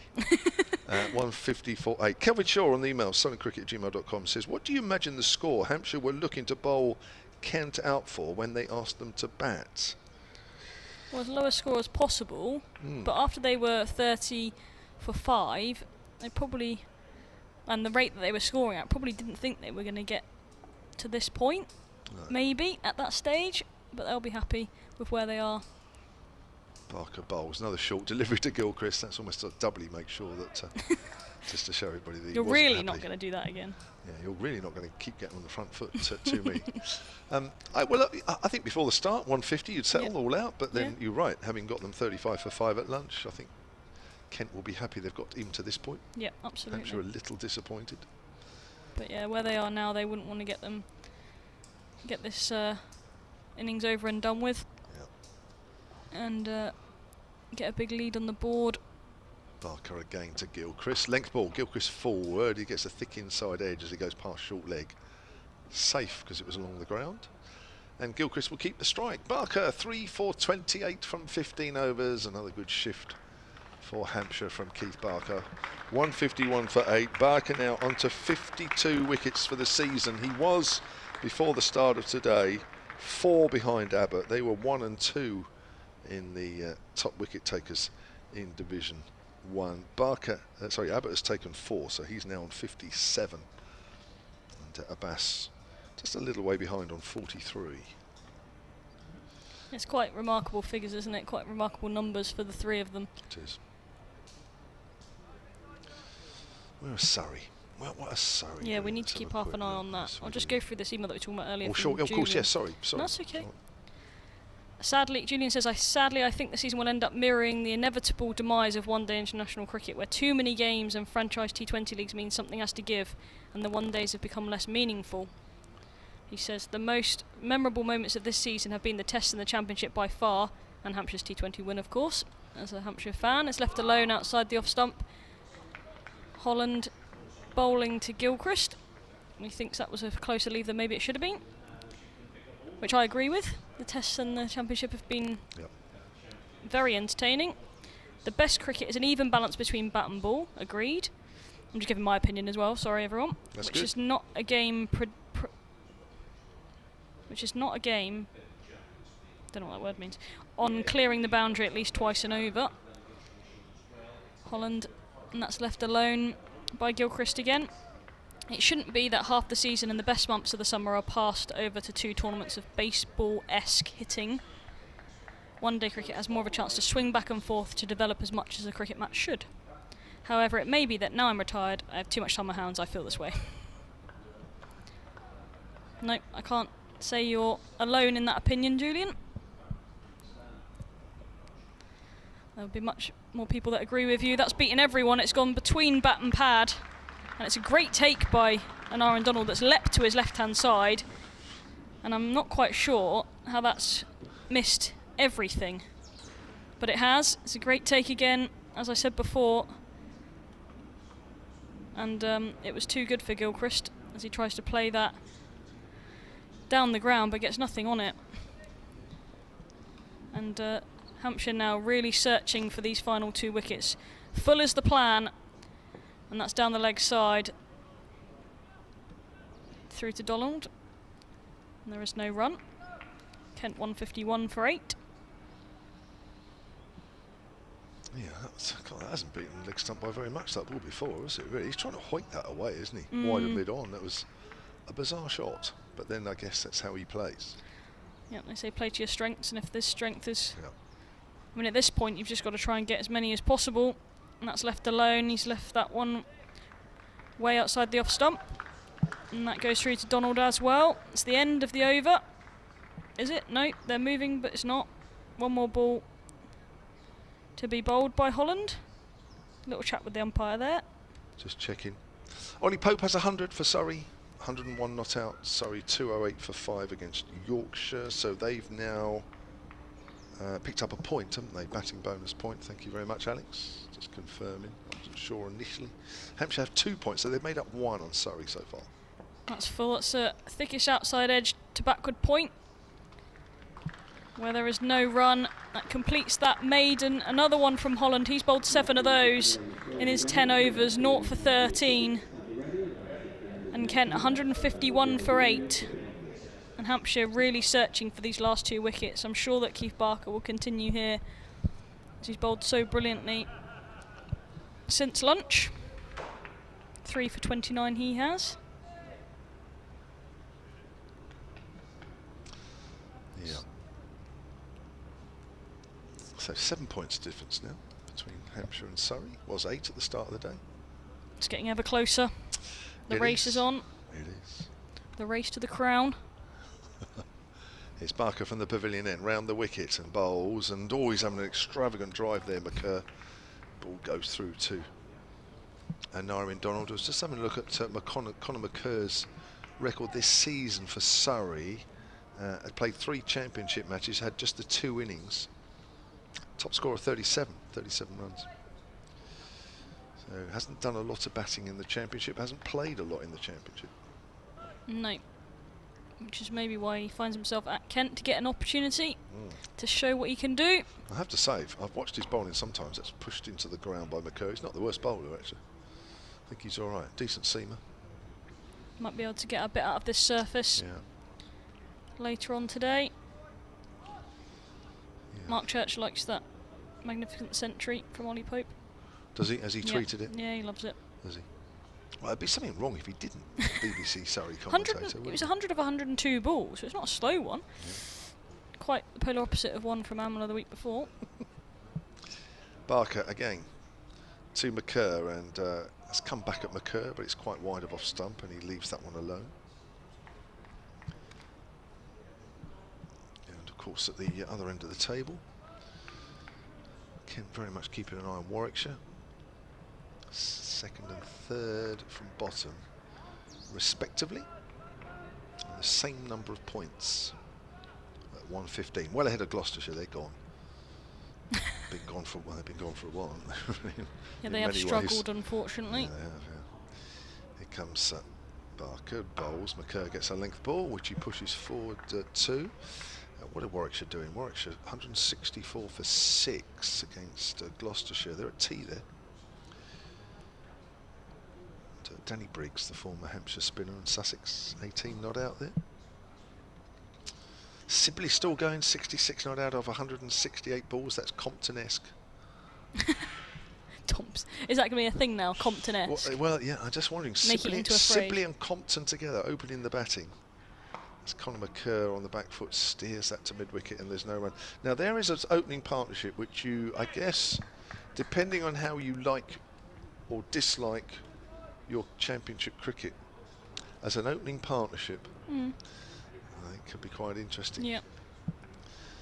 I think I'd push for that, actually. I think if I ever got to own a championship or a county side, I would buy in Ben Compton and Dom Sibley and ask them to open the batting.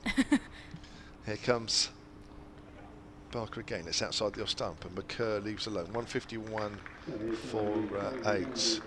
I'll just ask the lads what they think. They're obviously Matt Cole off it. I was just thinking, if I was ever lucky enough to own a county, I would make sure that I bought in as my opening partnership Dom Sibley and Ben Compton, and I would have them numbers 1 and 2.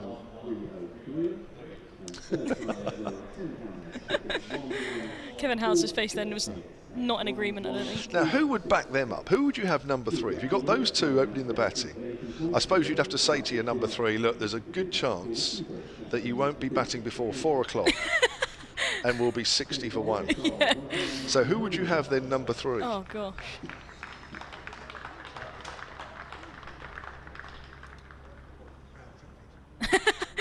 Pajara.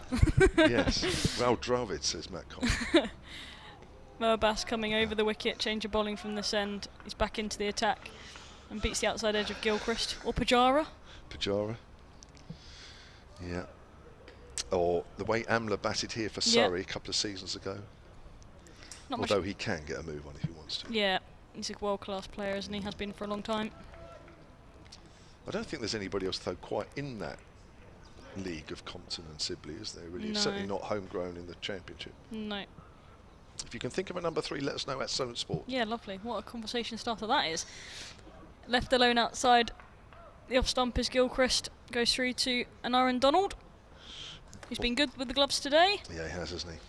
Been very good. Hasn't had to dive around as much. The wicket probably not quite doing as much. SolentCricket@gmail.com if you can think of a number 3 to complement Compton and Sibley. Maybe you want an aggressor. County side. No, I'd like to go the same again. Just keep going. Yeah. With the formidable wall of top 3 batters in the county championship. Thoughts, please.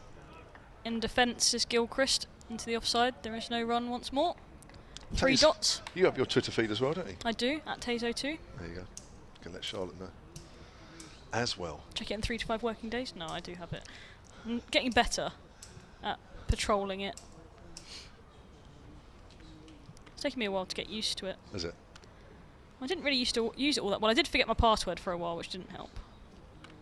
But now I've got it, so hopefully I can keep on top of it. Getting better, as we have to keep up to date with everything that goes on in the cricket world. It's a bit of a waft outside the off stump on the back foot. Probably didn't need to play at that, Gilchrist. He rehearses the same shot, but I think the better option was just to leave it alone. And it goes through to the wicketkeeper, Aaron Donald. Keith Barker shines that ball on his shirt. Vince, Weatherly and Holland waiting in the slips patiently. And Bass at the top of his run up. I still can't get used to seeing Ben Brown in the field. I'm still getting used to it. And he bowls that great drive. Fantastic front foot drive from Gilchrist that time. A bit fuller from Bass, and it's got the treatment down the ground. There is 4 runs to Gilchrist. He moves to 9. Kent 155 for 8. It's a lovely shot. I can think of somebody actually. I don't know if he's still playing. He opened the batting for Leicester. He's a left-hander. Played against Hampshire in a championship game. I think was it start of last season or the season before. I'll have to look it up. This is your choice. My number 3. Your number 3. He would be my number 3. Okay. You have to go through your whole 11 now. You can't stop at 3. Everyone's interested who you're gonna get in, as that's worked into the leg side. Abbas straight to mid wicket. There is no run. It's 4 off the over. 155 for 8. Kent. Gilchrist to 9. McCurr still yet to score. And there's 36 overs remaining in today's play. Let's have a look who you're talking about. Let's get up. I've got the game. I'll have you. Hassan Azad. All right. He might be my number 3. Now, I'm not sure if he's still around at Leicester. I think he probably is. But yeah, well, he's, according to the stats from this year, he's played 11 games, 579, high score of 104, averaging 28. Strike rate? 38. That's more like it. So anything Barker, yes. That's a length ball to McCurr, who pushes that into the ground. Well, anything above? Any strike rate above 30 odd, I don't want to know. So 38 is okay. So there's our top 3. Well, there we go. Number 4. It's getting harder now. Surely you've got to want to have some expanse in there at some point. Are we just going for numbers 1 through 7? Yeah, yeah. Yeah, definitely. The most patient. Yeah, there's very patient batters. Length ball to McCurr, who punches that up to mid-on. Score remains on 155 for 8. So if I filter here by highest strike rate and go from the bottom up. Yes. Proper batters. Yeah, come on. Batters, You're good at that, aren't you? Well, I'm prepared this time, so I've got a bit more, but it doesn't tell me. We're into over number 61 here of the Kent innings. It's McCurr on loan from Surrey, facing Barker, who's round the wicket and drives, and a bit of bottom hand in that, and the ball trickles up to mid-on. He was trying to play an expansive drive through the covers. No, there's a slight flaw to my plan in terms of it only gives me the top 80, but it doesn't. So from the high strike rate down. Oh, right. So it doesn't really give you what you're interested in, because these are averaging 61 plus strike rate. No, and that's just not in your ballpark. Not interested. Too high. Yeah, too entertaining. Here comes Barker. Oh, he's pushing that one out square on the offside. Fuller doesn't pick it up cleanly, so they come through for a single. I think McCurr off the mark. May have got through anyway. But yeah, it doesn't. Can I get lowest? I don't think that's really something that anyone wants to really speak about. Really. I think we've probably, unless anybody knows better, we've got the obvious ones, I think, or certainly the 2 obvious ones playing regularly. Good players, of course they are, no doubt about that. It's just in terms of the way they play, and we're just looking for a top 6 of similar type players: Sibley, Compton, and Azad. Here's Barker, length ball, thick outside edge along the ground, well taken by Holland at third slip. He's been good in there, Ian Holland, diving around. Yes. I can't think of anybody else that's as obvious. Thinking. No. So I'll probably have to take to the field with 3 players. That's okay. fixtures to get called off. I wouldn't have the county for very long. 156 for 8. Here's Barker. And McKerr drives pleasantly up to mid-off. You might lose the business.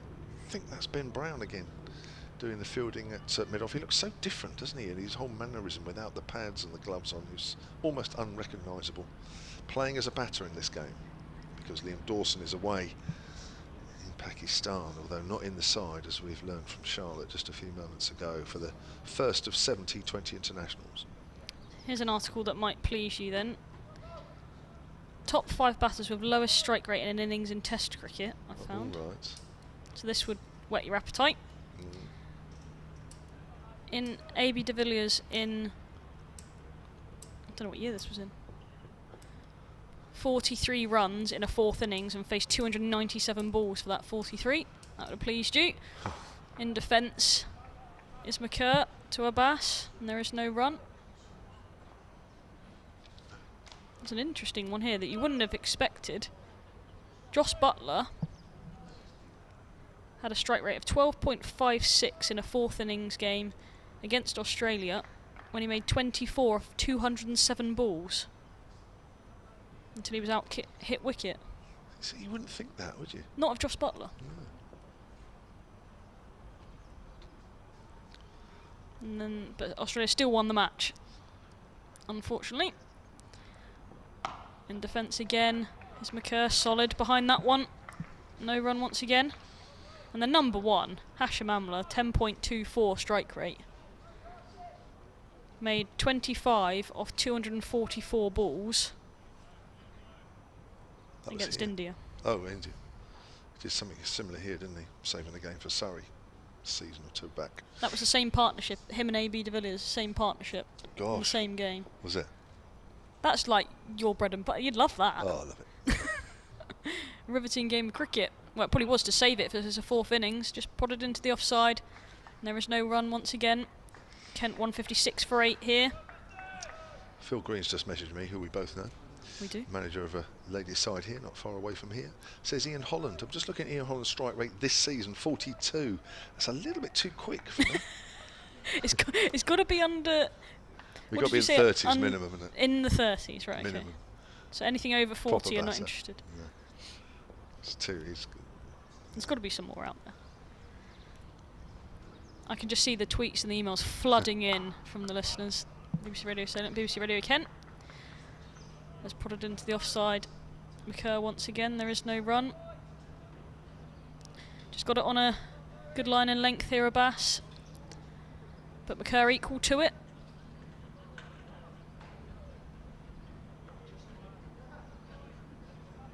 Just having a very quick look among some of the counties. I can't really find any proper batters in that in that bracket. There'll be some out there, I'm sure, the ones that have slipped your mind. That's a bouncer from Abbas. Don't see that very often. Left alone, it's quite high, quite wide, and it's just one for the over, says the umpire. And that goes through to the keeper.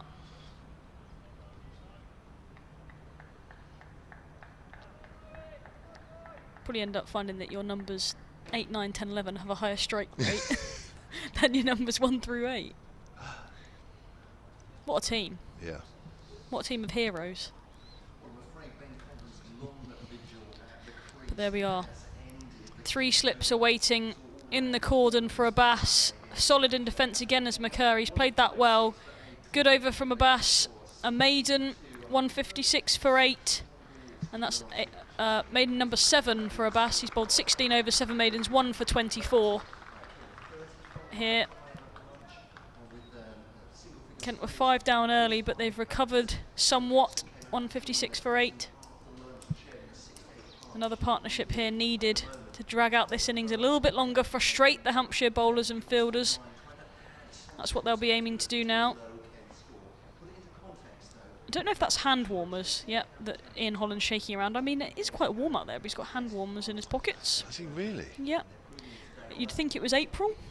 I don't know, the sun's disappeared, but it's still warm. Yeah. I wouldn't say it was quite hand warmer weather, but there we go. Certainly not. Barker to start his 18th over. He has 3 for 30. Kent 156 for 8. We have 2 overs to do until tea.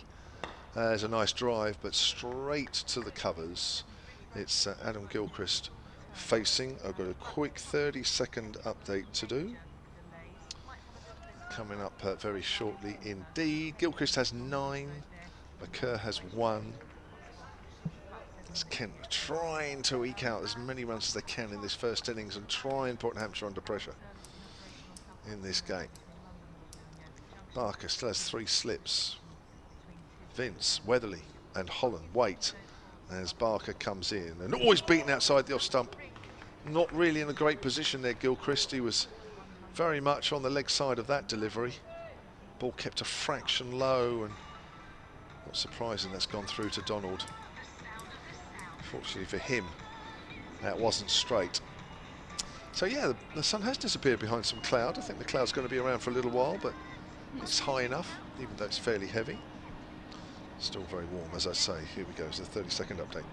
Well, Kent are 156 for 8, hanging in there in their first innings, having been 35 for 5 before lunch. So Hampshire have only picked up 3 wickets as we head towards tea. Joey Everson caught it first slip off Abbott for 34. Harry Podmore bowled by Keith Barker for 12. Ben Compton, in the end, having opened the innings, LBW to Barker for 63. Barker has 3 wickets. Carl Abbott has 4. Remember, Hampshire starting the day 8 points behind Surrey in second place, with another round of fixtures to go only after this. Kent 156 for 8. Thank you much, Kev. And there's live online commentary. There's Barker, left arm over, comes in and bowls once more, and it's outside the off stump, angled across Gilchrist, but he left that alone well.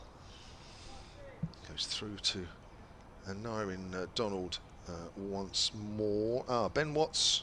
Oh, this must be Kent's Ben Watts, who's the other half of Matt Cole commentating for. He's not the other half of him, but you know what I mean. Matt Cole is a whole person in himself.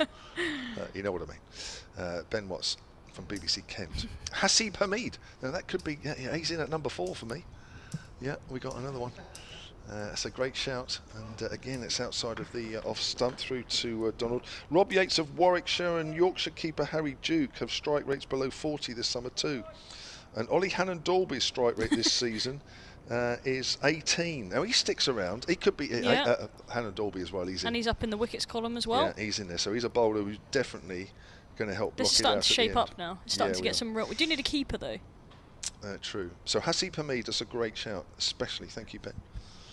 For that.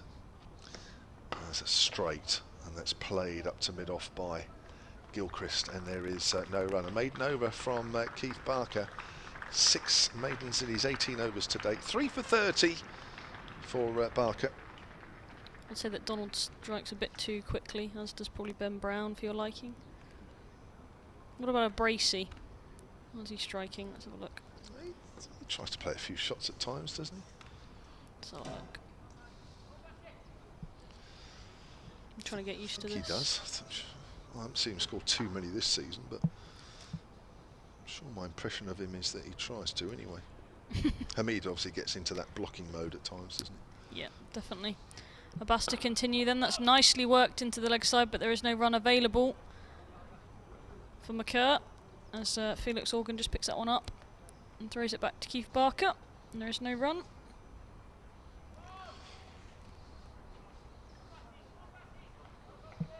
I thought, yeah, Hamid striking this year at 63.92. Oh no, he's out. No, he was in and now he's out, benched. Yeah, he's gone, yeah. Generally quite slow, but I thought I saw his name on the higher strike rate, so I had to just double check before I made a comment. But he's just been banished. Sorry. Sorry, Ben. In defence is McKerr. I really wish it would go from the bottom up. That would be really interesting. I think he's one of those that you talk about in selection and then go no. Poor bloke. Can't catch a break. Can't even get in the Kevin James' side. No. But it's for all the wrong reasons. Tough side. Tough side to get in my side. All the right reasons, should I say. I'd get in there. You would actually. That little drift you get on with the off spin, you'd be in my side. But I'm talking about just purely the strike rate. I can stick around. Yeah. I'll do that for you. Angled in nicely from Abbas. Solid in defence again as McKerr back to him. He flicks that ball up. Passes it for Gubbins to get a bit of shine on. Searching here Hampshire looking for those last 2 wickets. And these 2 batters for Kent just looking at forming a little bit of a partnership. See if they can sneak a few more runs, get them up to 200 would be ideal for them. That's on the pads, and he's given it straight. The batter's hanging around a little bit longer than he maybe wanted to, but that's been given LBW.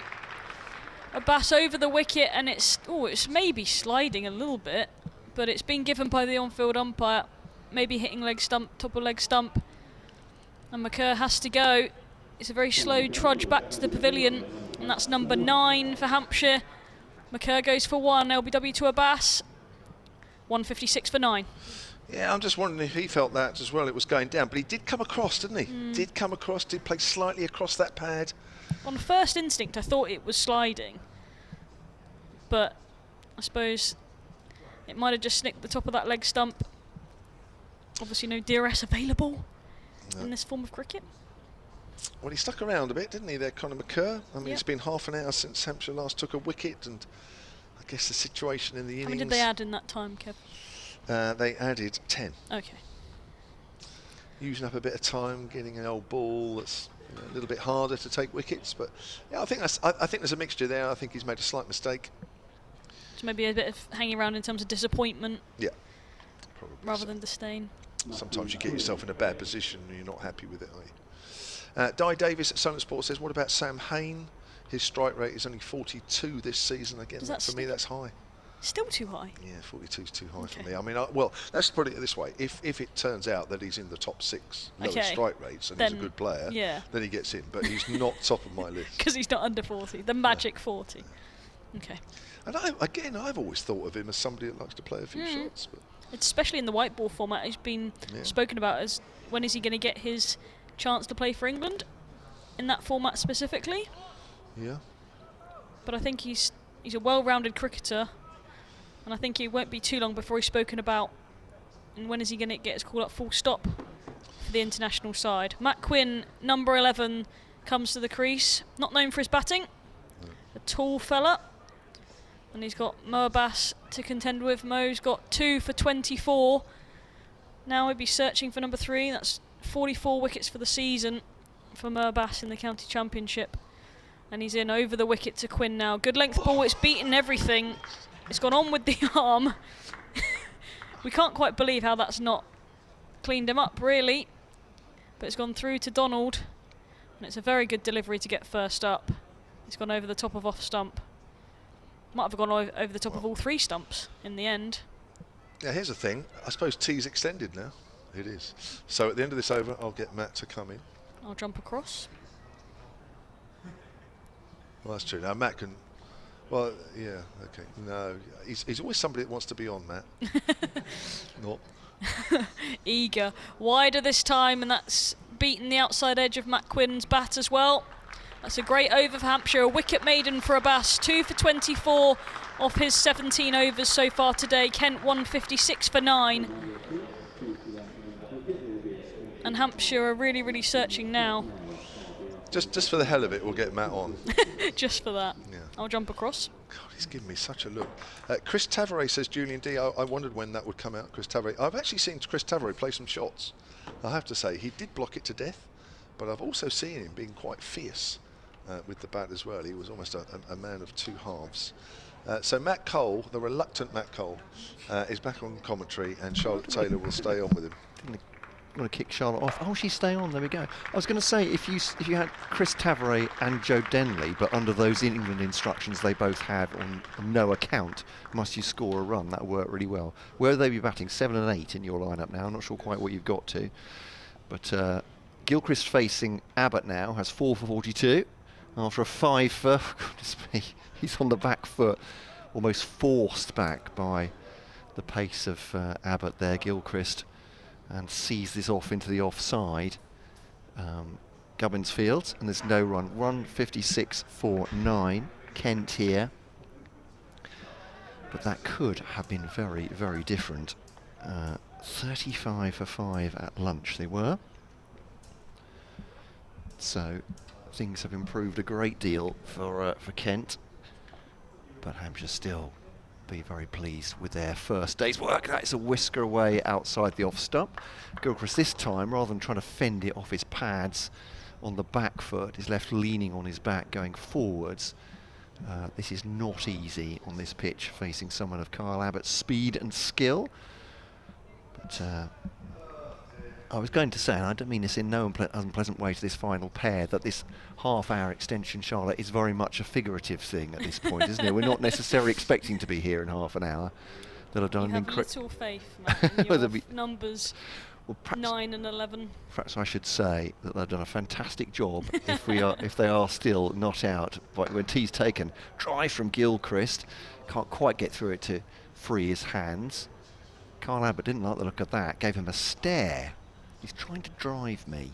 And I'd be thinking, if I was Gilchrist, that the next one might be at my badge on my helmet.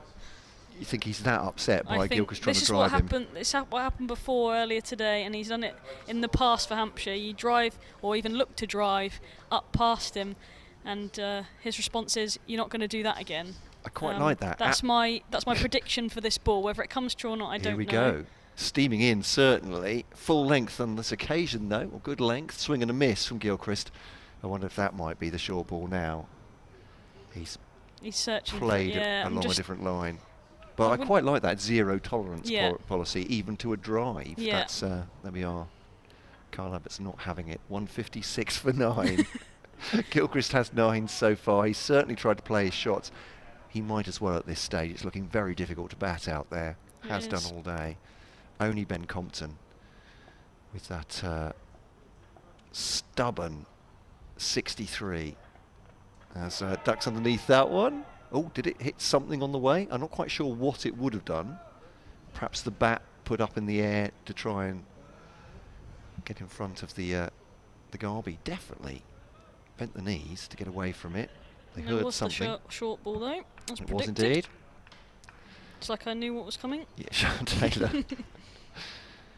Kyle Abbott is frustrated with the number 9. He'll be searching for daring to play his shots. 5th wicket, I'm sure. Yes, absolutely. To make it his 5th 5-wicket haul of the season, if he gets it. It's not bad work, is it? As he bowls to Gilchrist, drives over the top. Oh, agricultural almost, but that'll be 4 runs. Beats the man at mid-off over the head of Ben Brown. It wasn't the most attractive drive. It was on the you're up, right. and if it had gone straight to Ben Brown, obviously a different result would have happened and different conversations, but in the end it brought 4, and a little bit of intent from Gilchrist, which is nice to see at this stage. Yeah, it was They have some a bit of a force. flurry for Kent. If that can happen, they'll be happy. Just checking career fifers for Kyle Abbott, first class, 37 so far. Not bad. It's a going. good record, isn't it? It ain't bad, that's for sure. So Bass, 2 for 24. He's bowled very well today as well, from 17 overs. And takes the ball of Keith Barker from the hotel end here, with Kent 160 for 9. Bass at the top of his mark as he bowls, and that's an agricultural shot. It's been slapped over, or couple of bounces over extra cover, and the chase is an unsuccessful one for Gubbins. And he's playing some shots here, Gilchrist, as he adds 4 more to the Kent total and to his own personal score. He moves to 17. Kent 164 for 9, and that was a bit of a hack. It's a very nice way of putting it, yeah. But he's managed to get 4, and it brings about a field change. One of the slips is going back into a 3rd man position, back on the rope. Only 2 slips waiting now. She's going to go halfway by the looks of things, a bit of a fly 3rd man sort of position in case that type of shot happens again. And it's shorter, a swat across the line, gets none of it though, does Gilchrist. Ben Brown does the fielding. I was going to say, it's Matt Quinn this, isn't it? I was almost thought Gilchrist has gone really, really rough, but yeah, it's Quinn. They didn't get the signal at the end of the over, so absolutely. One way There's train. many reasons to admire Matt Quinn, and this That's is one of them. definitely it. Yeah, he hit a walk-off 6, as Kent declared earlier in the season. I think was that against Gloucestershire, which was a thing of great beauty. Just hit a 6 and immediately walked off the pitch, as they declared. That's brilliant. As he swats this one into the leg side, and Tom Prester's out there, sub-fielding again. Not quite sure who's left the field. I'll try and figure that out in this over. They pick up one more. Matt Quinn moves to 5. Kent 165 for 9. Beg your pardon, I should be able to work it out because it was the only ball he faced. There we are. It was against Warwickshire, as they declared, on 384 for 9. Strike He rate, just not came bad. out, smashed a 6 and walked straight off the pitch. That'll do. That's enough. We've got enough Brilliant. runs now. That's brilliant. Abbas then to Gilchrist. Same field awaits Gilchrist. That's the thick outside edge. It's gone to that fly slip position, which has been brilliantly positioned. James Fuller there takes a good catch.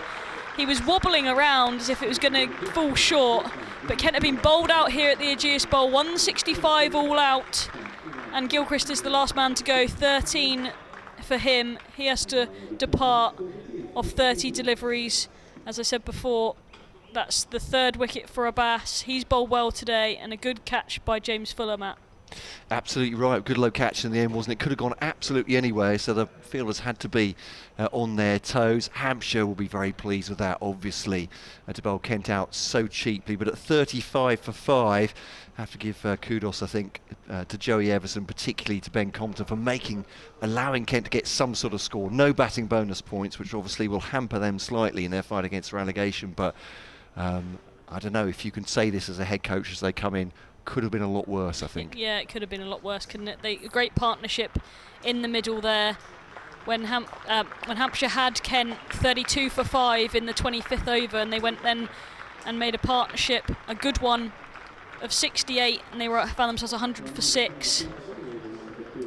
When Everson went in the 47th over, just run through the bowling figures. Barker 18 overs, 6 maidens, 3 for 30. Abbas 17.3 overs, 8 maidens for him, 2 for 24. And Carl Abbott 14 overs, 3 maidens for him, 4 for 46. That illustrious 5 for just slipping between his fingers. Holland bowled 10 overs in that innings, 7 overs, 0 for 13. And James Fuller, just the 6 overs for him, slightly expensive in comparison to all the rest. He was no wickets for 28 runs for his figures at the end of that innings. Charlotte Taylor, thank you very much indeed. We'll go to tea now and rejoin you in about 20 minutes' time. Matt Cole and Kevin James making up the commentary triumvirate. Thanks for listening so far. You'll hear from us soon.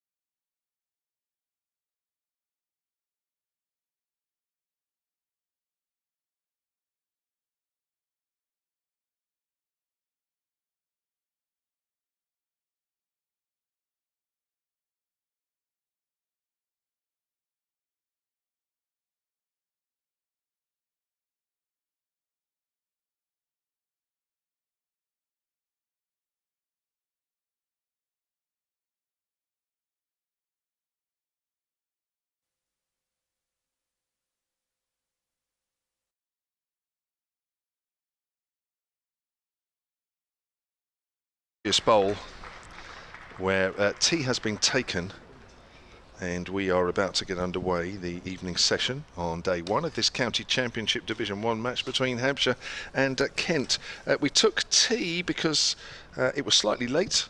Kent was still batting in their first innings, 9 down. They were eventually bowled out for 165 in just under 66 overs, which is not a bad effort actually by Kent. They were at one stage 32 for 5. Ben Compton top scored with 63. One of 5 wickets that were taken in that slightly extended afternoon session. Kyle Abbott with 4 for 46, 3 for 30 from Keith Barker, 3 for 29 from Mohammed Abbas. That's the situation then. 165 all out. I'm Kevin James. To take you through the evening session, a little later you'll hear from Southern Vipers off-spinner Charlotte Taylor, but alongside me from BBC Kent is Matt Cole. Matt. Hello. Yes, I think, yeah, not bad, not as bad as it could have been. I think we ended that for Kent anyway, and so I ended the second session. But they've got to bowl well here, Kent, absolutely, to get themselves any way near some sort of respectability. And this is the first ball. I wonder if it's going to be a first ball on debut. Actually, I think it's going to be Harry Podmore to start from this, the hotel end. It is indeed. He does move the ball as Podmore, not to express pace by any means. Bowls now outside the off stump. Well, that's not an auspicious start. It grubs down the offside, and an easy leave for Felix Organ. Out there with Ian Holland. 165, but does get movement from his action in the air and off the pitch, does Harry Podmore. And Conor McCurr, 4 on his back on loan from Surrey, making his debut for Kent. Just tossing the ball to Podmore. 3 slips, quite close in, but that's because, again, as I say, Podmore is not the pace of someone like Abbott. This one's just back of a length and deflected to square leg.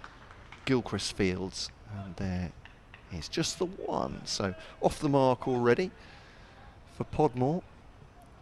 You were talking about the adrenaline, weren't you, of coming off the back of a final, a big day on Saturday, and Podmore played his part. A couple of big wickets for him. Well, let's see how he reacts now. Wasn't sitting down quite as long as he would have liked to, that's for sure, today. Scored 12 with the bat, but now Organ facing on 1. Podmore bowls to him. A little bit of movement in the air, but just checked back at him by the batter. So 3 slips in. Daniel Bell-Drummond's out there at point. There's an extra cover to Adamiye, who's electric in the field. Mid-off, mid-on, mid-wicket, long leg. And it's been asked by the journalist here today, a massive fan of Mark Elam, whether George Elam would be on the ground today, and I believe that is him, just going round near Matt Quinn at fine leg. Ooh, that looks close. Umpire says no. Appeal for LBW. Organ got himself into a bit of a muddle trying to play that one away, but just looking on the replay, actually there's quite a lot of sun on the screen, so yeah, I think it's just his body position there. Yeah. It's Holland, sorry, it's not Organ. They're taking the single, haven't they? But yeah, Holland just didn't really get himself organised, did he? So, I have to say, Hampshire's appeals were excellent. A number of times I just looked away from the action for a second. I was doing the updates, and I thought that must be out from the appeal. That's just outside the off stump, playing a miss by Holland. Or did he just take the bat away? Through to the wicketkeeper anyway, no run. 1 for none, Hampshire. Interesting first over this one from Harry Podmore. Sort of gentle movement. I tell you who would have liked this pitch. You know where I'm going with this, don't you? I think I do. A certain older gentleman. Yes, what would D. Stevens have been like on this? Well, I mean, an interesting prospect. He's injured anyway, so he couldn't have been considered even if he were going to be in the team, but he would love to bowl on this, I would have thought. He'd love to bowl anywhere, frankly. Podmore, it's another good delivery from him. Withdrawn the bat has Holland, end of the over. Hampshire 1 for none in reply to Kent's 165 all out. Well, the last time these two sides played a championship game here, back in 2019, he did pick up 5 for 68. So, yes, I think you're on the right lines. People will be saying, of course, it's all set up for Stevens. The final game of the season against Somerset, it might be a must-win to stay up. Stevens takes a 10 for, scores a century, and then Kent have to go back to him and say, all right, look, we'll give you another year. We'll give you another year. Will Do you think they would? I don't think so this time. But crikey, he's forced their hand so many times, hasn't he, with excellent performances. But, so still a performance from him in the final as well, wasn't it? Yeah. A lot of us just can't let go, quite frankly, and me included, Kevin James. 33 not out. Obviously, there was more to come. So it's going to be Matt Quinn from the pavilion end, right arm over. It's going to be bowling to Felix Organ. Hampshire 1 without loss then, and Organ's forward hits that into his boot. So that goes out on the offside. 1 or 2 of these players played in the second team just over the nursery ground last week. Charlotte Taylor mentioning that earlier. I watched a little bit of the Organ Nick Gubbins partnership, second team. Organ, I'm not sure how many he got, but I know that Gubbins got 140 a week when the first team weren't playing. Matt Quinn, 16 wickets this year at 46 apiece in the championship, playing his 9th championship match. Comes in and bowls, and it's on the line of middle stump, turned towards mid-wicket, fielded by Miyeye.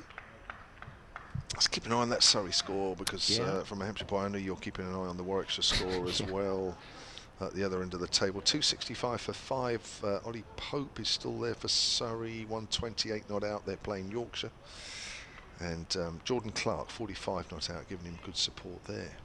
Dominic Sibley's being a little bit irritating for Kent fans. 83 from 202 balls. Here's Quinn again, outside the off stump. Organ leaves alone. It's all getting very exciting for several counties at each end of the table. Kent desperate to stay up. Somerset at 200 for 2, by the way, at Taunton against Northants. I just wonder if they could possibly be batting themselves to safety there. I think that's all they'll be thinking about. Yeah. That's all Northants have been doing the last couple of weeks. That's true. Did Hampshire a bit of a favour last week, drawing against Surrey, but here they were very much trying to bat themselves that way, as there are a few draws in their side, as that's a thick outside edge. The ball rolls to short third man. That'll be a single to Organ, and moves on to 2. Hampshire 2 without loss. I wonder if that will be addressed over the close season as well. I mean, the balls haven't helped, have they? The conditions of the ball's going very soft, and obviously pitch has been prepared to give more to the batters this year. Yeah. But the fact that in the county championship you could stay entirely safe, well, you could actually stay very safe by not winning any games at all, just drawing a lot. It's not right, is it? Doesn't feel right. Doesn't feel. No, it's not exciting for the fans apart from anything else. Quinn, bit of bounce outside the off stump, and Holland leaves that alone. Oh, I mean, the fact that Hampshire are slightly behind Surrey and yet have won 2 games more. Yeah. It can't quite be right. I know Hampshire played poorly against Surrey in the one game that they've played against them up at the Oval. It seems that's almost going to cost them. But to win 2 more games at this stage and be, well, 8 points behind at the start of this game, it doesn't seem. But then again, these points do vary, don't they, from time to time, as that's pushed away on the onside by Holland. That's the end of Quinn's first over. Conceded 1, Hampshire 2 without loss. I know that over a few years they look at all the scores and what have you. I mean, I would say the last time that the points increased for the draw was because they wanted people to bat hard, didn't they, and try and see out a game. Well, sometimes it might have the opposite effect. Yeah, I mean, it's obviously a tricky balance to strike. You don't want to incentivise teams to, which the scoring system has done in the past, to provide 2-day pitches to you. No. Need a win, so we'll do it on the toss of a coin. Effectively, there's no one's a winner in that, are they? No. Apart from people that win the toss, you might say. But tricky. You're right. yeah, 2 for none. Hampshire Podmore then bowls. A little bit wide, but just deflected by Organ to Drummond at point. Point in question, 16 wickets already fallen at Chelmsford day one. Point in question.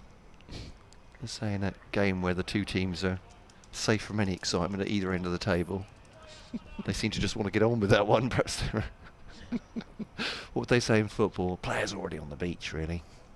Already got their feet up. As Podmore rolls to Organ. Just defends that one, goes off for a little walk. Does Felix Organ out towards square leg. Adjusting the pads, adjusting the helmet. Comes back. Ollie Robinson has, I think it's Compton at 1.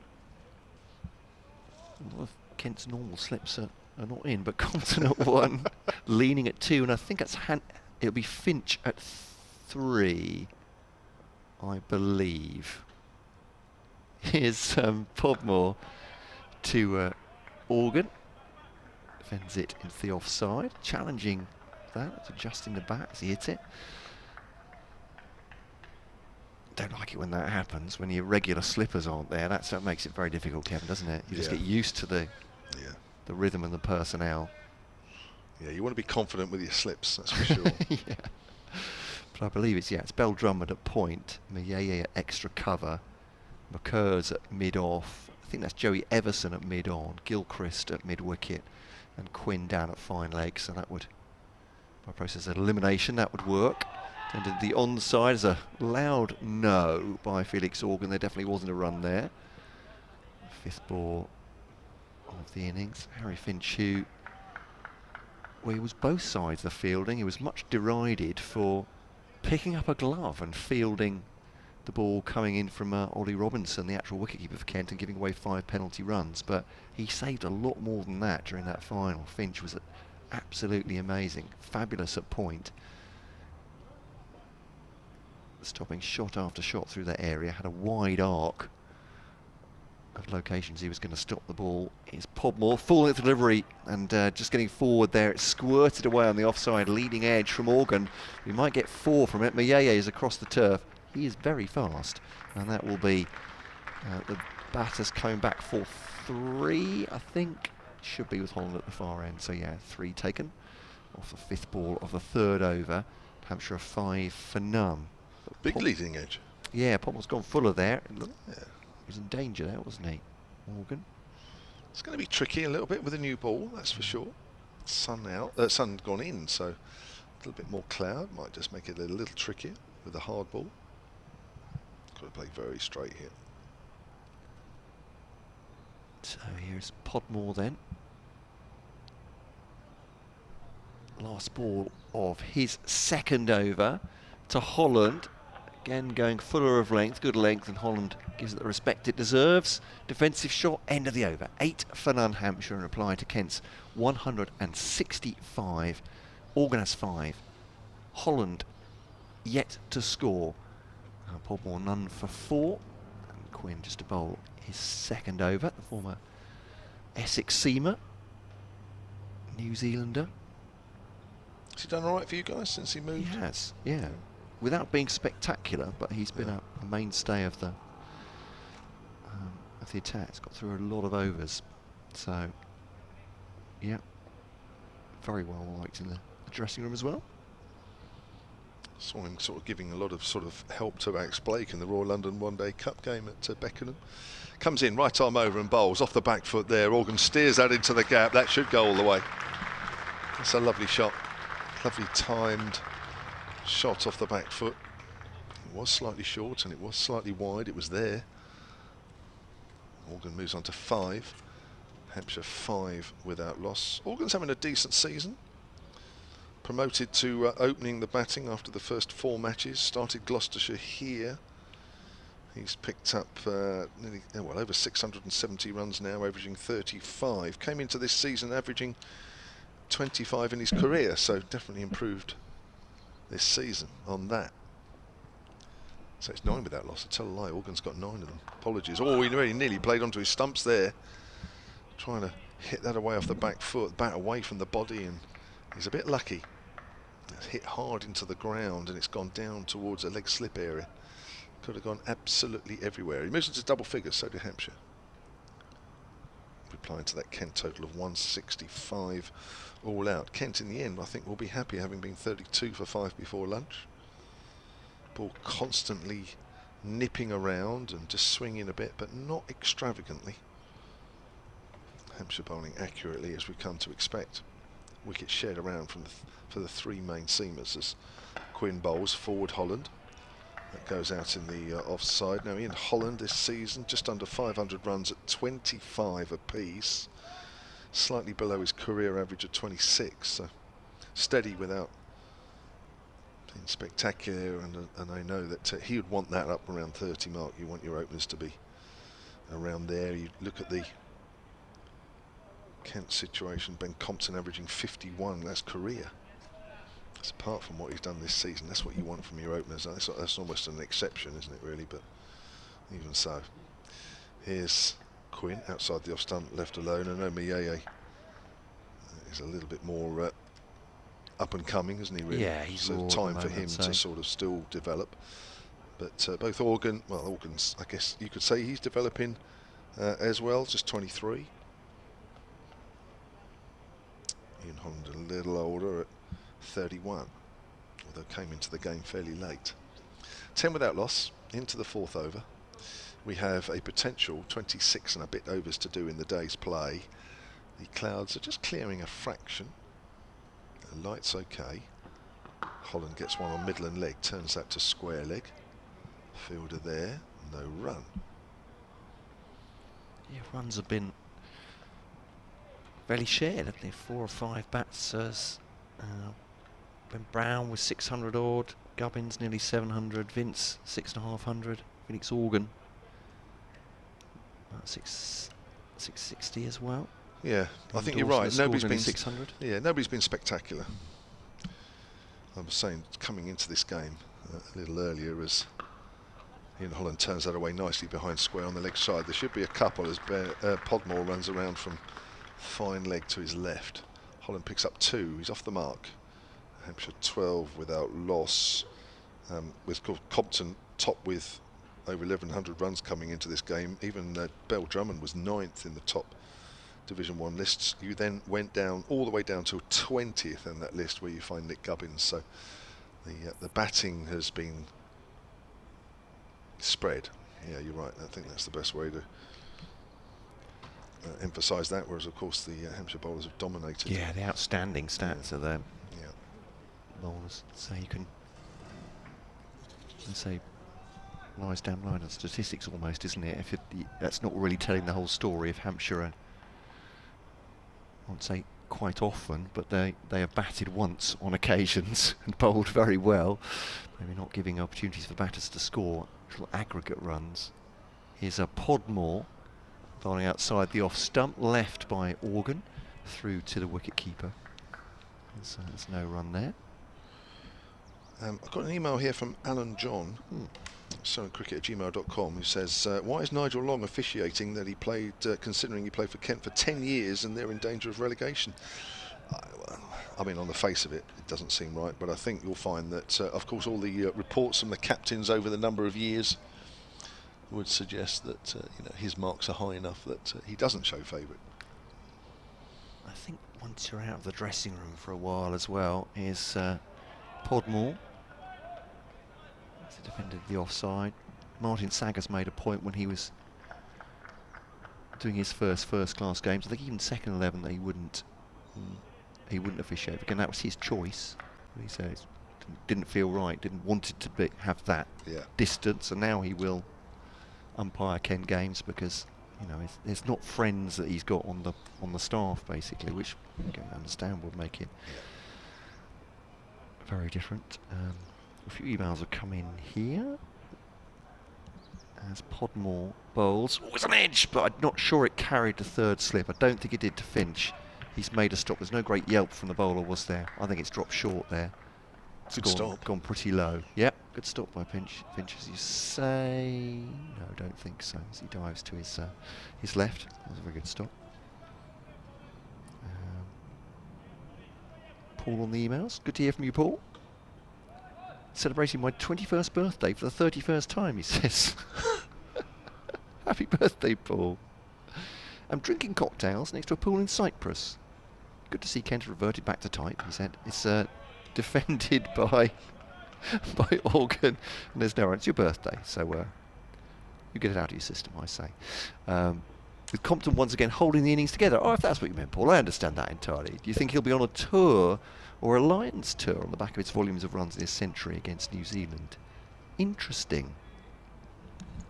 He's got to put himself in a position, I think he did earlier on in the season, where certainly with England openers not particularly firing and Compton scoring that huge weight of runs. As Podmore runs in and runs up to mid-on.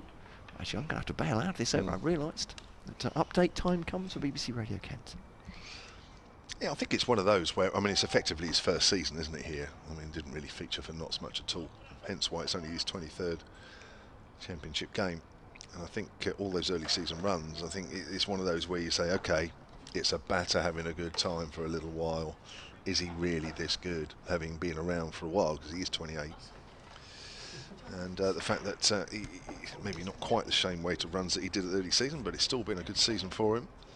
Edge, staying, caught second slip. And there's the first wicket to go. Fullish to Felix Organ. He just may have got turned round there a fraction.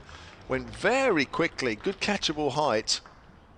And it just looked as though he played with a slightly closed face of the bat. Good shape there from Podmore, shaping it away. Organ goes for 10.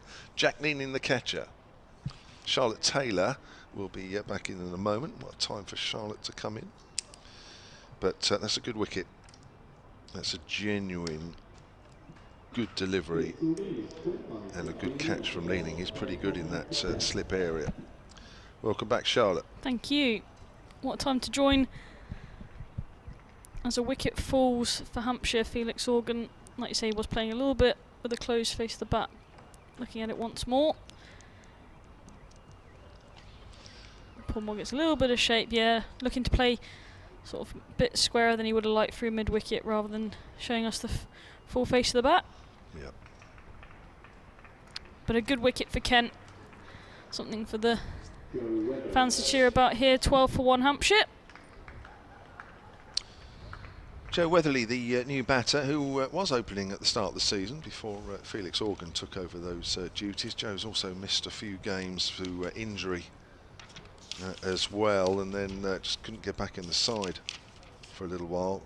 And well, didn't play virtually over the whole month of August. I think he played a couple of games in club cricket, didn't he, really, just to keep his hand in. 1, 2, 3, 4, 5. He missed 6 championship games in a row after the Lancashire game here. As I say, a mixture of injury and then just couldn't get back in. And well, his stats so far: 9 innings, 316 runs, high score of 168. That was the first game here against some. Seems like a long time ago, doesn't it? It does, yeah. 35 he's averaging. But it's Holland to face. Start of a new over. All yours, Charlotte. Thank you. Matt Quinn with the ball in his hand as he comes over the wicket, and that's a quick single taken by Hampshire. It's a well-judged one from Ian Holland. Luckily for him, Weatherly was on the same page, and they do get through for 1. And Holland moves on to 3. Hampshire 13 for 1 here. Well, it's tricky when you lose an early wicket, isn't it, really? Because you know the ball's still nooping around a bit. And Organ has been so good for Hampshire, hasn't he? He's the second highest run scorer this year, which if you asked me at the beginning of the year, before we played a game, whether that would have been the case, with all due respect to Felix Organ, I probably wouldn't have said that his name would have been second on the list. Very true. With 676 runs, an average of 35. Strike rate too high though to get in your side. Yeah, he wouldn't get in. No, that's okay. I was still trying to find the lowest strike rate, but I still couldn't find anything. I'm just it's not easy. No, it's not. It's not a stat that's out there really, as that's worked square of the wicket by Weatherly, and there is no run. Yeah. Nick Gubbins obviously yet to bat with the highest run score of Hampshire in this format. He averages 40, almost 41. And the captain, James Vince, just below Ben Brown, all in the 600s. Good contributions from those 4. Matt Quinn again. Bowls wrapped on the pad is Weatherly, and the umpire's not interested. Looks a bit high, maybe. It's a great shout from the Kent team. All of them went up. And just sliding maybe as well. Leg stump line, doing too much. A little inside nick onto that? I mean, it could have been. I don't know. It's That obviously looked close. difficult. Yeah, it did look quite close. Just thinking whether it was just a leg stump line and still going on with that line. I think the umpires have been consistent, I have to say. They have indeed. Nigel Long at that end, and that's solid in defence this time. Pushed up to mid-on, and there's that Mayeye comes across and collects that from mid-wicket, and there is no run. Hampshire 13 for 1, chasing down the score set by Kent, which was only 165.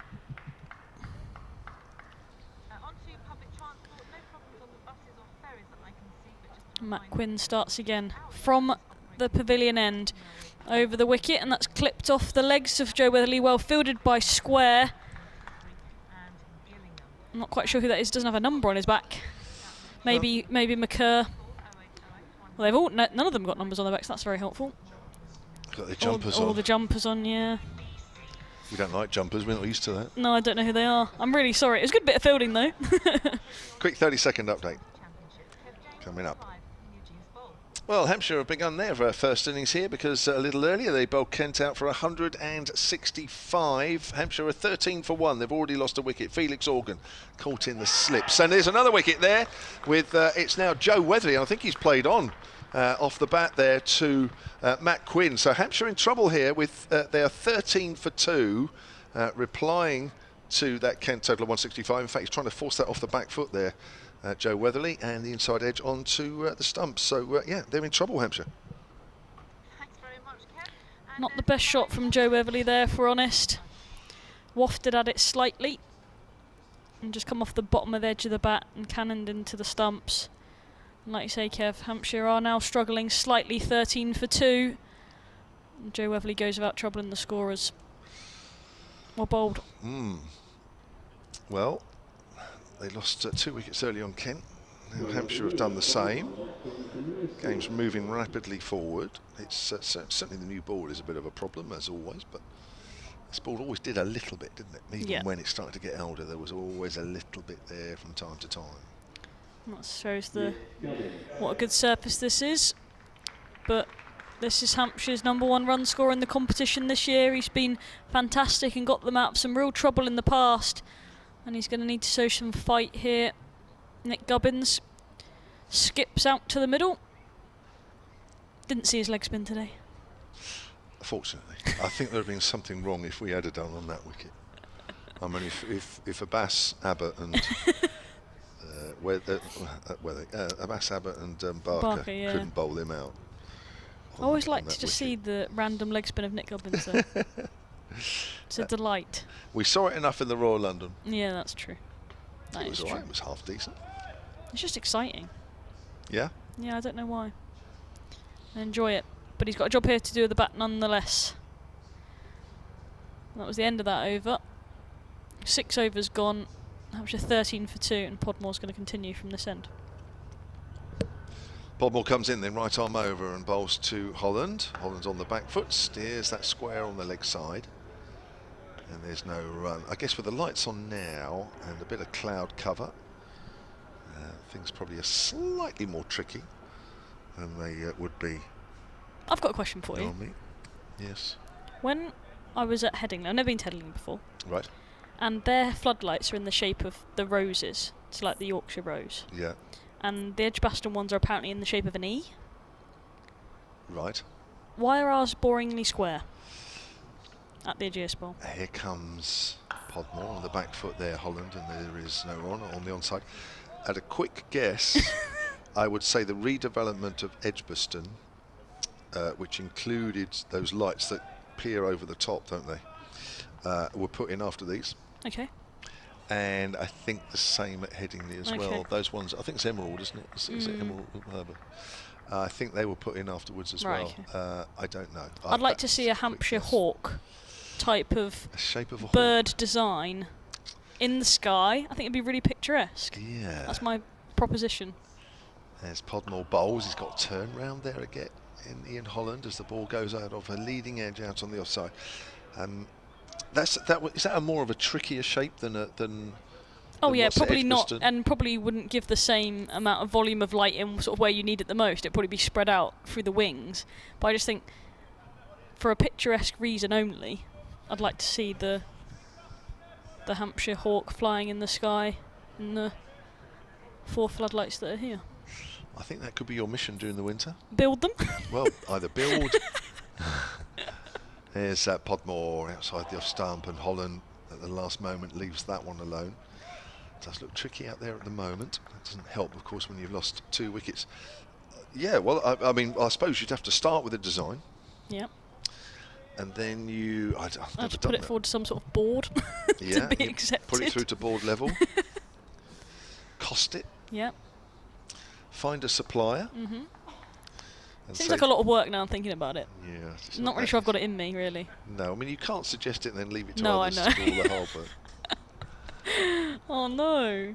Here comes Podmore, runs away from us and bowls to Holland, wraps him on the pad. That's a hopeful shout there from Podmore. That looked as though it was going well down the leg side. But, yeah, well, it's like a lot of things, isn't it, really? Good ideas sometimes just stay good ideas, don't they? Maybe it should have stayed in my head. Yeah, but I think I think if you can find a way. Could you just imagine them talking about like maybe a white ball game, dark skies, and then just the Hampshire hawk flapping lights? Flapping. No, the actual. I don't want the lights to flap. That'd be a bit stressful. Yeah. Shards of glass falling on the spectators below. I don't think that would be in the health and safety manual. Well, it's an idea. Okay. Holland's in behind that length ball. I love how at not one point you've said it's a good one. It's just an well, idea.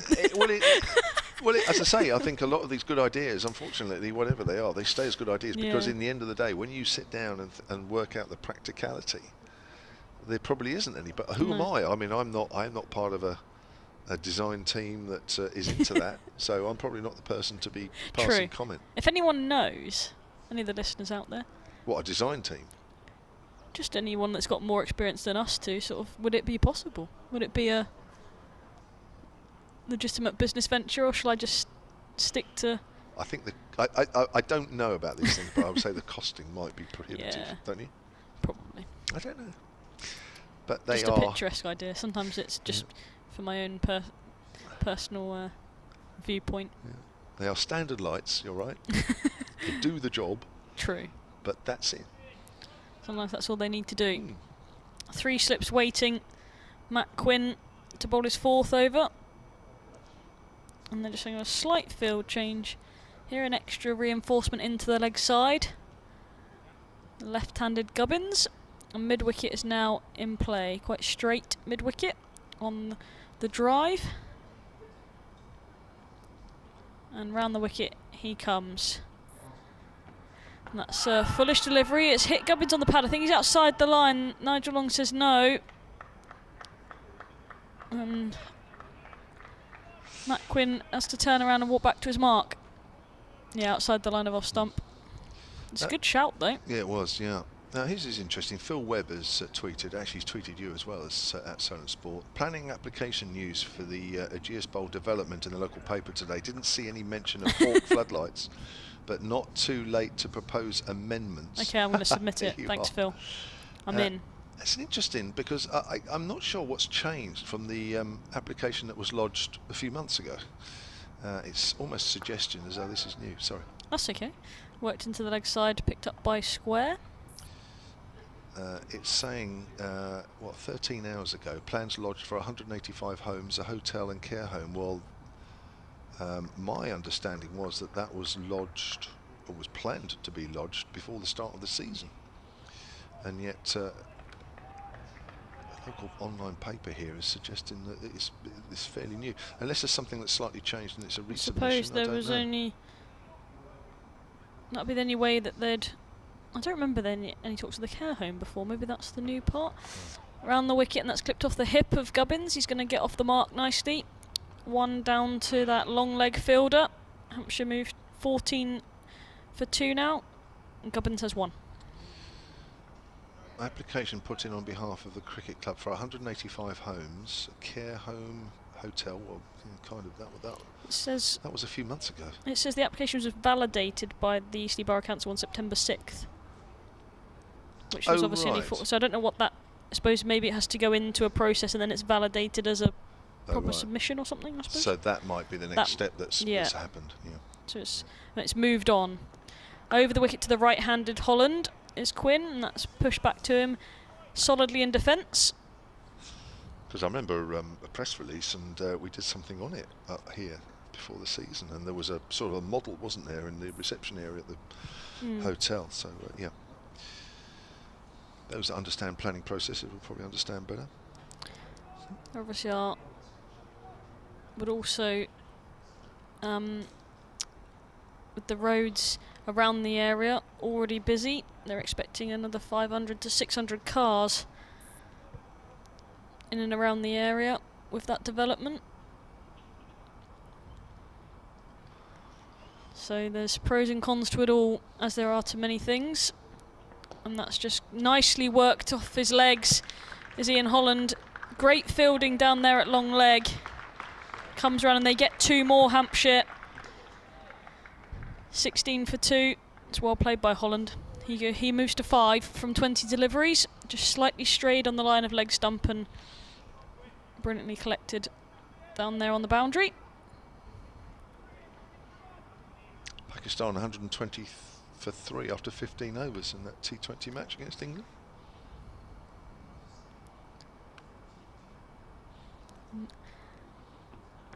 Good delivery, back of a length, just pushed back in defence as Holland, and there is no run. 16 for 2, Hampshire. Another wicket has fallen at Essex as well, Kev. 17 in the day. Essex are 96 for 7 in the response to Lancashire's 131 all out on day 1 at Chelmsford. So 3 wickets for Bailey. Tom Bailey, yeah, Tom seamer. Bailey. Yeah.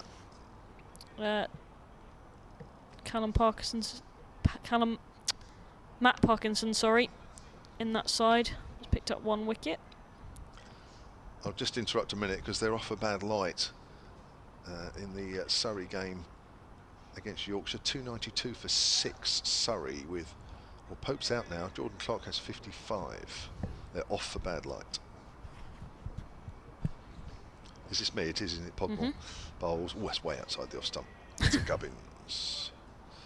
So keep going, yeah. So who's got the wickets there? So obviously Harmer got, in the first innings, Lancashire made 131 all out, and Harmer got 5 of them. yeah. Sam Cook 3, Snater 2. Bowled out for 131, and in response, Essex 96 for 7. 3 for Bailey, 2 for Williams. Will Williams. 1 for Balderson and Parkinson alike. That's a spinner, Parkinson, obviously. Gubbins leaves that one alone at the last minute, outside of off stump. So in the Lancashire innings, straight split between spin and seam. But more for the seamers apparently in the Yeah. in the Lancashire innings. What to make of that? Unsure. Warwickshire, the game that Kent, BBC Radio Kent listeners will have their eyes on. Sibley 97 not out, striking at 43, a bit high for you. Yeah, they're good. He's out. Is he out now? Yeah, Wow, he's it's gone. brutal. Yeah, he didn't make the final cut. So now you're lucking an opener as well. Yeah. Here's Podmore to Gubbins, Fuller, and Gubbins works that wide of mid-on. Nice looking shot. Won't make the boundary, but they will pick up at least 2. Picked up just inside the rope. They'll turn back for 3. Ball just kept travelling nicely from just a little nudge on the onside from the left-hander. Gubbins moves on to 4, 19 for 2. Would you prefer, in the same game, Sam Hain, he only got 10, but from 74 balls, he struck it at 13. He'll be back in. Oh, that was interesting because somebody mentioned earlier, wasn't it? Sam Hain was in the Yeah.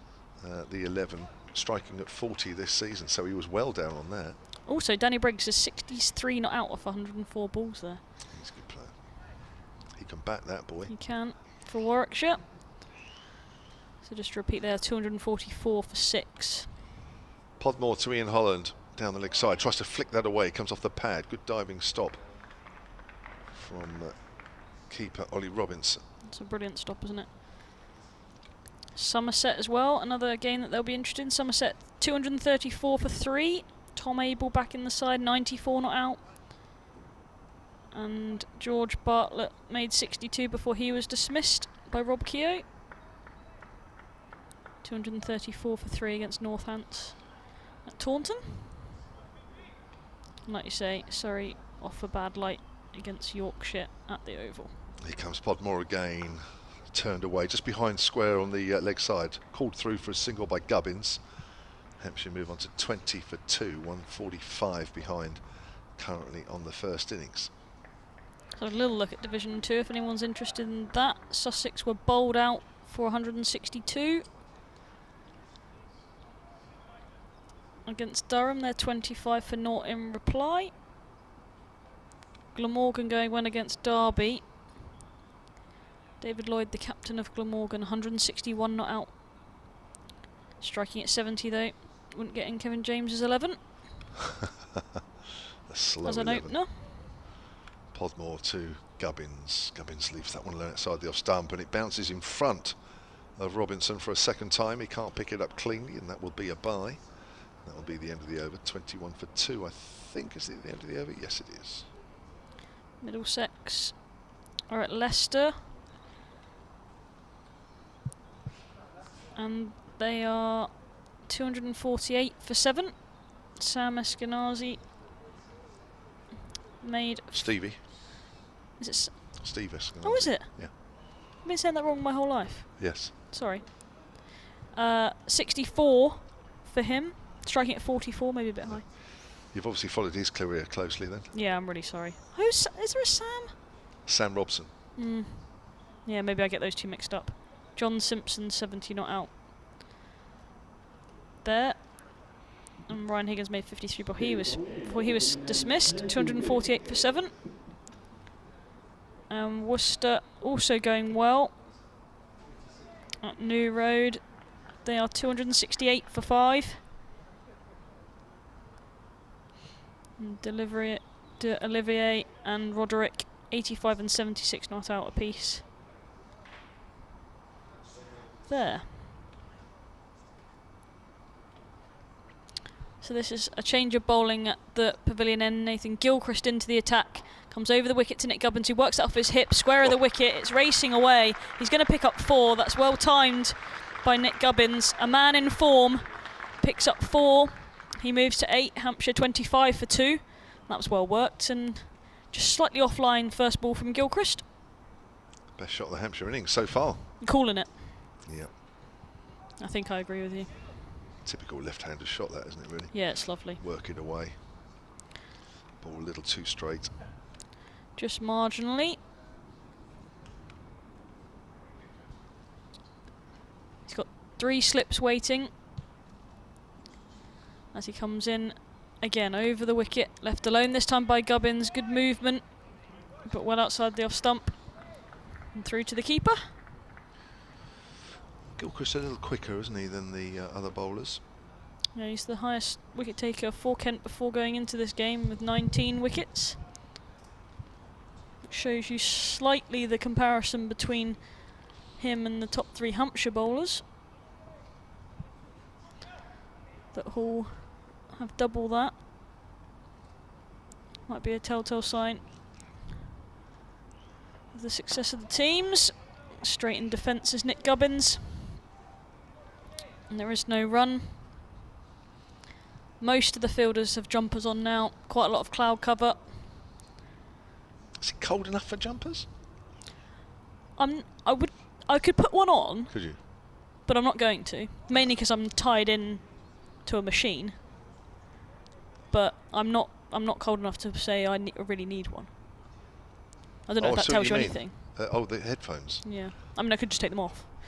And that's left alone by Gubbins outside the off stump. Sounded like you were a dialysis machine or something at the same time as commentating. Nope. Oh.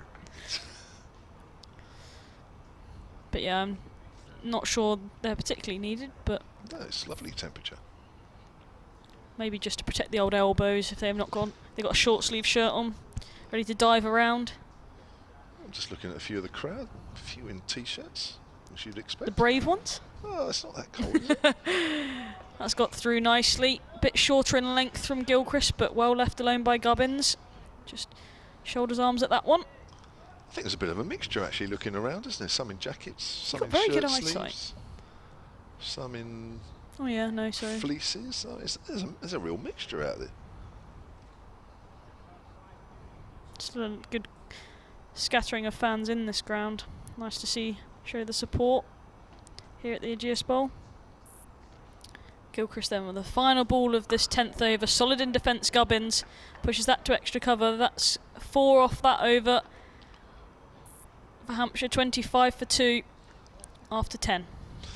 Brian Budd has emailed sowencricket@gmail.com. We were talking earlier about the points system and the draw and whether it's fair for 8 points, and Hampshire coming into the penultimate round of fixtures having had 2 more wins than Surrey. Surrey leading the table, of course, just to mention it once more if you don't already know. He says, it seems like natural justice, in inverted commas, if the team winning most games wins the championship. Here's my solution, says Brian. Given the 16 points available for the result, then 8 points for a draw seems superficially fair. I suggest that the 8 points for the draw are divided between the 2 teams. Here comes Podmore bowls. Foolish, and it's a thick outside edge as Holland prods forward. It goes down towards third man, all along the floor. They'll pick up 2. Holland moves on to 8, 27 for 2. I suggest that the 8 points for the draw are divided between the 2 teams, says Brian. Surrey would be then 20 points worse off and Hampshire 4. That would mean that before today's start of play, Surrey would be on 205 and Hampshire on 216 points. OK, on that arrangement, it may have meant that Surrey tried harder to win and maybe they would still then be the leaders. Seems fair, question mark, but as a Hampshire fan, I would say that, wouldn't I? He says, well, it does look as though any calculation which gets Hampshire up to the top seems a little bit one-eyed. Here comes Podmore. Forward is Holland, very watchfully as that goes out on the onside. I think we'll all come up with point systems so that Hampshire actually leapfrog Surrey.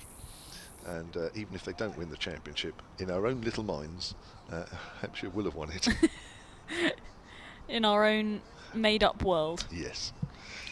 Yeah, and Which then we'll all be happy for 6 months in the winter. Absolutely. Sounds like a foolproof plan. Another wicket's fallen at Essex. I'm keeping half an eye on this game yes. to see if 20 wickets will fall in one day. Here's Podmore, runs away from us and bowls forward again. He's Holland to a length ball. Snater, the last batter to be dismissed. And they are now Essex 105 for 8. Alistair Cook getting your side, striking at 40.82. Bring him back. Too high. By He's borderline. 0.82. I think he's one of those that I'd put him on the side, and depending on who else. But you've there just got is- rid of Sibley, so I feel like he's your next opener, isn't he? Well, I suppose he'd have to be. I suppose if I have Cook, I'd have to have Sibley, both striking at 40. It's a bit of a worry. This is probably my favourite game, Yeah, I think. other than the one that obviously is in front of us, Yeah. the side game. Yeah, they'd be going too quick for my liking as Holland turns that away. As Podmore bowls slightly too straight, it goes down to fine leg. Holland moves on to 9 and Hampshire move on to 28 for 2. Making slow progress, a bit like Kent did. We're into the 11th over, only 28 on the board. Hampshire, if they are to force this game, you would think need to get well past Kent, who made 165. Sun coming back out. Kent will be interested in the Warwickshire score. They've lost another wicket. Danny Briggs is out. 65 for him of 110 deliveries. And they're now 246 for 7 in Bristol. Leading in that, or no? That's the First only innings, isn't it? yeah. Of course it is. Yeah. Oh, has he edged that? He has, and he's gone. And Gubbins goes, and Podmore picks up his 2nd wicket. That was a good delivery again from Podmore. It drew Gubbins forward. Just caught the outside edge through to the keeper, Ollie Robinson, and Gubbins goes for 8, and Hampshire 28 for 3. The look on Matt Culver's face just sort of summed it up, really. Shocked that taking the outside edge is a brilliant delivery. Podmore then set off like the Hampshire hawk in the sky, running across the field as he's dismissed Hampshire's Nick Gubbins for 8. They'll be gutted to see the back of him, Hampshire, as he makes his way back to the pavilion. And there's a lot to do as the captain, James Vince, will come to the crease and try and get Hampshire into a better position. They're 28 for 3 here and struggling. Well, there'll be some saying as he walks out to the middle, is the ball moving just a little bit too much for James Vince? You always worry a little bit, don't you, really? Will that ball be seaming around and catch that outside edge? But you sometimes like to see him come into the crease when the ball's not doing quite so much. But Be a big challenge for him. yes, it will be, as it is and has been all day for all of the batters, which makes Ben Compton 63 off 160 deliveries. Looked like a hero's Well, effort, it does. doesn't it? I mean, that's a great effort on here, really. As I say, it's not done loads, but it's always done just enough that you always are going to get some challenging deliveries the longer you're out there. And maybe a little bit of luck at times, maybe some good judgment, as Compton showed, and you will be able to bat and get a reasonable score. But I suppose at this stage, we're talking about Chelmsford, where there's been, what, 18 wickets, did you say? 19 now. I was 19. literally just about to say they've lost another one. Harmer's gone now. They've lost 19 wickets in one day. Essex are 105 for 9 when they bowled Lancashire out for 131. Tells its own story. So the sunshine back out for James Vince. There's Podmore with 3 slips. Comes in, right arm over, very much medium pace, but getting the ball in the right areas. That's a nice shape away. Vince leaves alone. Good carry as well through to Robinson. So Ian Holland is not out on 9. The 3 batters that have gone. Organ for 10, Weatherly for no score, and Nick Gubbins for 8. Took a bit of a stride down the wicket, didn't he, Vince? We saw a couple of the Kent batters try that tactic, trying to negate the swing. So that'll be a plan going forwards for James Vince. Well, I think there's a fair chance that game in Chelmsford is going to finish tomorrow. I would say there's a fair chance this game might finish early day 3. The way things are going, would you reckon? I think you might be right there, Kev. Yeah, not sure that's great news from a Hampshire point of view. Even if they win the game, they need bonus points as well. We'll wait and see. This wicket does have a habit of just settling down a little bit, doesn't it, as we go through the days, and it never gets worse. That is for sure. No, that is true. Gilchrist is going to continue then from the pavilion end. He runs towards us here. He's over the wicket, and that's jumped slightly and sharply back into Holland, into his midriff, but he's fended it off and drops it into the offside, and there is no run. It's quite a bit of sharp movement. That was, wasn't it? A bit nasty. A bit quick. No, he's Quick definitely backer. the quickest on show for Kent here today. And he'll be looking to add a 1 to that wicket column as they're searching for these wickets, Kent, and that's a good delivery, turned into the offside by Holland, and there is no run. It is tricky out there, isn't it? Gosh. As if we didn't already know. Yeah, it definitely doesn't look easy. Conversation between the 2 batters, just rehearsing their shots, making sure they're playing the right ones to the right deliveries. Gilchrist again then bowls, and that's played nicely backward a point by Holland. He's going to pick up 4. That's racing towards the boundary, and it's a bit of a gift from Gilchrist. 32 for 3, 2 wide, 2 short, but well played by Ian Holland, who moves comfortably to 13 as he deals with that one.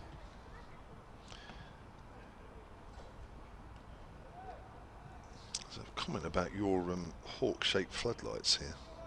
Oh God. From Jenny Avery, cricket@gmail.com, says, I think Charlotte must have caught the fantasy storytelling bug from a certain colleague. Have you got a colleague that tells a lot of fantasy stories? Is it Melissa Story by any chance? I don't know. She does like to tell a story or 2. Does she? Yeah. So I think that might be what she's referencing. I've known her for a long time, so maybe I picked up some habits from her. Backward in defence is Holland that time. She sometimes lives in a fantasy world, doesn't she, Mel? Does she? I don't know. Sometimes I'm listening to her and just, wow, how did that get from A to B? That thought trail just kept going. She won't mind me saying that, I'm sure. Good friend of mine.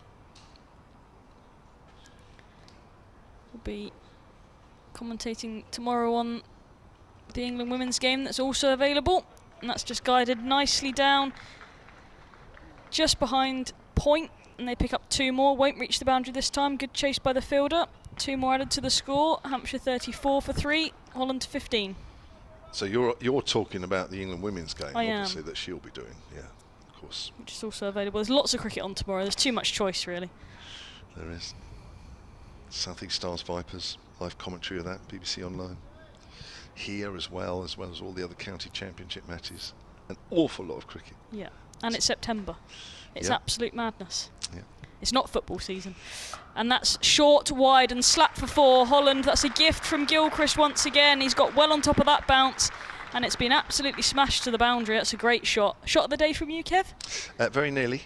Still preferred the other one? Well, there's been several. Okay. That was my shot of the day. Can I have that one? Yeah, I like of that course one. you can. Okay. 38 for 3, Hampshire. You like that because? I don't know. I think it's just the sound of the bat. I just like a good cut shot. Maybe it's because it's not my favourite one. So if I could do that, maybe. Just like the sound of the bat and the position he got into. Played it well. Moves to 19.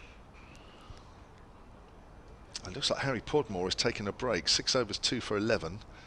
We'll get Charlotte Taylor in alongside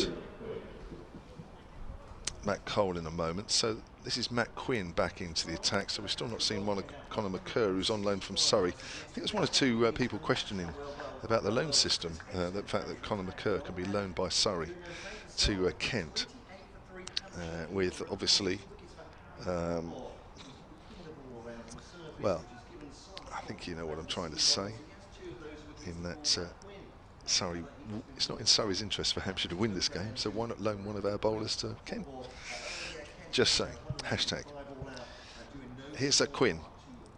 Right arm over and bowls, and length ball to Vince, who pushes it back to him. Quinn had 4 overs from the pavilion end, picked up 1 for 12. Joe Worthley bowled off that inside edge for no score. 13 for 2 Hampshire were then. Lost Nick Gubbins since then, caught behind off Podmore for 8. Felix Organ going for 10, caught in the slips also off Podmore. So Hampshire at 38 for 3, trail by 127 currently on day 1 of this county championship Division 1 game. Important for Kent to keep above the relegation zone. Important for Hampshire to keep in touch with Surrey. That's nipped back on Vince. Has he edged that through? The umpire says yes. And Vince has got to go. That was a wicked delivery there from Matt Quinn. It bounced, it nipped back. It caught the inside edge, and Vince goes for no score. And Hampshire really are in trouble now at 38 for 4. Captain James Vince, the second of the Hampshire batters to walk back to the pavilion, having not troubled the scorers. Ollie Robinson taking his 2nd catch behind the stumps. Matt Quinn taking his 2nd wicket of the innings. Matt Cole is back. And alongside him will be Charlotte Taylor. Thank you, Kevin James. Yes, Kent, well, I need to try and match how Hampshire have bowled, and so far it's going very well for them. James Vince out for none then. Matt Quinn has 2 bowls. I won't say clean bowled because neither of them were. But Vince has gone, and these teams are duking it out at the moment. Kent with 35 for 5 at lunch. They have Hampshire 38 for 4 as Ben Brown comes to the crease here on BBC Radio Solent and BBC Radio Kent. And we've had a pretty interesting day so far. It's not quite been the Essex-Lancashire game, but plenty of wickets have fallen. Charlotte Taylor, we've had a lot of contests. We've seen a lot of runs this season. Time for the bowlers to strike back here and punching it out, these 2 teams. Yeah, it's been brilliant, isn't it? Brilliant bowling from both sides. They've put up a really big fight here, Kent, after being bowled out for 165. Hampshire find themselves 38 for 4 in reply. And brings Ben Brown to the crease. at number 6 for Hampshire, averages 40 in his first class career, and he'll be wanting to get that and some today. Made a big 100 at Kent earlier on in the season, and he'll be need to do something similar today. So yeah, Quinn takes the wickets then, continuing from this hotel end, bowling to Brown now, 3 slips in behind him. Quinn bowls, it's angled through the gully region by Brown. He takes a single, 39 for 4. Holland, is he playing the Compton role? Who knows? 19 from 33. He's scoring too fast for that, I think, probably, with due respect.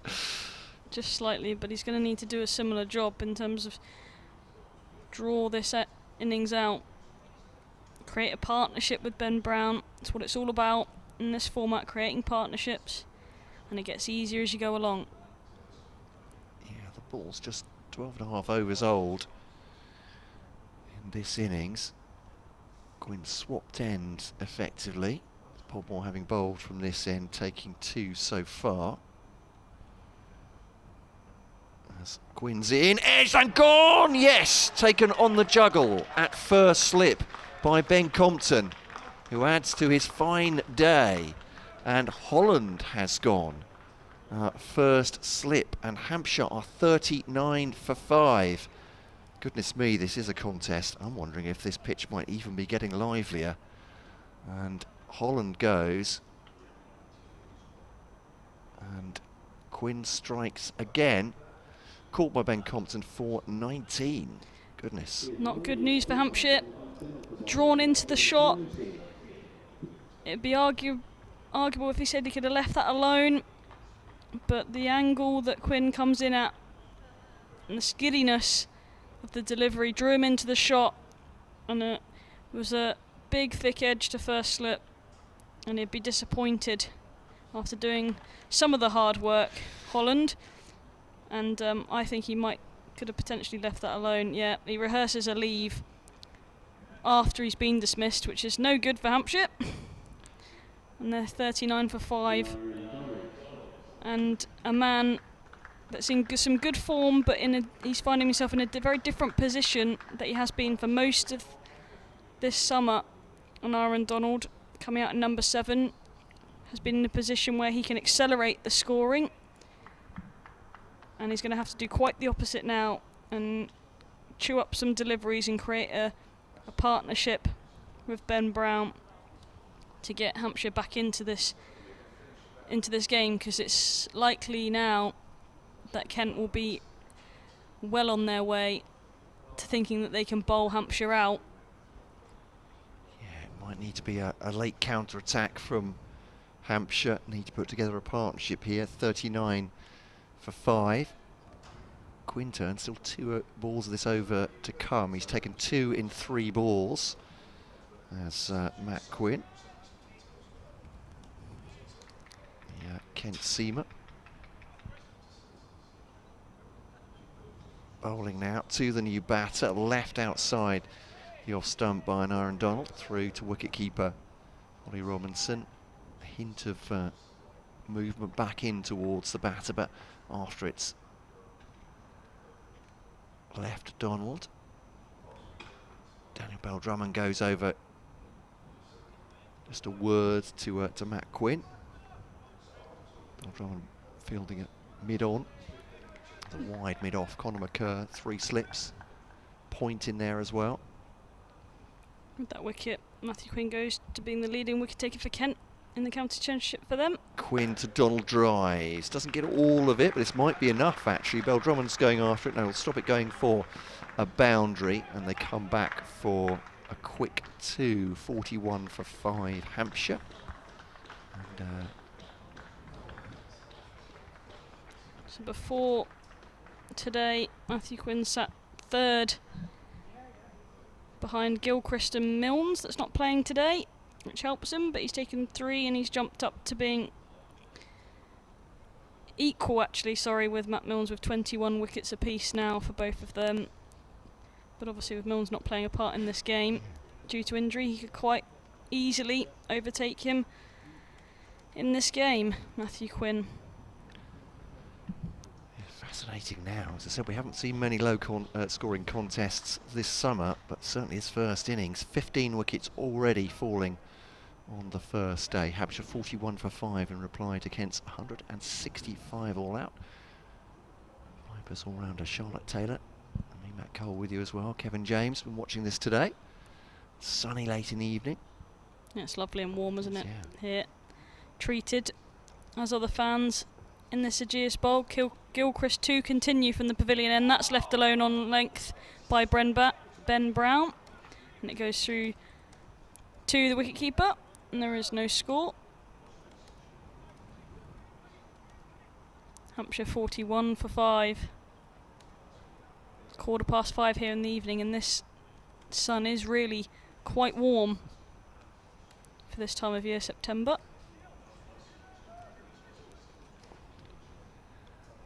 And I did think I'm now regretting not bringing a cap in my luggage. I do have one. Oh, that's been bowled. That's a great ball by Gilchrist. It's knocked Ben Brown's off stump over. It looked like he played the wrong line to me. I'm just watching it on the replay now, and it's just not a lot he could have done about that. It's gone straight through his defences, and Ben Brown's gone as well. Wickets are falling and falling at a fast rate here at the Ageas Bowl. Gilchrist gets one, and Ben Brown has to depart. Well, he made one, and Hampshire are 41 for 7 now, and are in real trouble now, if they weren't already before, Matt. yeah, this is an astonishing day's cricket, isn't it? As I said, what we've seen so far this summer, with many pitches helping out the batters, this one certainly is lively. 41 for 6 Hampshire now. Ben Brown goes, you say, having made a big 100 against Kent at Canterbury. Gilchrist has 1 for 14. And Kent not looking like they're going to stop there. Just 2 runs between the 5th and 6th wickets falling. In comes Keith Barker, who did so much with the ball. As I said, it needs a counter-attack, does it, from Hampshire here? Someone to dig in at least. And Aaron Donald is eminently capable of scoring big runs. He's going to need someone to stay with him, but both of these batters relatively new to the crease. Yeah, both batters here on 0. And Hampshire in some real trouble. We were saying about wickets falling, there was 20 wickets fell in the day at Essex now. Yeah. Both teams have been bowled out. And 17 wickets having fallen here in the first day. There's a similar story going to happen. Hampshire fans would hope not. But 41 for 7 is a real problem. Keith Barker's just put his feet up after doing a long stint with the ball, and he's thinking the last thing I want to do now is get out and have a bat. But here he is, the left-handed Keith Barker. Takes a leg stump guard, middle and leg. And Gilchrist at the top of his mark. 1 for 14. I think that's now 2 for 14. I think the scoreboard just needs to catch up slightly. He's got 3 slips away. And he's in now to Barker. And that's full. That's hit the outside of Keith Barker's bat, and it's gone down to a vacant third man region where he gets 4. It sort of turned him square. He almost tried to sort of flick that through the mid-wicket region. And he gets a leading edge all the way along the floor, and Keith Barker motors to 4 off 1 ball.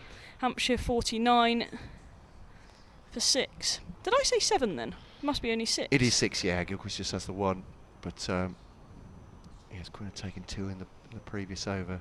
Yeah, that's gone for 4. Can't mind that too much, because he was aiming that through mid-wicket, and it's gone through the offside. It's fine. That's beaten him though. That's leapt off a length. Keith Barker's walking down and prodding the pitch as it goes through to the keeper, head height. And that's a fantastic delivery from Gilchrist. Not a lot. Keith Barker's a big man, and it's gone through past his chest.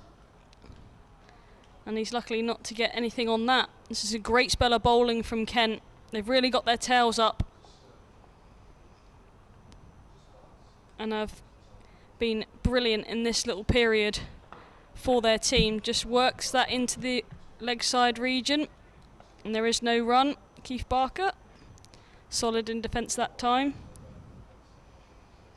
Big man of Keith Barker. Gilchrist been fantastic, haven't they? These two. Yeah. It's been, to say, Gilchrist getting real life out of the pitch, so we haven't seen many with that kind of bounce.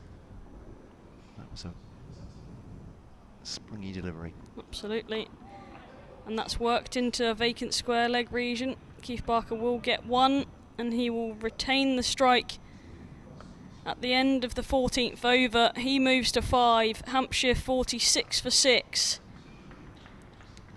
Gilchrist at the end of his third over has 1 for 19. And a couple of balls in there would really interest his teammates that leapt off a good length and had good carry through to the keeper. Seems to be a change of fielder. Don't know if it was a sub that came on before. Could be actually Podmore's just coming back on the field, I think. Yeah, I think that might be it. Is that George Elam going off there, actually? I think it might be. But yeah, all sorts is happening. There was some sort of announcement from the PA, although Quinn is continuing, isn't he, from this end? So he is. It certainly wasn't that. Gilchrist 1 for 19. Quinn has 3 for 15 so far. Hampshire 46 for 6. And Keith Barker will take strike. Not sure how excited is he about that. All sorts happening now. Kenta, have they just realised it's a left-hander? I think they may have done. That's slightly Village, isn't it? Oh no. Everything was set perfectly, although Matt Quinn is coming around the wicket, so he Maybe it's just certainly change of knew. angle. Yeah, change of angle. Perhaps that's what it was. Decided to go round rather than over to Barker. Still there's 3 slips in. Oh, that has stood him up. That's a great delivery. It's on, well, off stump line. It's missed the off stump by a whisker through to wicket keeper Robinson. And actually, Barker did very well not to touch that as it went through. I'm not sure how much was judgment. We'll give him some credit though. Coming in at 8. It's 21 wickets have fallen at Essex now. I'm just keeping half an eye on it because I just feel like there's going to be a wicket every time I look. Well, yeah. Lancashire are 2 for 1. Wales goes the first ball of their second innings in one day. Goodness me. It's a Quinn. Oh, that's come up off a length, and Barker's taken the bottom hand off there. Is his left hand okay? It is, but reacted with surprise. And just looking like there's a bit of variable bounce in this pitch as well now. Being exploited by Quinn and Gilchrist. We saw one leapt off a length in the previous over. It's looking, with this pitch at the moment, like a first innings lead of any kind. Could be very important here, but I don't think I'd fancy facing either attack at the moment. I'd love to be a bowler. Quite. Here's Quinn to Barker, drives and does well. McCurr goes down in stages a little bit. The big man at mid-off, and that'll be 4 runs. Hasn't been brought into the attack, actually. They haven't used him yet, have they, McCurr? No, not yet. Haven't seen him, but that is 4 runs. So the 50 up. It is indeed 50 for 6. I think it might get muted applause. Well, low-scoring contest, perhaps perhaps a bit more than that. Andrew on Twitter at BBC Kent Sport saying, what can you tell us about Conor McCurr? He's quick. He's properly quick, not a fast medium bowler, a fast bowler from Surrey. Big physique. Someone joked it was Martin McCaig playing. Now it's McCurr, but actually, if you can remember McCaig, similar physique. Around the wicket comes Quinn. That's just straying onto leg stump, and Quinn rightfully should be irritated by that because Barker's done exactly the right thing, has just clipped that through square leg for 4. It was a waste from Matt Quinn when he's got a pitch helping him out. He's lost the radar a bit. Keith Barker quickly on it, showing no nerves on that, just guiding it behind square for 4. Yeah, it was a lovely shot, wasn't it? Through a vacant square leg region, and it flew across towards the groundsman's It's not even a shed, is it? It's just a cave. Yeah. It's. I like the idea I've of seen ground. sheds in my past, and that is not one. That is a cave. Sure, it's quite a well-appointed cave, but you're right. It's more than a shed. Is Quinn round the wicket to Barker again, because he's coming round the wicket to the left-hander. He's slanting in. There's always a danger if he goes too far across with his angle. It's going to be propelled through the onside by Barker. But I like the way Barker's playing here. It's not with hard hands. He's not throwing the bat at anything particularly. He hit a one good drive off Quinn this, but looking just to push it around otherwise, letting the outfield do the rest. 54 for 6 Hampshire, applied against 165 all out. Quinn's taken 3 for 23 so far, and gone! Holes out on mid-off. Conor McCurr hasn't bowled yet, but he's taken that catch on his knees as he goes towards his left, again looking to drive. Keith Barker trying the counter-attack for Hampshire, but hasn't worked on this occasion. It's another wicket to fall. He's taken 8 off this over from Quinn, but Quinn has a 4th for 23, and Hampshire are 54 for 7. It's not a good shot from Keith Barker, is it really? He's searching for some aggression, some impetus into this innings, and he's just holed out to mid-off. Wasn't required. He's trudging slowly back to the pavilion because I think he knows he's made an error there for his team. Need to be a bit more patient. And Hampshire find themselves 54 for 7, and I said they were in trouble before. I'm going to keep saying it because they're not getting themselves out of it. Is what they need to do. James Fuller is the man that's going to come to the crease at number 9. He's also been an aggressor in his role in this side. A very different role he's going to have to take now, as he joins an Aaron Donald, who remains on 2.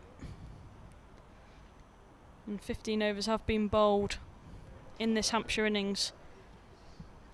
And they're going to need some real fight from Hampshire now.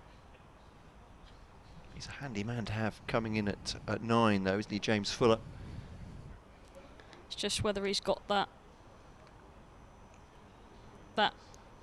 you know, sort of fight and character in him to stay out there for a long period of time. I haven't seen it from him this year, you know, because it hasn't been required at times, but it'd be interesting to see whether he's got that ability to take some time out of this game and really knuckle down here with Donald and almost survive. Yeah, survival might be the key, as you say at the moment, just to dig in, give Donald some help. He's marooned at the moment.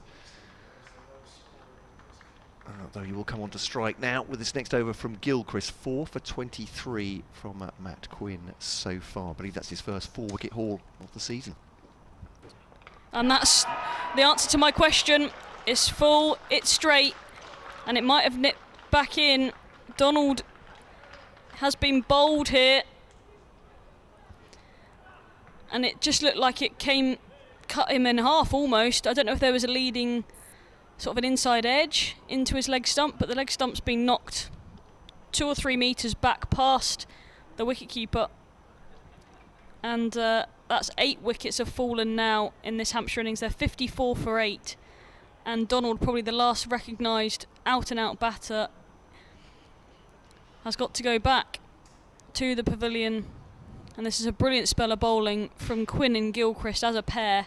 They've been fantastic. They've taken 6 wickets between them, and they've bowled with pace, they've bowled with accuracy, and they've got some life out of this surface. Carl Abbott is going to come to the crease. Both batters now on 0 without facing a delivery. We're 5:30 in the evening, just drawing into at the Ageas Bowl, and it's almost silence from the crowd now. They're not quite sure what to make of it. They haven't seen it from Hampshire this year, a batting collapse quite like this one, but it does make, every time they lose a wicket, it makes Ben Compton's innings look like an absolute marathon effort, doesn't it? Well, it's a very good point, isn't it? The way that he played and left the ball, particularly in his 62. It was a long innings at the crease, but as you say, the value of that is looking absolutely huge now between these two teams. A 4-hour knock, 161 balls for 63, and that partnership with Joey Everson of, what was it, 68. Yeah, it was a brilliant partnership. It's what Hampshire have needed, and they haven't had it so far. Kyle Abbott, no mug with the bat. 218 runs in 16 innings this year, his highest score of 57. So he can hold a bat, but again, he is very much an aggressor.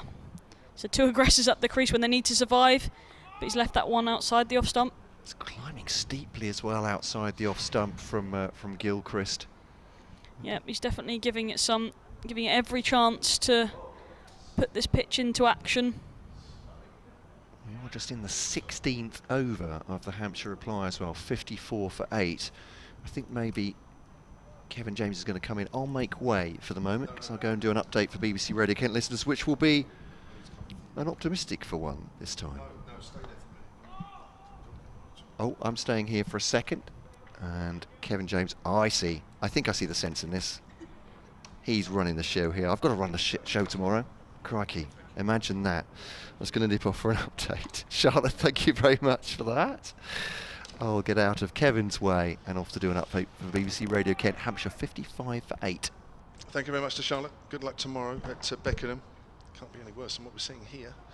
55 for 8. I think everybody, including myself, are just stunned on the ground as to what's happening. Gilchrist comes in, and that's worked on the leg side by James Fuller. He's off the mark.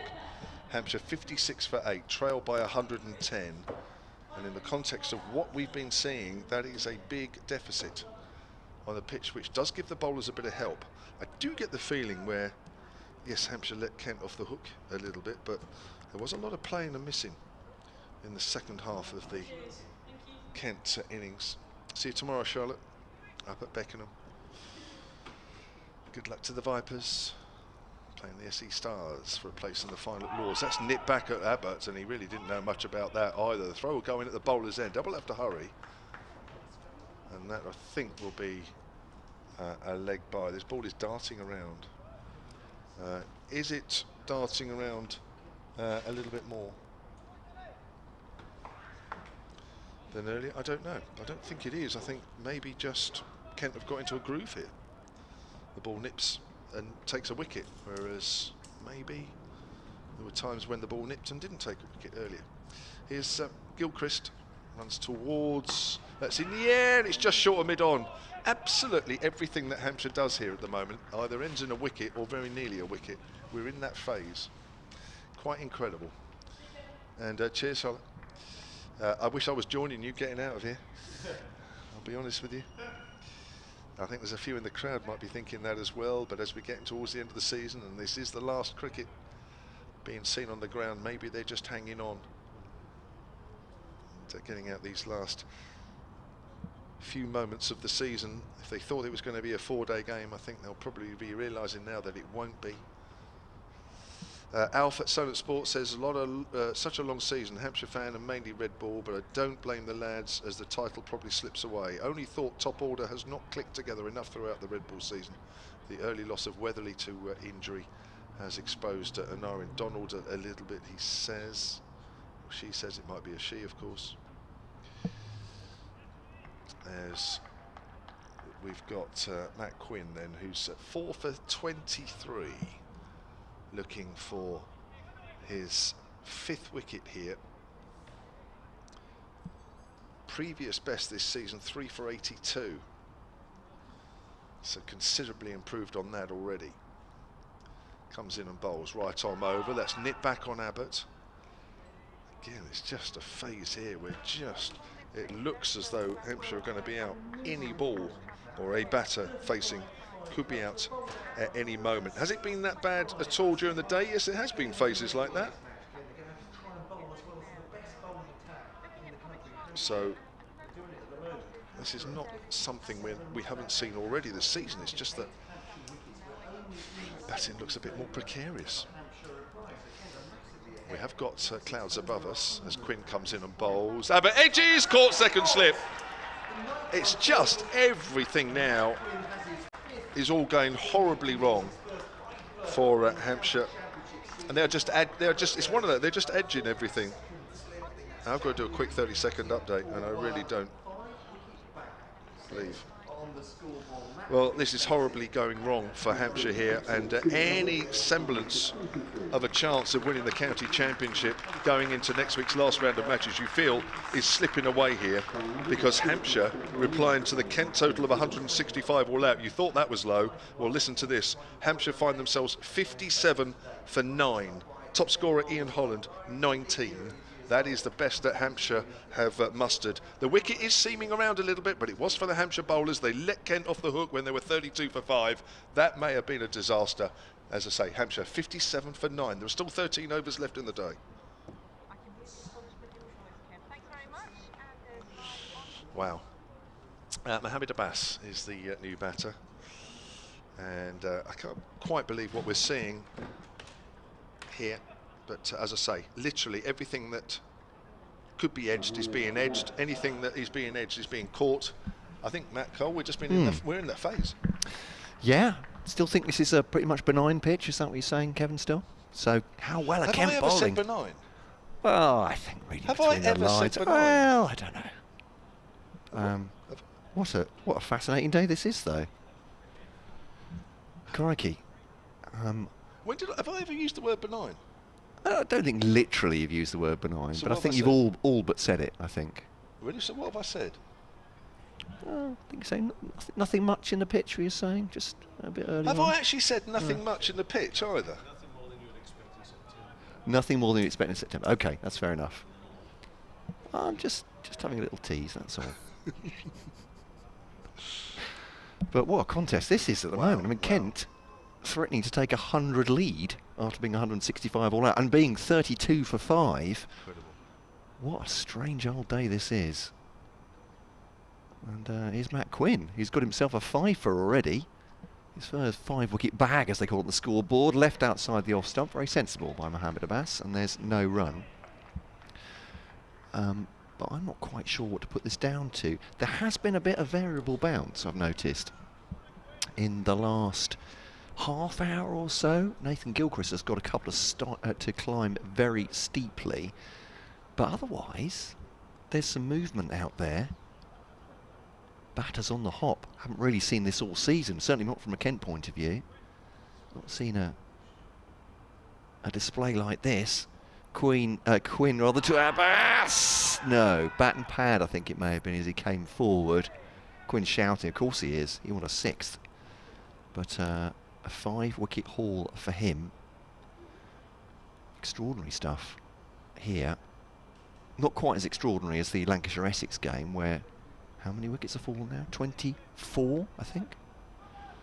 But 19 already in the day, and we've got 13 overs available after this, if the light holds. It's September after all. Quinn then to Abbas. Oh, has he played on?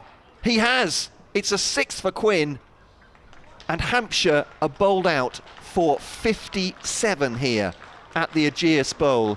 Kent are 108 ahead on first innings. There's a smattering of applause. That'll come from, I would dare say, some very surprised Kent fans who saw their team half skittled before lunch on day one. How good is that innings from Ben Compton looking now? Matt Quinn has a 6th wicket for Kent to finish off the innings, and Quinn finishes with 6 for 23, and Hampshire chasing the title. I remind you, of course Hampshire fans won't need reminding about that. They're going to have to bowl extraordinarily well in this second innings. 57 all out Hampshire, a lead of 108 for Kent. It is an extraordinary day. It certainly is. I still can't quite believe what I'm seeing. 7 for 76 is Matt Quinn's best ever in first class, so not quite that, but that's a hell of an effort, isn't it? 6 for 23. And, well, there is some applause, and quite rightly for the Kent players leaving the ground and for Matt Quinn. But I think we can almost safely say now that whatever hopes Hampshire had of winning the championship this season in that innings, well, it's gone in less than 17 overs. Wow. I think we should take a quick break after that. From what we've seen, are you happy with that? We can keep quite happy talk about a little bit more, but I think we'll get our breath back because there are going to be at least, well, probably about 14, 13 overs, maybe. Oh no, actually, about 11 overs left in the day's play, perhaps. We'll be back in less than 10 minutes.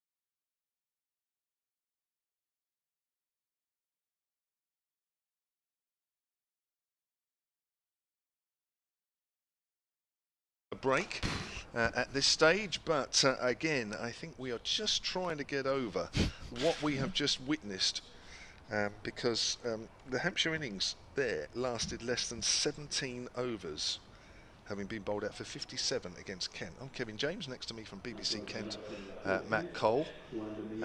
Matt, wow, I'm still trying to compute it.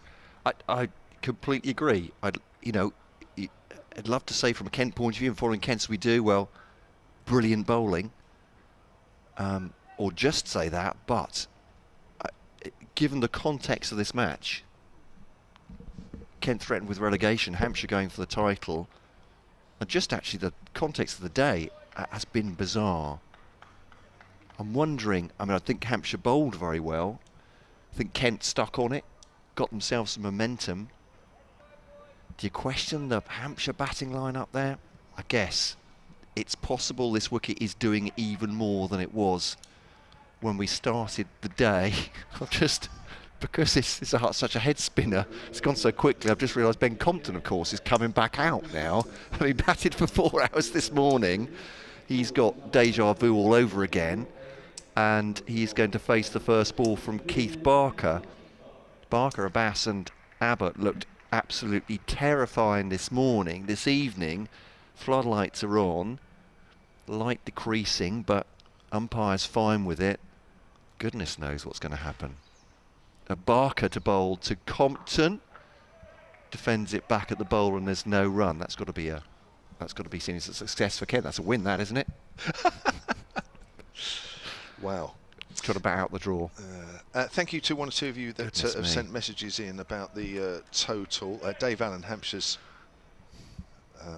historian, archivist, says at Solent Sport, Hampshire's lowest score for 38 years. It was also against Kent, and only one more than their lowest ever since pitch covering.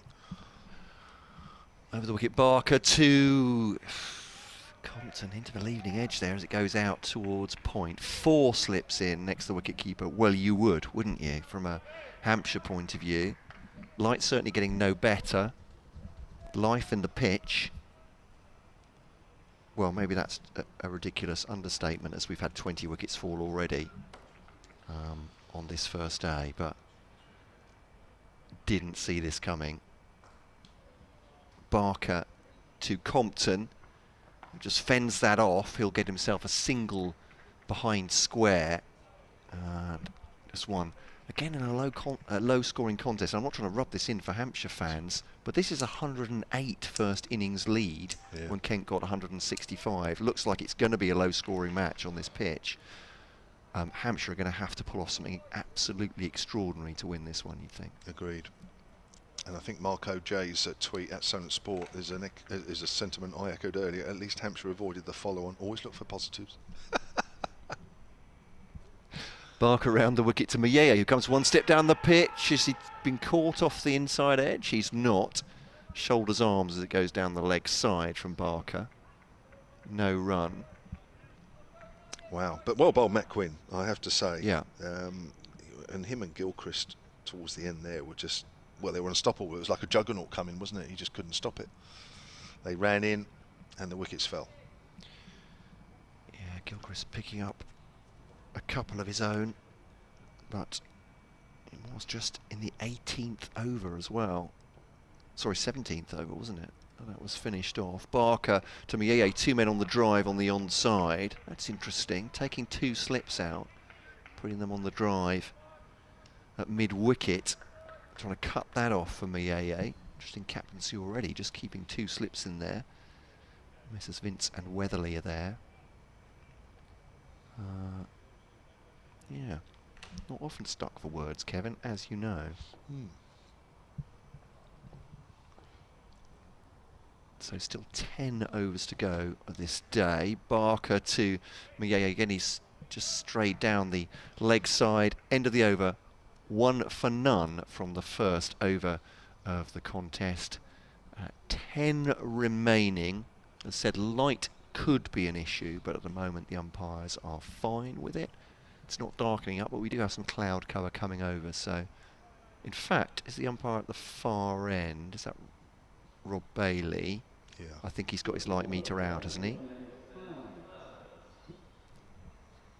Looks as though he's just acknowledging with the other umpire, isn't he? That Is he just taking a reading and saying this is where we're at now, or is there more to it than that? Kent would love to be off the field. just take it in, soak it up. Just, it's time for Tawanda Mieye and Ben Compton to go through all the rituals, blinking like they can't see each other from one end to the other. Is that you, Tawanda? Is that you, Ben? Can you see? No. Are we still playing? Has everyone gone home? Anyway, sorry. Am I seeing that Lancashire are 7 for 6 or something ridiculous? That's Abbott. driven back. Oh, sorry, it's you. No, it's Is you. it- is it- Sorry, I just yes. Quite possibly they were 2 for 4 at one stage. Let's have a look. Lancashire 13 for 6. You exaggerate. They're 13 for 6. Ken. Sorry, yeah, I saw a little tweet. They may well have been though. Well, what an amazing That's end. 26 wickets in that game Wow. on the first day. Yeah, 13. Goodness me. The world's gone crazy. Yeah, The they- championship's gone crazy. They were 7 for 6. You're absolutely right. Yeah. Wow. Here's Abbott, comes in round the wicket to Compton. Compton forward. He doesn't seem to have too much of a problem in both his innings, even in these first few deliveries. John Lish at Solent Sports says 49 years of hurt and counting. I have to say I agree. I did tweet a little earlier that I thought any hopes that Hampshire came into this game of overtaking Surrey and even going into the last round of games with a chance of winning, I think that, I'm afraid, in less than 17 overs has gone. I think we can almost safely say that. Here's Abbott bowls, and it's wide of off stump through to Anaran Donald. And I'm sure the players out there at the moment, all the hopes they would have had coming into today's game, they'll be out there. I think they'll be deflated, to say the least. But don't take it away from Kent. It's been an unbelievable performance. I make the Hampshire innings lasted about an hour and 20 minutes maximum. Yeah. Less than 17 overs, blown away. As Abbott bowls outside the off stump, Compton leaves that one alone.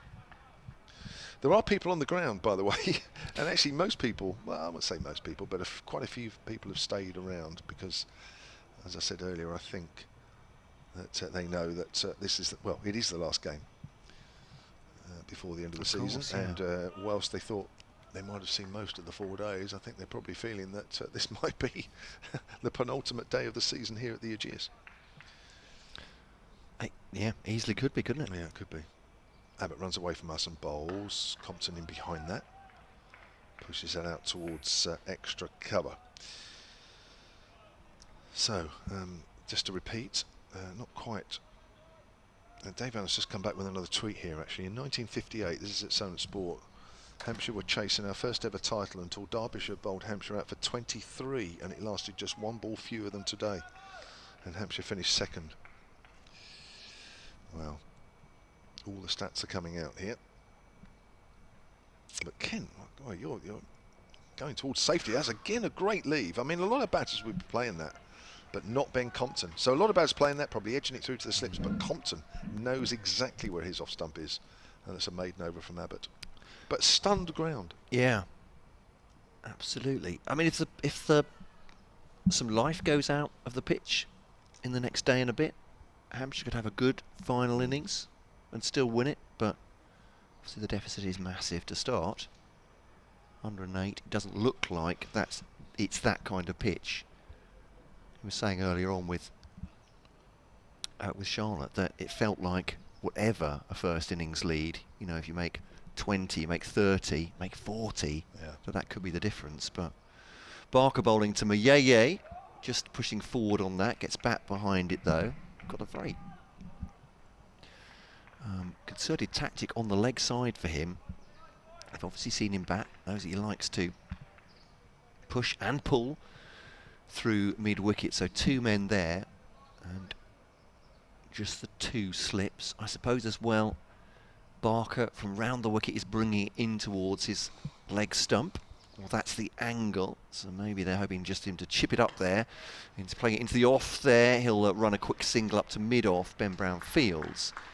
And there is a run, 2 for none. I got another message here from Alex Smith, who's one of the local journalists here, who's just texted me and said it's actually the lowest first-class score here at the Ageas. since cricket started being played here just over 20 years ago. Wow. Hampshire's lowest total since 1984, which was 56 against Kent at Canterbury, and it's Hampshire's 45th lowest first-class total. Certainly that statistic here on the ground. As Barker bowls to Compton, getting appreciably darker, I would say, as the cloud comes over, but driven up to mid-off. No conference between the umpires, though. The floodlights obviously are providing enough illumination, as this is just defended into the offside. Extraordinary day we've had. Kent, if you're just joining us, we're 35 for 5 at lunch, 165 all out.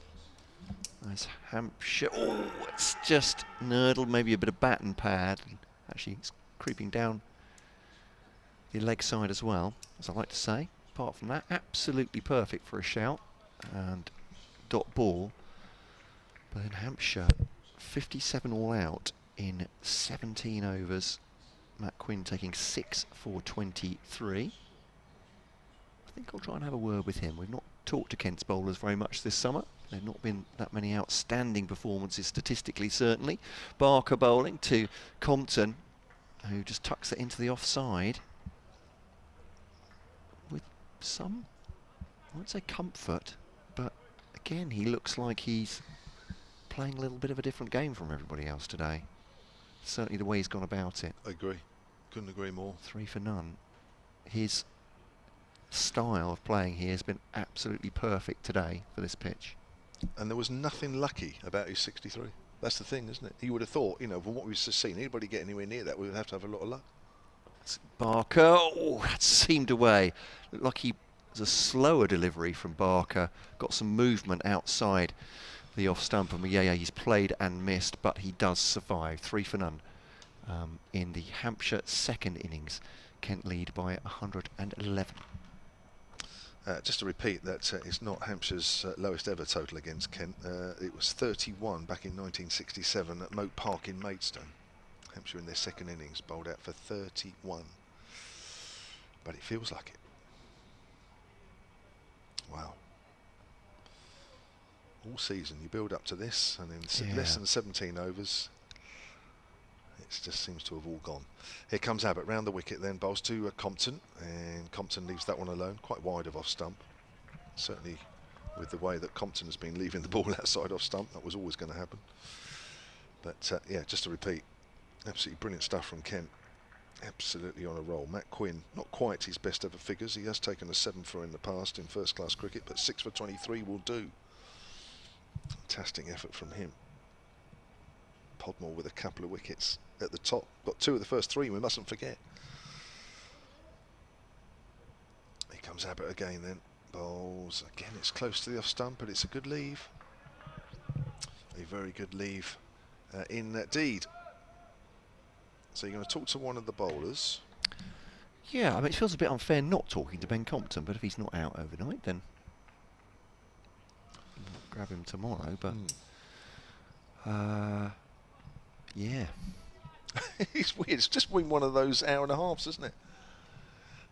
You rarely get them. Sides blown away like that. Very rare indeed. Here's Abbott bowls, and forward is Compton. It does feel like he's batting on a slightly different pitch. It has to be said. He leaves well, never in any problem, even if everybody goes ooh because the ball seemed a bit. Anything that's straight is in behind it.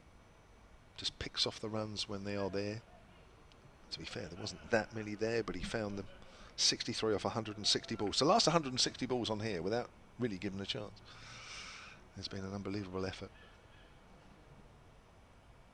Here's Abbott, bowls again, and it's pushed up to mid-on.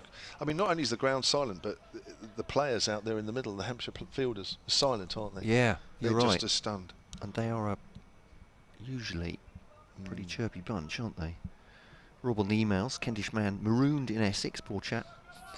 But we're trying to bring you some hope. Says, what a first day. It's rare one batsman scores more runs than the opponents in their retiring innings. Well done to Ben Compton achieving that. Not even occurred to me, Rob, in all this, but thank you. Oh, that's bounced, but it's wide of Yeah. off stump, left alone. He's saying, it seems to me that slightly quicker bowlers, Abbott, Quinn and Gilchrist, are getting more out of the pitch than the slightly slower bowlers, Barker, Abbas and Podmore. I'm not sure I put Barker in that group. He can get it down quickly, can't it? And Hugh Kevin James says this match is a long way from being over. So... Yeah, well, I suppose in the It's been context such a of this strange game, day. tomorrow tea time's a long way away. But you're right. I think, yeah, of course, you always remain positive, no matter who you are, what team it is, and that's a length ball which Compton pushes up to mid-off. I think what Hampshire need here is just to get off and have a bit of a team chat and then just come back the next morning, because I think at the moment they just feel amazingly flat, as I do for them a little bit. It has to be said, but it happens, and it'll happen again in the future to whoever team. But I think right at this moment in time, I think, yeah, it's not a good feeling. Right, Mark from Ocean, New Jersey.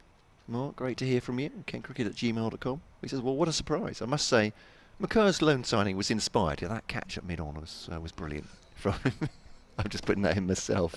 And now I can forgive Gilchrist go for 10 in his second over. And well done, Kent, for the trophy win on Saturday. Yeah. As Barker bowls to Mayeye. It's a very good-looking cover drive. That's 4 runs for Kent. It's gone full. Good shot from Mayeye. He says, well done, Kent, for the trophy win on Saturday. And to Denley, Stevenson, Stewarts especially, who are the only players to feature in both trophy wins over the past 2 seasons. Good call, Mark. Thank you for that. Oh, I should go and do an update for listeners on Radio Kent. They might want to hear about this one. Yeah, they will. They'll be turning the radios on as I can picture it all happening all over Kent, on the motorways, on the A roads, the B roads. They'll be waiting for the next update.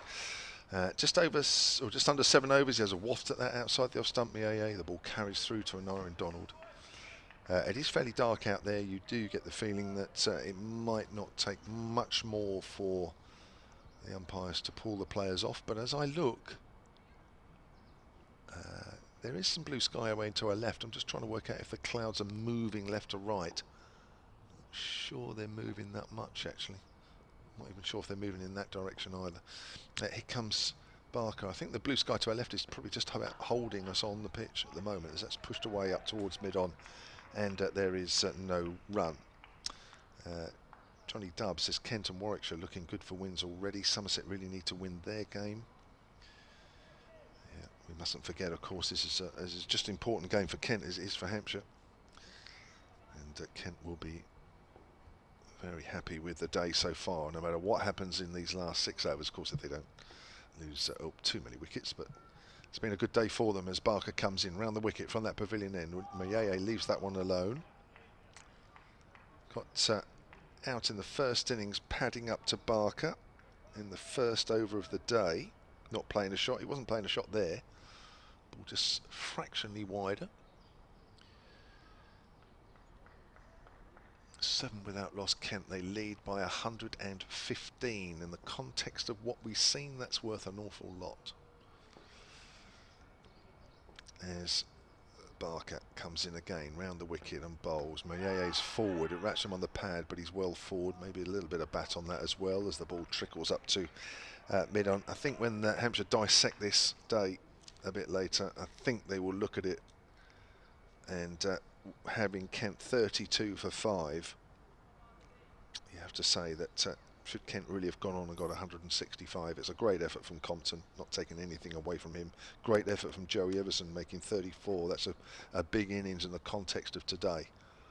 Here's Barker comes in and bowls. Mayeye leaves that one alone outside the off stump, but you know, you have to be honest and look at situations during the day, and that is certainly a moment. The afternoon session, I'm afraid, for Hampshire was a moment where has really taken the game away from Hampshire. Yes, it's not over. You're right. One of the messages from a little earlier. Of course, it's not over. But you do feel that Hampshire need a mammoth effort here. And if I'm honest, in the 5 overs we've seen so far, not a lot to get too much excited about by as Compton pushes that out towards extra cover. Started a new over from Kyle Abbott. I suppose from a Hampshire point of view and from a crowd point of view, they'd like to see the ball beat in the bat. They'd like to see the Hampshire bowlers getting stuck in again here. But if I'm honest, Compton and Mieye already taking the sting out of any early overs that Hampshire might have had thoughts of getting wickets, and that's pushed out square on the offside by Compton, and there's no run. If I'm honest, there's not a lot happening here for Kyle Abbott. Hasn't been a lot happening for Keith Barker, and I think the energy is just not quite there from Hampshire. They've been blown away, absolutely no doubt about that, and they look like a side that is a bit shell-shocked from what has happened in an hour, basically in an hour and 20 minutes. That's pushed out square on the offside by Compton, and there is no run. One or two of the fielders out there trying to G each other up, and Irene Donald there just shouting a little bit and banging the wicket-keeping gloves together, but it feels flat when you look around at the crowd. Yes, there are still a few here, and they're silent. And well, all the hard work during the season just feels like it's gone. Here comes Abbott, but there are still an innings each here left, as that's outside the off stump and that's left. Yes, Kent lead by 115, but as we've already seen, that wickets can fall quickly, and that may happen tomorrow morning at 10:30, may happen after lunch, but if it doesn't, then it's a long way back into this game for Hampshire. Kent 7 without loss then, lead by 115. We've got just over 5 overs left in the day if the light holds. I'm not sure that blue sky is getting any closer as Abbott bowls a bouncer, and that's a good stop by Irene Donald. Saw that a few times in the Northamptonshire game here a couple of weeks ago. The right arm stretched high above his head. Bucket gloves, or bucket glove on that occasion. We've got 1 ball left of this over. That'll be 6 overs completed, and Kent, well, they haven't lost a wicket, and if I'm honest, don't look like losing a wicket here at this moment in time in their second innings. Here comes Abbott again round the wicket, bowls to Compton. Compton again comfortably forward, plays that back up the pitch, end of the over. Matt Cole back. Yeah, at the moment, seeing off the Hampshire bowlers. And as I said, well, perhaps I shouldn't be saying it. Obviously, it's late in the day, it's September. Tends not to get brighter, does it, at the end of the day? So, I'm stating the obvious, but a little bit of cloud cover as well. But light fine under the floodlights here. Hampshire with 3 slips in. I wouldn't say they're desperate for a breakthrough. They don't have to get one, but for morale, you think, for momentum, if they could nick 1 or 2 in the remaining 5 overs, as Mieye faces, Barker will be solidly behind that one into the offside.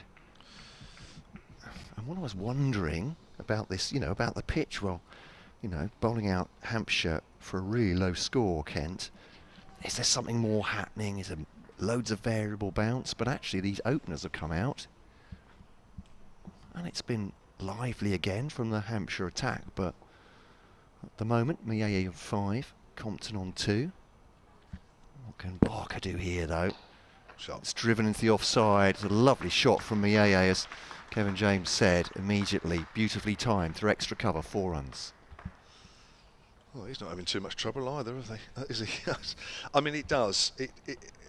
But I don't think you can emphasise enough Ben Compton in the first innings. Held everything together. So if anybody did put together anything of substance, then there was a partnership, and there were 2 main partnerships, weren't they? 68 for the 6th with Joey Everson, 45 for the 7th with Harry Podmore. Barker to Mieye now, who just plays and misses at that, ends up almost sitting on his bat, I think, in frustration, apology, realising he shouldn't have been playing at it, but Barker, experienced bowler, with nip off the pitch as well. And no run there. I'm purely thinking from a Hampshire point of view here that, how do they get back in this game? I think they have to hope that this pitch literally flattens out now. Round the wicket, Barker then to Mayeye, drives it up towards mid-off. It's well stopped by Ben Brown, tumbling as he would have done as a wicket keeper to stop the ball. Yeah, as you say, if it does flatten out, if they bowl better than Kent second time round, again, then that could be the key. Obviously, Kent will be very optimistic with this lead as it stands. It's a huge lead now, isn't it? 119 with 11 for none. Barker bowls to Mayeye. Defensive, very studious, up to mid-off. But dare I say it, there seems to be less threat now. Yeah. Or am I just projecting? No, I agree. It feels there's less threat in the game than there has been at any time probably today. Agreed. And the umpires are getting together. I'm wondering if this might be the light at this point. Compton and Mayeye coming together in the middle. Kent 11 for none. A ball short the 7th over. Rob Bailey is making a very concerted point to Nigel Long, whatever that was. No, I think it has to be Indian tonight, Nigel. I'm sorry. Had pizza last night. Nothing comes of that. Baker round the wicket to Mayeye. Drops that into the offside. They go for a quick push and run and get it as well. And again, I don't know if I'm projecting, just doesn't seem to be the zip in the Hampshire field. And perhaps, well, it's a reaction, isn't it? They're not robots, these cricketers. I'm sure they will be as stunned as we are after being bowled out for 57 here. End of the over, Kent 12 for none, the lead at 120. Yeah, it's amazing, isn't it? We go through a whole season and various competitions and up and down the country, and you see situations, but for me that's about as big a situation this season as I've seen, and maybe over the past few seasons as well. I think when you sort of try and still, I mean, a while now, what are we talking, 40 minutes after the Hampshire innings ended, maybe 35 minutes, you're still in your head thinking, what have we just seen there? I think you can fairly safely say that we've seen something extraordinary already. So Mohammed Abbas into the attack. 4 overs left in the day if the light doesn't get any worse. It doesn't look great out there, but the two batters are not having too many problems. Forward Mayeye pushes that up towards mid-on, and there is no run. Dave Allen has just tweeted again. He's obviously looking furiously at previous records. He's Hampshire's historian. At Solent Sport he's tweeted, I found just 4 lower Hampshire scores that lasted fewer balls. Remember, it was less than 17 overs, the Hampshire innings. Most recently 31 against Worcestershire in 1965 on a wet pitch. 2 balls fewer, says Dave. Here comes Abbas. That's cut away and smacked away through the covers by Mayeye, almost with disdain there. Through cover. It was wide from Abbas. Any thoughts the umpires have of coming off? When you see shots like that, you don't think they're struggling to see the ball.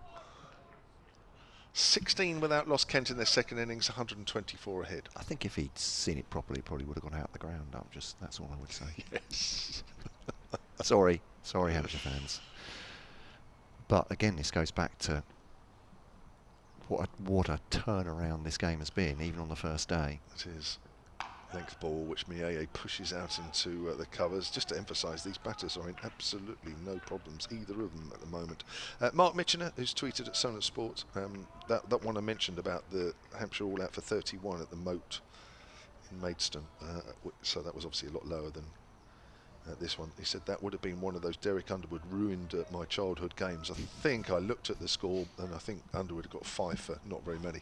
Somebody Dixon got 4 for. So Underwood didn't hog the bowling in terms of wickets. That's nipped back a bit. May just have glazed the pad, but goes through to Donald. Wow, I find myself just wanting this to end today. I do. I actually just, and I'm sure the players are feeling that a lot more. I guess you would just want it to keep going.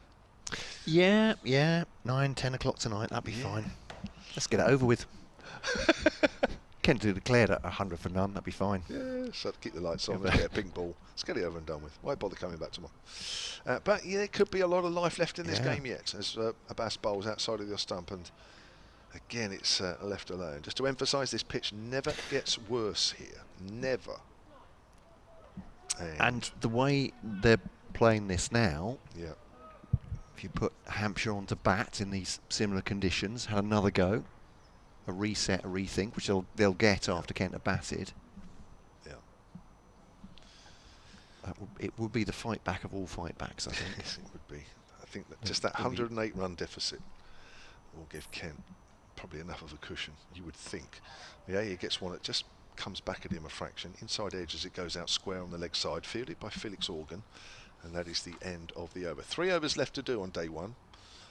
And we've had 20 wickets fall. Lots of talk about what's been happening at Chelmsford. 26 wickets falling there in day one.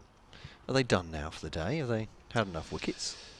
I put you on the spot there. I could find out myself, couldn't I? I just happened to see the fact that somebody had It is said, stumps, yeah. Is it? Yeah. You're right, yeah.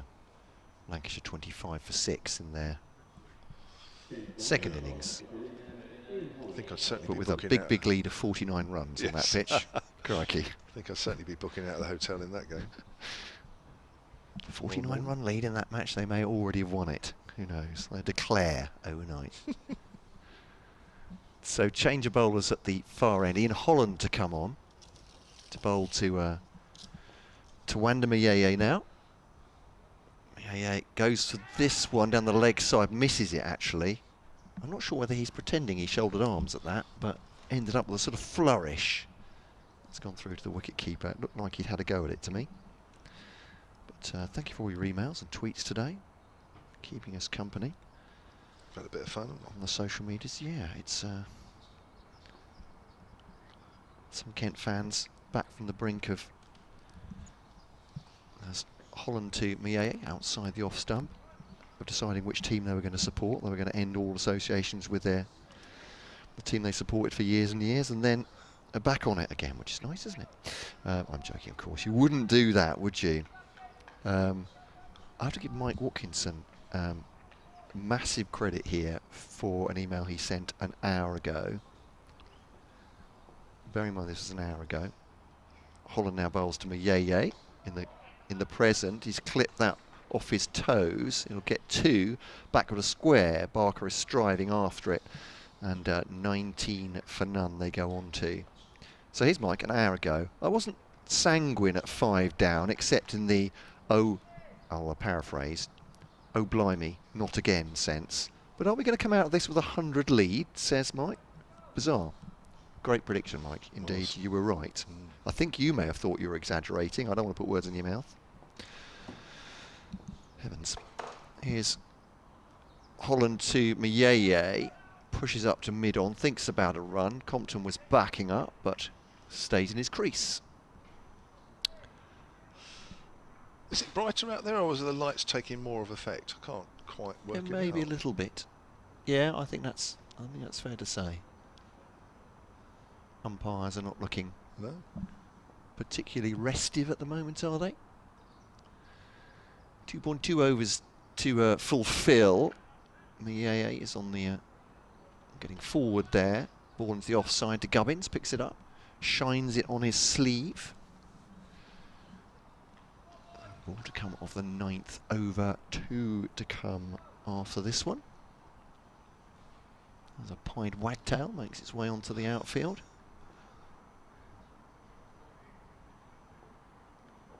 If you're of an ornithological I can't say that. Here comes Holland, if you like birds, into the onside. Ornithological mind. There we are. End of the over. It's just pushed to mid-wicket. Barker fields. Compton 2, Mayeye 17. As we've said a number of times, there are still plenty of people in this ground. It's just very quiet, and you can understand from a Hampshire point of view. The smattering of Kent fans here have made noise for their side, but they are in the ascendancy. 127 the lead. Kent 19 for none in their second innings. 20 wickets rather have fallen today. Yeah. Apologies if you've already mentioned it, Matt, but Surrey finishing on 292 for 6. Pope was out for Right. 136. That game against Surrey. Sorry, Yorkshire. I'm talking about Surrey. Oh, he is playing and missing outside the off stump. There's a half appeal outside the off stump through to Donald. Donald and 1 or 2 slips went up, and then Abbas was a little way behind. Yeah, Warwickshire finishing on 255 for 8 against Gloucestershire at Bristol, but they were in some trouble early on, weren't they? And Kent were, I'm sure, hoping that fans were hoping Warwickshire would get skittled there. Dominic Sibley playing an anchor role for Dom Sibley for Warwickshire, 105 not out today, carrying his bat. Batted all day. Here's Abbas round the wicket, bowls, edge, caught first slip, and Compton goes for just 2 here. Well, that's a bit of a victory in itself, the way Compton's batted today. Just a bit of shape away from the left-hander, and James Vince held on to that round about stomach height, and Compton's gone. 19 for 1, Kent lead in this contest by 127. Yeah, Abbas wraps him up this time. Very patient innings in the first innings. Appeared to be playing a different sport from everybody else for most of the day, but it's proved he is human after all. Ben Compton goes in the 10th over of Kent's second innings. They're 19 for 1. That lead of 117. But yeah, as you say, full delivery. Did a little bit of something outside the off stump, but yeah. Oh, what's the umpire saying? Oh, he's throwing the ball back to Abbas. I thought they were just going to say let's go off. Tawandamiye is asking for. Oh, sorry, it's just towels. I thought there were 2 12ths, as in a 12th and 13th coming on for him, but one of them's a Hampshire 12th there, Tom Press presumably. It's like George Elam is bringing out a drink for Tawandamiye, who's worked up quite a thirst. 17 overs so far. Conor McCurr is coming out as a night watchman for Kent. There we go. Now, if I'm totally honest, it's taken a while to come out here. The batter was already, for me, just about going up the steps when he came down the other way, and Hampshire's over rate is -2 here. I'm just wondering if 1 or 2 might be saying to the umpires, look, is that okay? Yeah. I'm just thinking Ben Brown may be chatting to Nigel Long about that, because Hampshire certainly don't want to come out of this losing any more points than they've already given away in bonus points. I'm sure Kent would have made the decision, wouldn't they, whether it's going to be a night watchman going in with a fall on the first wicket, so McCurr would have been prepared. Here we go then, here's Abbas, runs away from us to the night watchman. Wrapped on the pad, that looks very close indeed, but going down the leg side. Not out. He was out, LBW to Abbas for 1 in the first innings, almost in identical fashion. But that was a little bit more leg side-ish. Yeah. But he's playing across that, isn't he? Like he did in the first innings. Yeah. Well, this could be an interesting 9 balls to end a very interesting day. Oh dear. I think I'm glad I'm not here tomorrow, if I'm honest. I'll leave you to it. Here comes Abbas bowls. McCurr's edge through to the slip, and he's gone. Second ball. Abbas celebrates. Looks at McCurr as he does so from not very far away. And Kent are 19 for 2, but the second one is a night watchman. I just got the feeling the crowd got a little bit more into that. Did you just hear the crowd then? First time I've heard the crowd for quite a while. 2 balls. Conor McCurr falling to Mohamed Abbas. Both innings. Yeah.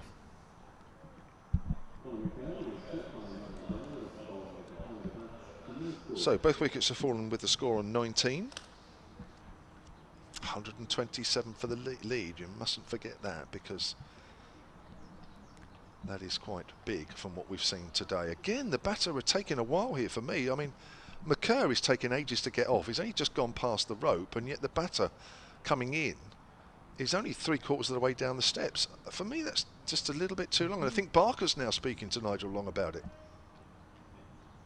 And I think also Felix Organ to Rob Bailey is talking about it as well. They are taking absolutely ages to come out here. He's limbering up on the rope as well.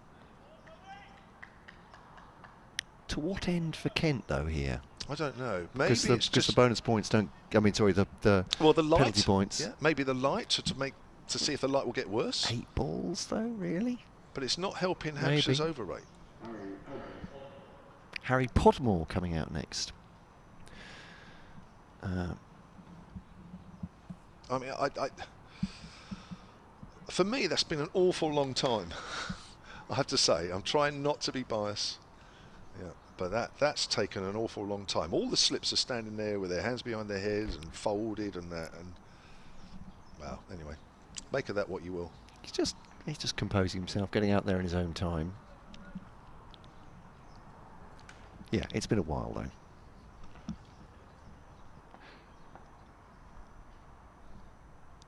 Is Abbas then too. Podmore plays and misses outside the off stump. So, looking at the fall of these wickets, ever one for doing this. In some ways, obviously it's bad for Kent, 19 for 2 in their second innings. In some ways, it's good to see there's some life left in the pitch, and that it's not all aberrations by Hampshire. From a Kent point of view, I don't know, I'm extrapolating here, but Abbas obviously is a master. 2 for 5, yeah. Last ball of his second over comes in and bowls to Podmore. Podmore forward. Thickish outside edge goes out into the covers. So a couple of wickets for Abbas in that over. The second night watchman is out there for Kent in Harry Podmore. 19 for 2. Wicket maiden for Abbas. 2 wicket maiden. Actually a double wicket maiden. 2 overs, 1 maiden. 2 for 5. And we will get, well, I was going to say 6 balls remaining, but or fewer if a wicket falls. In the last over of the day, Ian Holland has been charged with taking up the ball. Hope that wasn't important, whatever that was. It's one of the on the shades, just hitting the a little bit of breeze out there now as Holland bowls to Mayeye. Defends it straight back at the bowler, no run. 3 slips in, point, cover, mid on, mid off, mid wicket, deep. Oh, sorry, it's long leg actually, isn't it? Yeah, long leg or fine leg, whichever you prefer. Mayeye to face Holland then. Trying to see out this final over for Kent. Hampshire want another wicket. He's angled that behind square. They'll come through for a single. That was a very sharp single. Harry Podmore overruns because he was at full tilt there. The man of point, he just twisted there. Nick Gubbins throws the ball, but won't run Harry Podmore out. So 4 balls to survive for Kent. Saying with Hampshire, sort of a wicket and a half they've taken, isn't it? I was saying, you know, a couple of wickets tonight, but they've got rid of Compton. McCurr, the night watchman, has gone now as well. 20 for 2, lead 128. Bowled him! And Podmore's gone, and that will be the end of an extraordinary day's play. Harry Podmore goes for none. And Kent are 20 for 3 at the end of day 1 here at the Ageas Bowl. Kent 165 all out. Hampshire 57 all out in reply, and now Kent 20 for 3. 2 of those night watchmen. But Ian Holland showing there's still something in this pitch, getting through Podmore's defence, bowling him right at the end of the day, perhaps giving it a little bit of momentum, a little bit of hope for Hampshire going into day 2. As I said, an extraordinary day's play. 20 for 3, Kent finish it, 128 ahead, but they're in their second innings. 23 wickets in a day, eh? Might not have been too many runs, but the action has been with the ball. And that 128, in the context of what we've seen today, is quite a big lead. Is the wicket doing as much as it was earlier? You can argue that one. James Finch is having a word with umpire Bailey, and I think again it's about the time taken between the wickets. I just think that took absolutely ages. Hampshire, as I say, they're behind in the over 8, and I'm sure that is what the chat is at the moment. They keep pointing towards the Kent dressing room. It would suggest that, but we'll have to wait and see on that one. Hampshire certainly don't want to be deducted any more points, but they may just have put themselves very much on the back foot, having been bowled out for 57. Great stuff from Quinn, who took 6 for 23. And the situation here then after day one, with Kent 20 for 3 in their second innings, they lead by 128. Day two will resume, weather permitting, at 10:30 tomorrow morning.